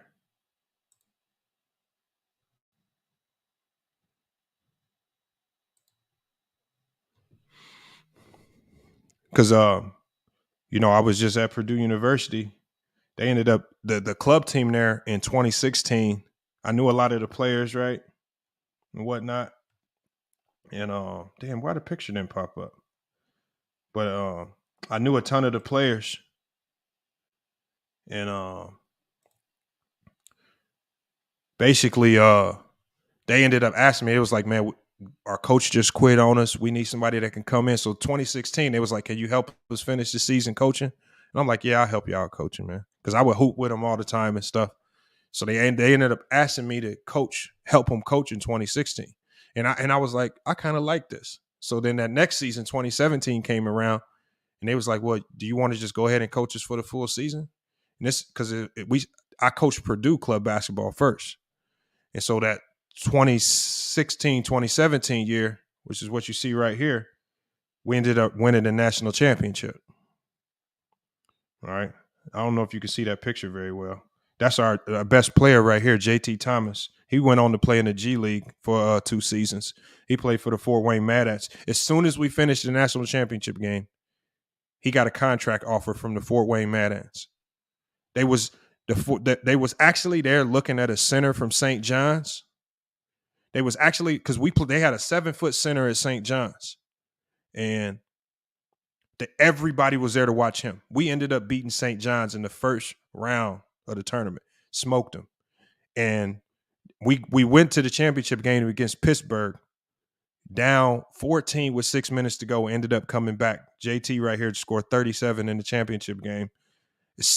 I'm talking about literally 10 minutes after the game was over, the reps from the Fort Wayne Mad Ants signed him that quick. Fort Wayne Mad Ants. I'll never forget this team. So that's what we did right there, man. Purdue club basketball. That's when they won their first national championship in club. Right there. And to be honest, I always tell people this. It was funny. It's funny that we won in 2017 because I look back on it and I'm like, I didn't even know what I was doing. I don't even know how I was able to coach them through all them teams and win a championship. I got the audio. I lost the video. I had the video of the championship game. The only thing I got left is the audio. So yeah, there we go right there. GCU Club. We won that in that was in Cleveland, Ohio, right there. That was big time right there. National champions 2017. He says, you got any that? Yeah, but terrible Christian gamer. The main thing is like cracking into the upper echelons of coaching. It's about networking. That's the one thing I learned very quickly. It's not even about how much you win or how good you are. Like me winning these, like I've won this one national championship, and then I left Purdue in 2018 to go to GCU and coach. And since I've been at GCU, we've been to 2 national championships. I've lost them both. But it's not even about how much you win, because you would think getting the 3 national championships, winning 1.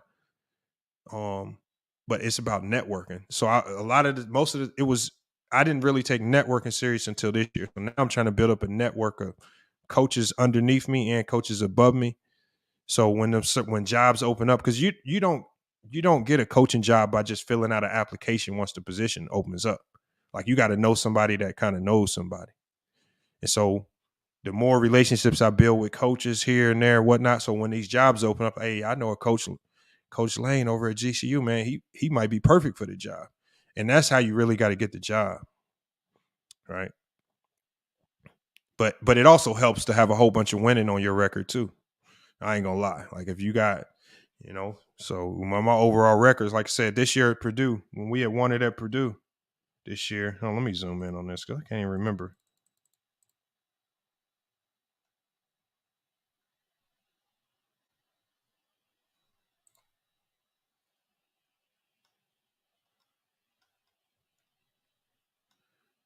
Yeah, there it is right there. Now, when we had won it, man, it was crazy. Yeah, salute Nicholas Brown. There's some mentors. Yeah, it's hard. Hold on, somebody has said something. He says, I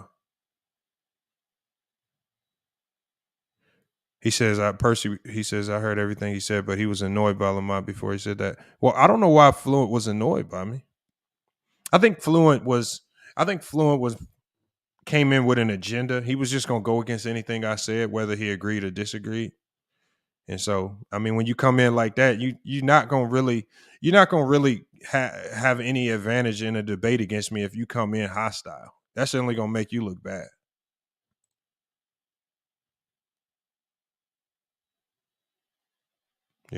Oh, facts, H-Town Black. And the funny thing is, H-Town Black, when I made that comparison with Ticket and Draymond Green, like Ticket just automatically jumped and just tried to make it seem negative, which I was giving him his props, because what I was going to say, if he would have let me finish, what I was going to say was, you had a similar stat line to Draymond, a triple single stat line. But when I read the articles about your game, it's a ton of coaches. It's a ton of people that actually praise him for his game. They don't praise him for the stat line, right? He gives recognition. So again, I think that's why I say, how do you not have appreciation for that, for a guy like that? When like how you don't have appreciation for a Draymond when you literally was getting praised in the same manner with a very similar stat line.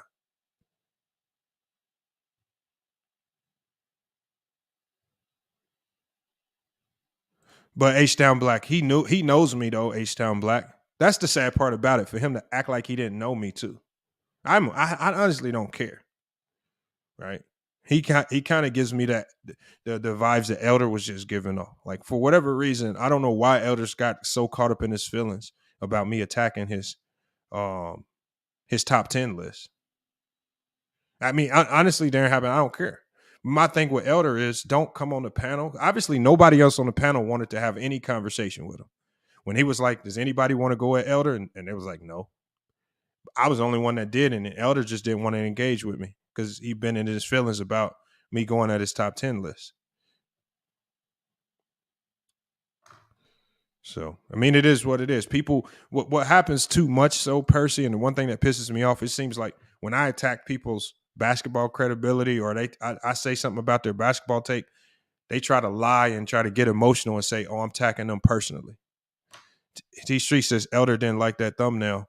He said it made him look. I don't care. That's not my problem. It's not my. But at the end of the day, what he thinks it made him look like, it's not my problem. But everybody knew what it was. Everybody knew it was Star Wars. And on top of that, T-Streets, he knows my intent is not to make him look like no cult leader. My intent was never to make him look that way. And so T-Streets, I text him and I said, if this bothered you, I said I'm willing to take it down. He's the one that followed up with the text. He didn't even follow up and respond like a man. He said, lose my number. I said, that's what females say. That's not what grown men say to each other. Lose my number. Like it's a special honor of mine just to know him and for him to be my friend. It's a special honor to have his number in my phone. It's not. Dave said Lamar got cooked on Player's Choice. I know. Everybody got their own opinion about it. I don't trip on it. But Dave, I got cooked. You cooked me. There's a link right there. See? If I got cooked, can you cook me? If it's that sweet. See, I always give people opportunity. I didn't troll anything. I dropped facts. I'm not trolling right now, Dave.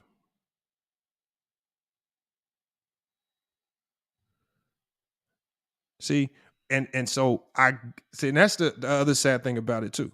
People make all these statements, I troll this, that, and the other. But whenever I drop the link and it's time to actually do the head-to-head thing, why nobody do it? That's the biggest thing. That is the biggest thing.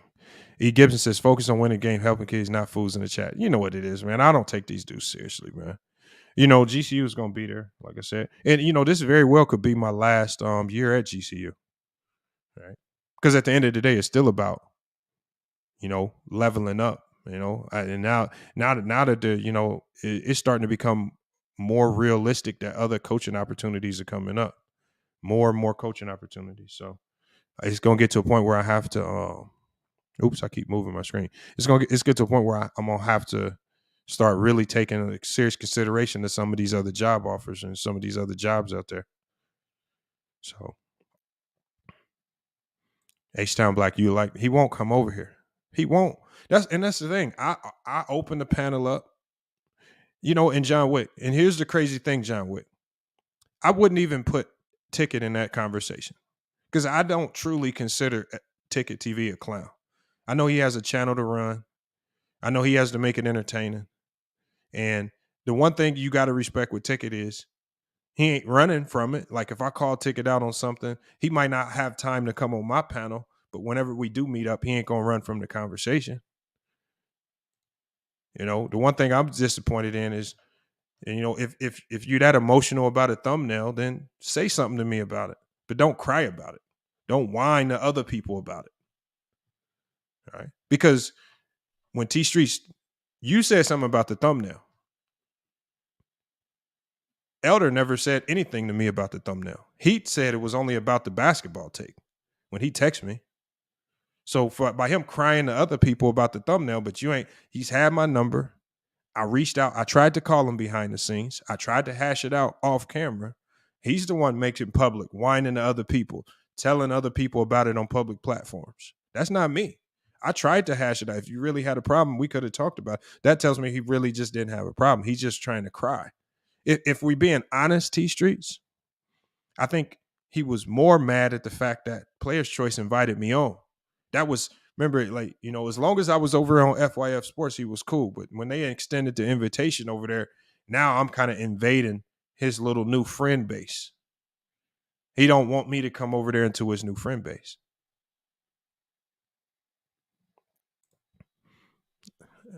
Dave, I don't have an excuse. If you feel like they cook me, it don't bother me, Dave. If other people feel I won, so be it. It's just basketball talk, and that's what I always end with. It's just basketball talk. Like people like to come over and say I got cooked. It really don't bother me. But I do compel you, Dave, and I've dropped the link twice. If it's so easy to debunk me, just click the link. Remember, and you and Dave, you watched. I allowed Ticket to talk. I don't over talk. I'm not gonna yell. You can give your whole spiel, but the link is right there. But Dave, if you don't click the link, that's just gonna go to your character. You willing to say stuff in the chat, just like Elder was. Like Elder was addressing me in the chat. Came on the panel and couldn't address me in person. But then he would go back to the chat and type. First of all, King KO, you got to start listening, my guy. I'm not trying to convince anybody Pippen was better than Olajuwon. I actually said multiple times, Olajuwon is a better overall player than Pippen. I said if you use Elder's logic, he's not. Nobody has Pippen ranked ahead of Olajuwon. I don't have Pippen ranked ahead of Olajuwon. But if you use Elder's flawed logic, that's what you would end up doing. So, Dave, if you say what you see, then that means you're just a follower. I didn't ask you to debate, Dave. I just asked you to come up here and have a conversation. And then this is FYF Sports. Just come up. What I'm saying is, it's much easier for you to come on the panel and talk as opposed to you typing, waiting for me to respond, typing some more. Just talk. You act like a conversation gonna kill you. Why is it grown men so afraid just to talk? I'm not even in debate mode right now. I'm not even trying to debate. Why is people so scared to have real conversation? Just like that, like I said, that's what bothered me with Elder the most. He's scared to just have a conversation. Why you think me and SFM don't agree on nothing basketball related? SFM always welcome on the panel because he don't just type it in the chat. He pull up and not only have the debates, he have the real regular conversations too. See what I'm saying? King KO says, see how I trigger Lamont. Now, why is everybody triggered King KO? What is triggered to you? You must have been beat or something as a child because you call the craziest things triggered. Somebody just say something to you, you say it's triggered, man. King KO had to have been beat as a child or something, man. You got to stop, man. I just would like to see somebody click the link. I mean, it's not me. You're just embarrassing yourself. This is the people in the panel going to look at you less credible. I just tell you to click the link to see if you're willing to actually come on the panel and say the things you typing or you just typing. Yeah, you just typing. You just chat. But I've given you guys a label already. You guys are chat warriors. And there's probably like 20% of the FYF Sports fan base are chat warriors. We have merch in the merch store specifically for chat warriors. So I don't even completely shun you guys or act like it's a bad thing. I just know that that's just what you are. Salute, Dominique. That's all, like people. I don't get people just try to say trigger, you got ether, but then when it's time to actually have a conversation, they disappear. Told you. What? Y'all be calling me crazy for allowing SFMO. Is the reason why. If I ever said anything going to SFM's basketball take or anything he said in the chat, he gonna click the link just like that. He ain't gonna waste no time. And me and SFM ain't never got into a heated debate where it ended with us saying, "Pull up. What's your number? Drop the address." Hey, we get into a heated debate. I might boot him off. He'll be back the next day. Who cares? Nobody emotional about it. Herm the same way. That's why you got to respect Herm too. And me and Herm don't agree on nothing. He says, I got to pay you to get on the channel. Well, all right. All right. I guess that's your excuse, King KO. We just not going to ask you no more, King KO. I appreciate you watching because you definitely watch. You are definitely an avid watcher. Now I had to kick you SFM because you just be cussing and you don't know. You didn't say the N word SFM. You said the S word, but you just say it. It's just like part of your lingo so much you don't recognize it.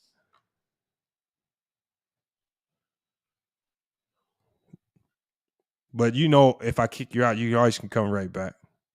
I ain't really tripping too hard. It just be messing the videos up.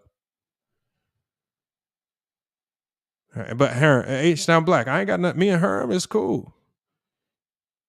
If I saw Herm in person, we chop it up, go get a drink or something. It's all love. To be honest, it's the same thing with Ticket. If we ever ran it, all love, grab a drink, chop it up. So if people be acting like most of us in here, we all ran into each other, it'd be all love, man.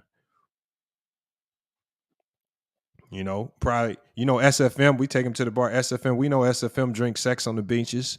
We're going to get SFM a sex on the beach. I'm gonna do my usual, my gym and Coke or something.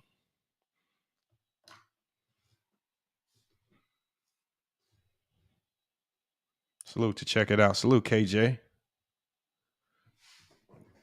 I got to get down there to Texas though, SFM. If I'm down there, I'm gonna let you know. He says I watch because some of your takes are troll level ridiculous. All right, salute, man. Salute, man.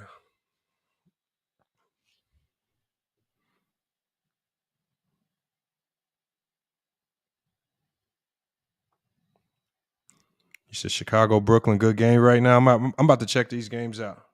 He says whenever you're in Houston, Lamont, you good. Oh yeah, H-Town, yeah. That's what I'm saying. When I get to see, I don't know. I don't think I have anything planned, but Texas is really the only state where I haven't planned a vacation there, but I want to get there. I've done everything in Cali. Not everything in Cali. I still need to get out to San Diego. Right, I've been to Portland, Chicago, Detroit, all that. Florida's multiple times. I think New York and like Texas, somewhere in Texas, are two states where I need to just plan times to go to those states for me and my girls, just a straight vacation in both of those places. Because like I've been to Kansas City, like where Action Jackson is, but that was all work. That was just basketball. That was for nationals and stuff like that. Obviously, when you go to Vegas, it's just, all that.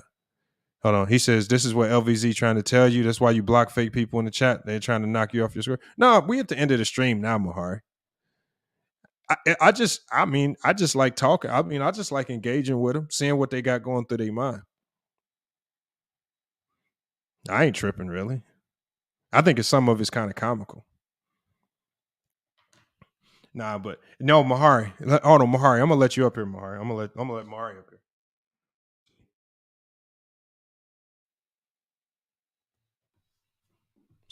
See, one thing I'm always gonna do with Mahari, y'all, and I've done this with Mahari since day one. Nobody else does this.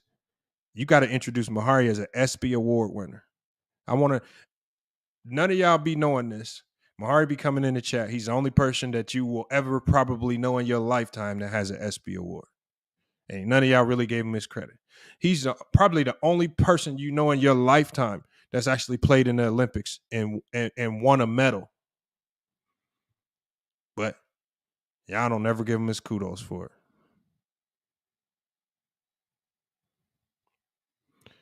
He says, we got to go one-on-one, leave you a single digits game to 12. Now look, SFM, how we going to hoop, man? Look at my hand, man. How we gonna hoop, SFM? I'm left-handed and my whole left hand is in a cast, man. I'm probably like a month and a half, 2 months away from getting back in the gym. What's up, Lamar, man? What's the problem, man? What's the problem? It ain't no problem. It ain't no problem. But listen, hold on. How you feel? Hold on. How you feel about our team this year, man? I'm gonna tell you where we standing right now. We at 19-2, man. You know, I'll tell you this, it's probably better off than all the other teams around the Big Ten right now, to be honest with you.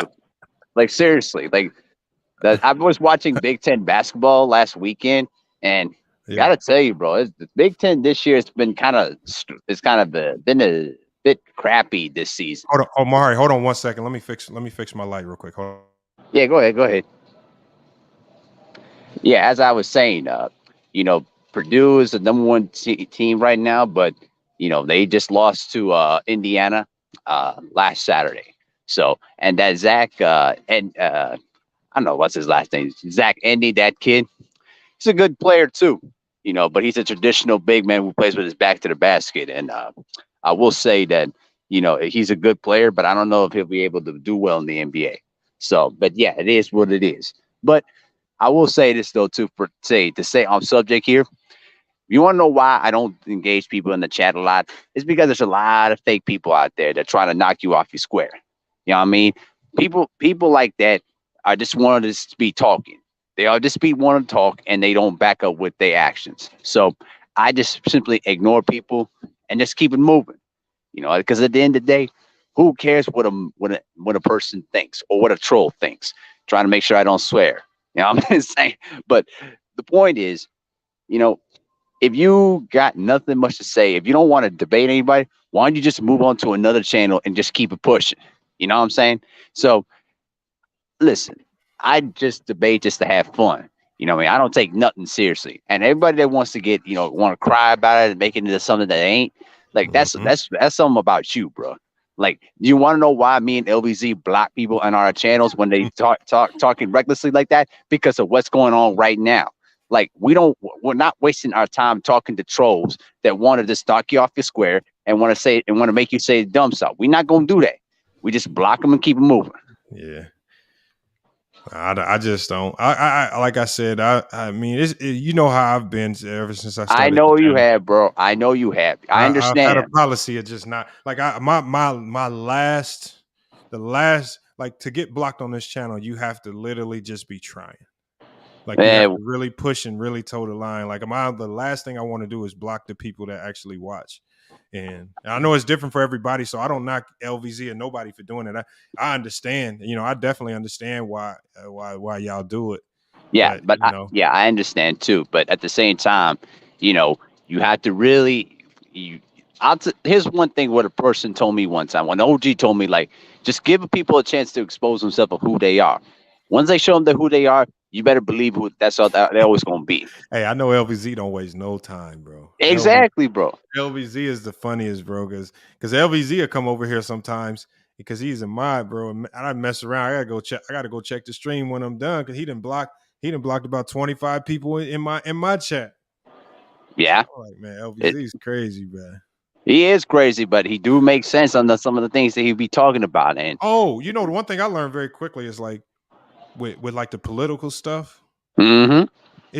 I said it's probably just wise to defer to some of the things that he says. Exactly. And then if he's wrong, we'll be wrong together later.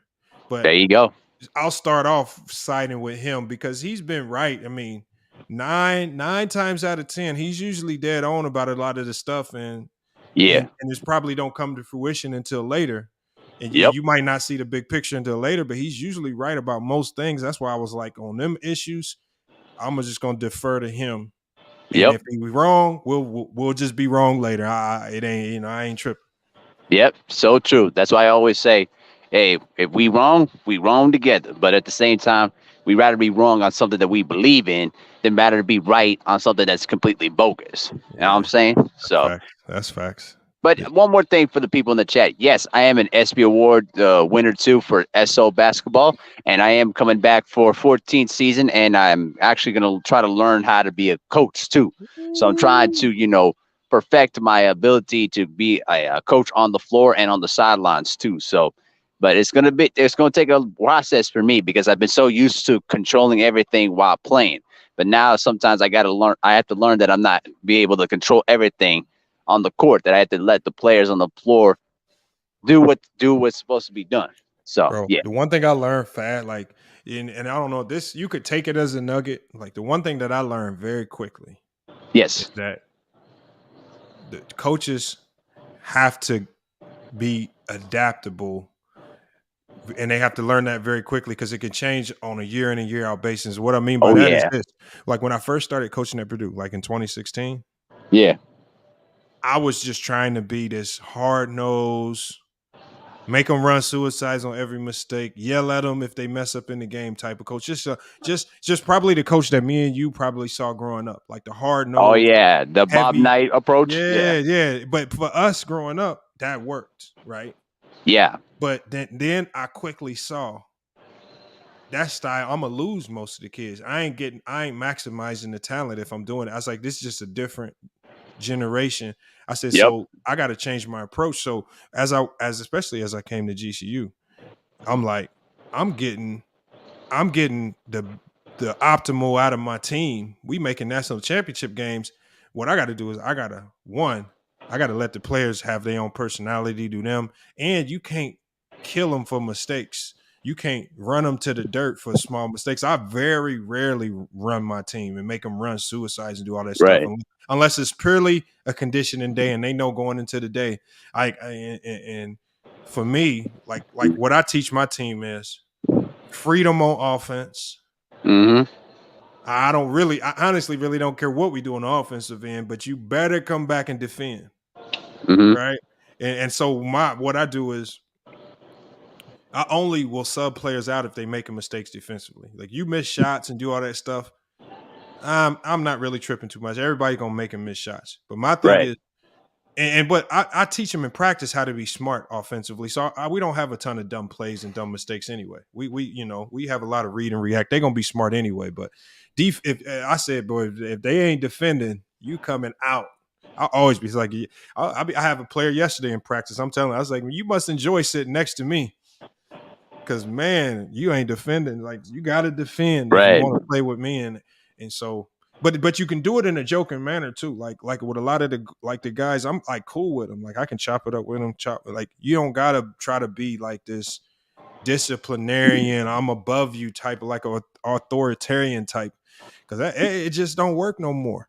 Exactly, and the other exactly, because in the long term, players lose respect for you, and then they're going to start muting you out. That's how Bob Knight, struggled in Indiana during the 90s, because eventually those same methods that got him success during the 70s and the 80s and the early 90s gradually declined, because eventually the evolution of a college player, their mentality changes, how they see the world changes. And if you're not willing to adapt and understand the player, then guess what? You're going to end up being lost in your ways, and you're going to end up struggling. That's why I look at Larry Brown and Bob Knight the same way, because you know how much of a vagabond Larry Brown was, switching teams left and right, all because of the fact they don't want you to, they don't play your preference of the right way.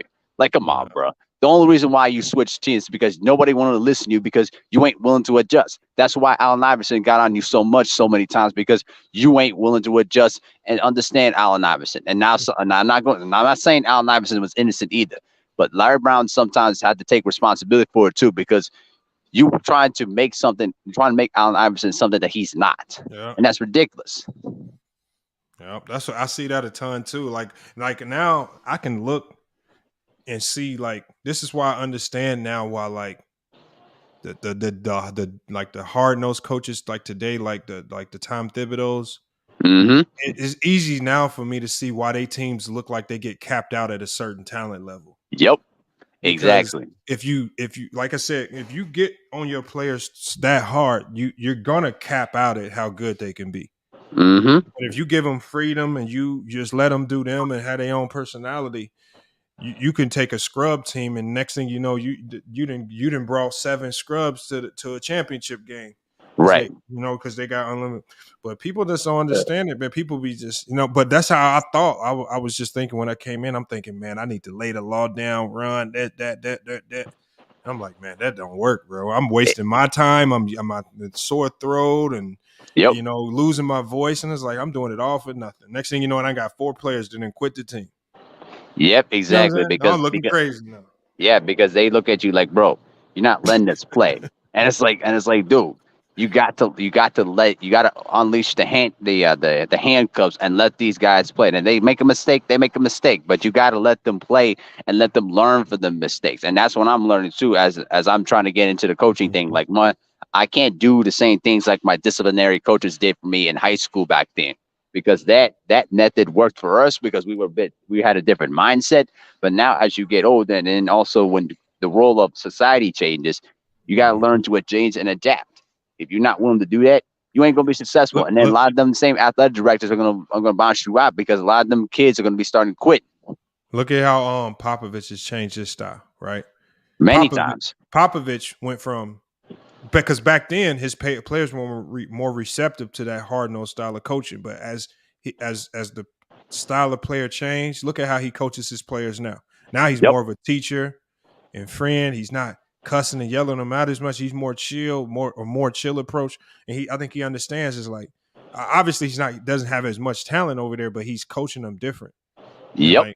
And so I think that's how you know, like that right there is an indication of, that's how you know you're dealing with an elite level coach. If they can change their style as the years go by. And this is, like I said, that's why I see why Thibodeau is tapped out. That's what he's tapped out is with certain teams. And then I can go to almost like you said with Larry Brown. Larry Brown's a great coach, but you wonder why he don't have no stand power with his teams. Nope. Like he has like he could spend a 4 or 5 year stretch with a team. And this was even in college. And then after that stretch is over with, nobody is listening to him no more. Your voice is like, they not trying to hear you. So, yep. Because they pretty much mute you out because like you pretty much wore them out so mentally that they're just checked out. Same thing like he did think about this for a moment. In the 90s, he was coach of the Spurs. He was a coach for the Clippers, Pacers, Sixers, Pistons, Knicks, Bobcats. Like, come on, bro. Like, think about that now. I want people to think about that for a few moments. Think about the teams I just named there. And then in college too, he coached UCLA. He coached Kansas to a national championship, but then after the sanctions led down by the NCAA, he got bounced out of there. So think about that for a few moments. All I'm trying to tell people is that you got to let these players open up, and you just got to show more of your kinder self. And I could take it another example. Tom Coughlin, even though he won Super Bowls, that strong, tough disciplinary approach that wears out in the long term. You know what I'm saying? And you can see it in the coaches, like the coaches that were once great, but then as new generations came in, all of a sudden it don't look like they as nice. That's just a hard-headed coach right there. That was a coach that used to be good, but just hard-headed and don't want to change. He says, hold on. We got June House. He says, I can't understand how Ticket talk about NBA players like he do when he could. But it's not even about that June House. Like, see, June House. And see, this is where I think people need to give Ticket a break. Y'all got to understand that this is all entertainment value. Like, this is why some of the stuff that Ticket says, I don't really take it seriously or at face value, because I know, one, he likes to say things for shock value. Sometimes he does believe some of the stuff that he says. But, I mean, at the end of the day, it's just like, this is why I have a certain level of respect for Stephen A., Skip Bayless, Shannon Sharp. Everybody's so negative about these guys. But at the end of the day, man, it's just basketball talk, man. It's just basketball. Like, Ticket's just talking basketball. Like, at the end of the day, and he makes it entertaining. And as much as y'all hate him or love him, even I find myself listening in over some of their streams sometimes, because whether you agree or disagree, it's still entertaining to hear. So, like, people want to knock it. And even with Kareem and Elder, I had just hopped off the call, getting on Elder, right? Next thing you know, I'm listening to the Kareem and Elder show because it's just basketball talk. And so, like, people just don't take it so serious. And I'll say this too, in Ticket's defense too. He is actually living his life playing professional basketball, regardless of if you want to say that he's a D-League reject. I'll tell you this: many people can't even say that, because at the end of the day, making the NBA is difficult. I wish I would love to be in the NBA, but the bottom line is, it's a hard mission because there's so many other athletes that are more talented than you that could do different things that you can, and they take it more seriously than you do. And I sometimes believe that he holds some sort of resentment to the fact that he should have been in the NBA. But he's been able to live out his dream playing professional basketball overseas, and he's making a good living out of it. So I will never get mad at a man for working as hard as he does to get where he's at. Yes, he didn't make it to the NBA, but guess what? You're still playing professional basketball overseas, and you're still making a good living. So you can't be mad about that. I know so many other people in our society that would love to be in this position right now. That's the truth. Hey, let me before we get up out of here, your thoughts on that on any of the trades today. Is anything you didn't get out earlier? Not that much, but I will say that the landscape of the NBA has now changed. I think that now you're going to start seeing, you're going to start seeing these teams start adjusting to their new pieces now. And I think now the Western Conference, the way that the trades went down has now made it a wide open chase now. Because now I thought that Denver could be one of them teams that come out of the West. And I think they still are. But now that Phoenix has got Kevin Durant in the mix, it's going to be very interesting.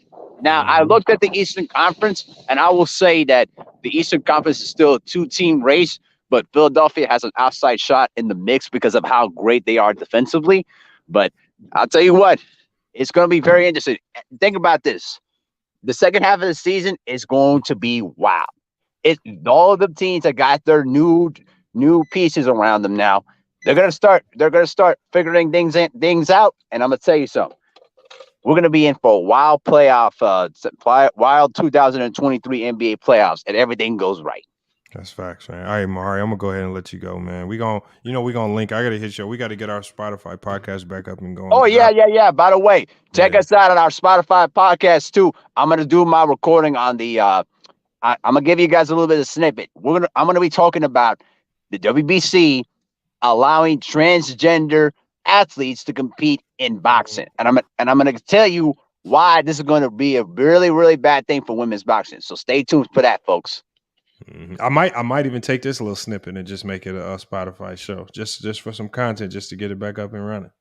Well, yeah, we haven't posted an episode in like 3 months, so we need to get back to grinding. Yeah, we need to get back at it too. But yeah, and we need to set up the debate between Young Africa and myself on the Draymond Green versus Magic Johnson. I'm waiting, bro. I'm ready. I'm all ready to go. So all right, man. Wait. All right, man. I'll reach out to you. All right. All right, man. I'll catch you. All right, peace. Yep. Hey, that's Mahari Nation Sports Podcast, y'all, man. Salute to Mahari, man. Make sure y'all check his channel out as well. And yeah, me and Mahari, we started a podcast. Spotify, Amazon, Apple Music, all that stuff, man. We got some very, very, very high quality episodes, and a lot of them been getting some good feedback. It's just Mahari got busy with some stuff, moving, taking care of his family, and then I got busy with a whole bunch of stuff on my end, and we just had to take a break for a minute, but we about to get right back at it. J Mar, man, you're gonna have to hop in this the Spotify world with us, man. We gotta get you on one of these Spotify. We gotta get you a segment on the Spotify, man. All you gotta do is record the audio, send it over. We're gonna turn it into a show for you, man. We got to get more people on this Spotify audio wave, man. We need to turn it into a little baby sports network. Terrible Christian Game, he says, I'm trying to get into code, and I know you had some history with any advice. Yeah, my advice, Terrible Christian Gamer. My advice would be, there's a ton of good coding schools. Hey, J-Mar, email me here, J-Mar. I'm gonna put my email in there because it's super simple. All you got, if you send me the audio, I got a audio mastering thing where I can master the audio, make it sound super crisp, throw some music with it, whatnot. I put it on YouTube and Spotify, and like I said, we just gotta create a network. If I can get a group of like 5 sports talking heads, and we could just link to just come to make a sports network where everybody has their own segment. If it starts to blow, we're not monetized on Spotify or anywhere yet, but I think it could be big for everybody involved. Hold on one second. Let me put my email in here for you, J Mar.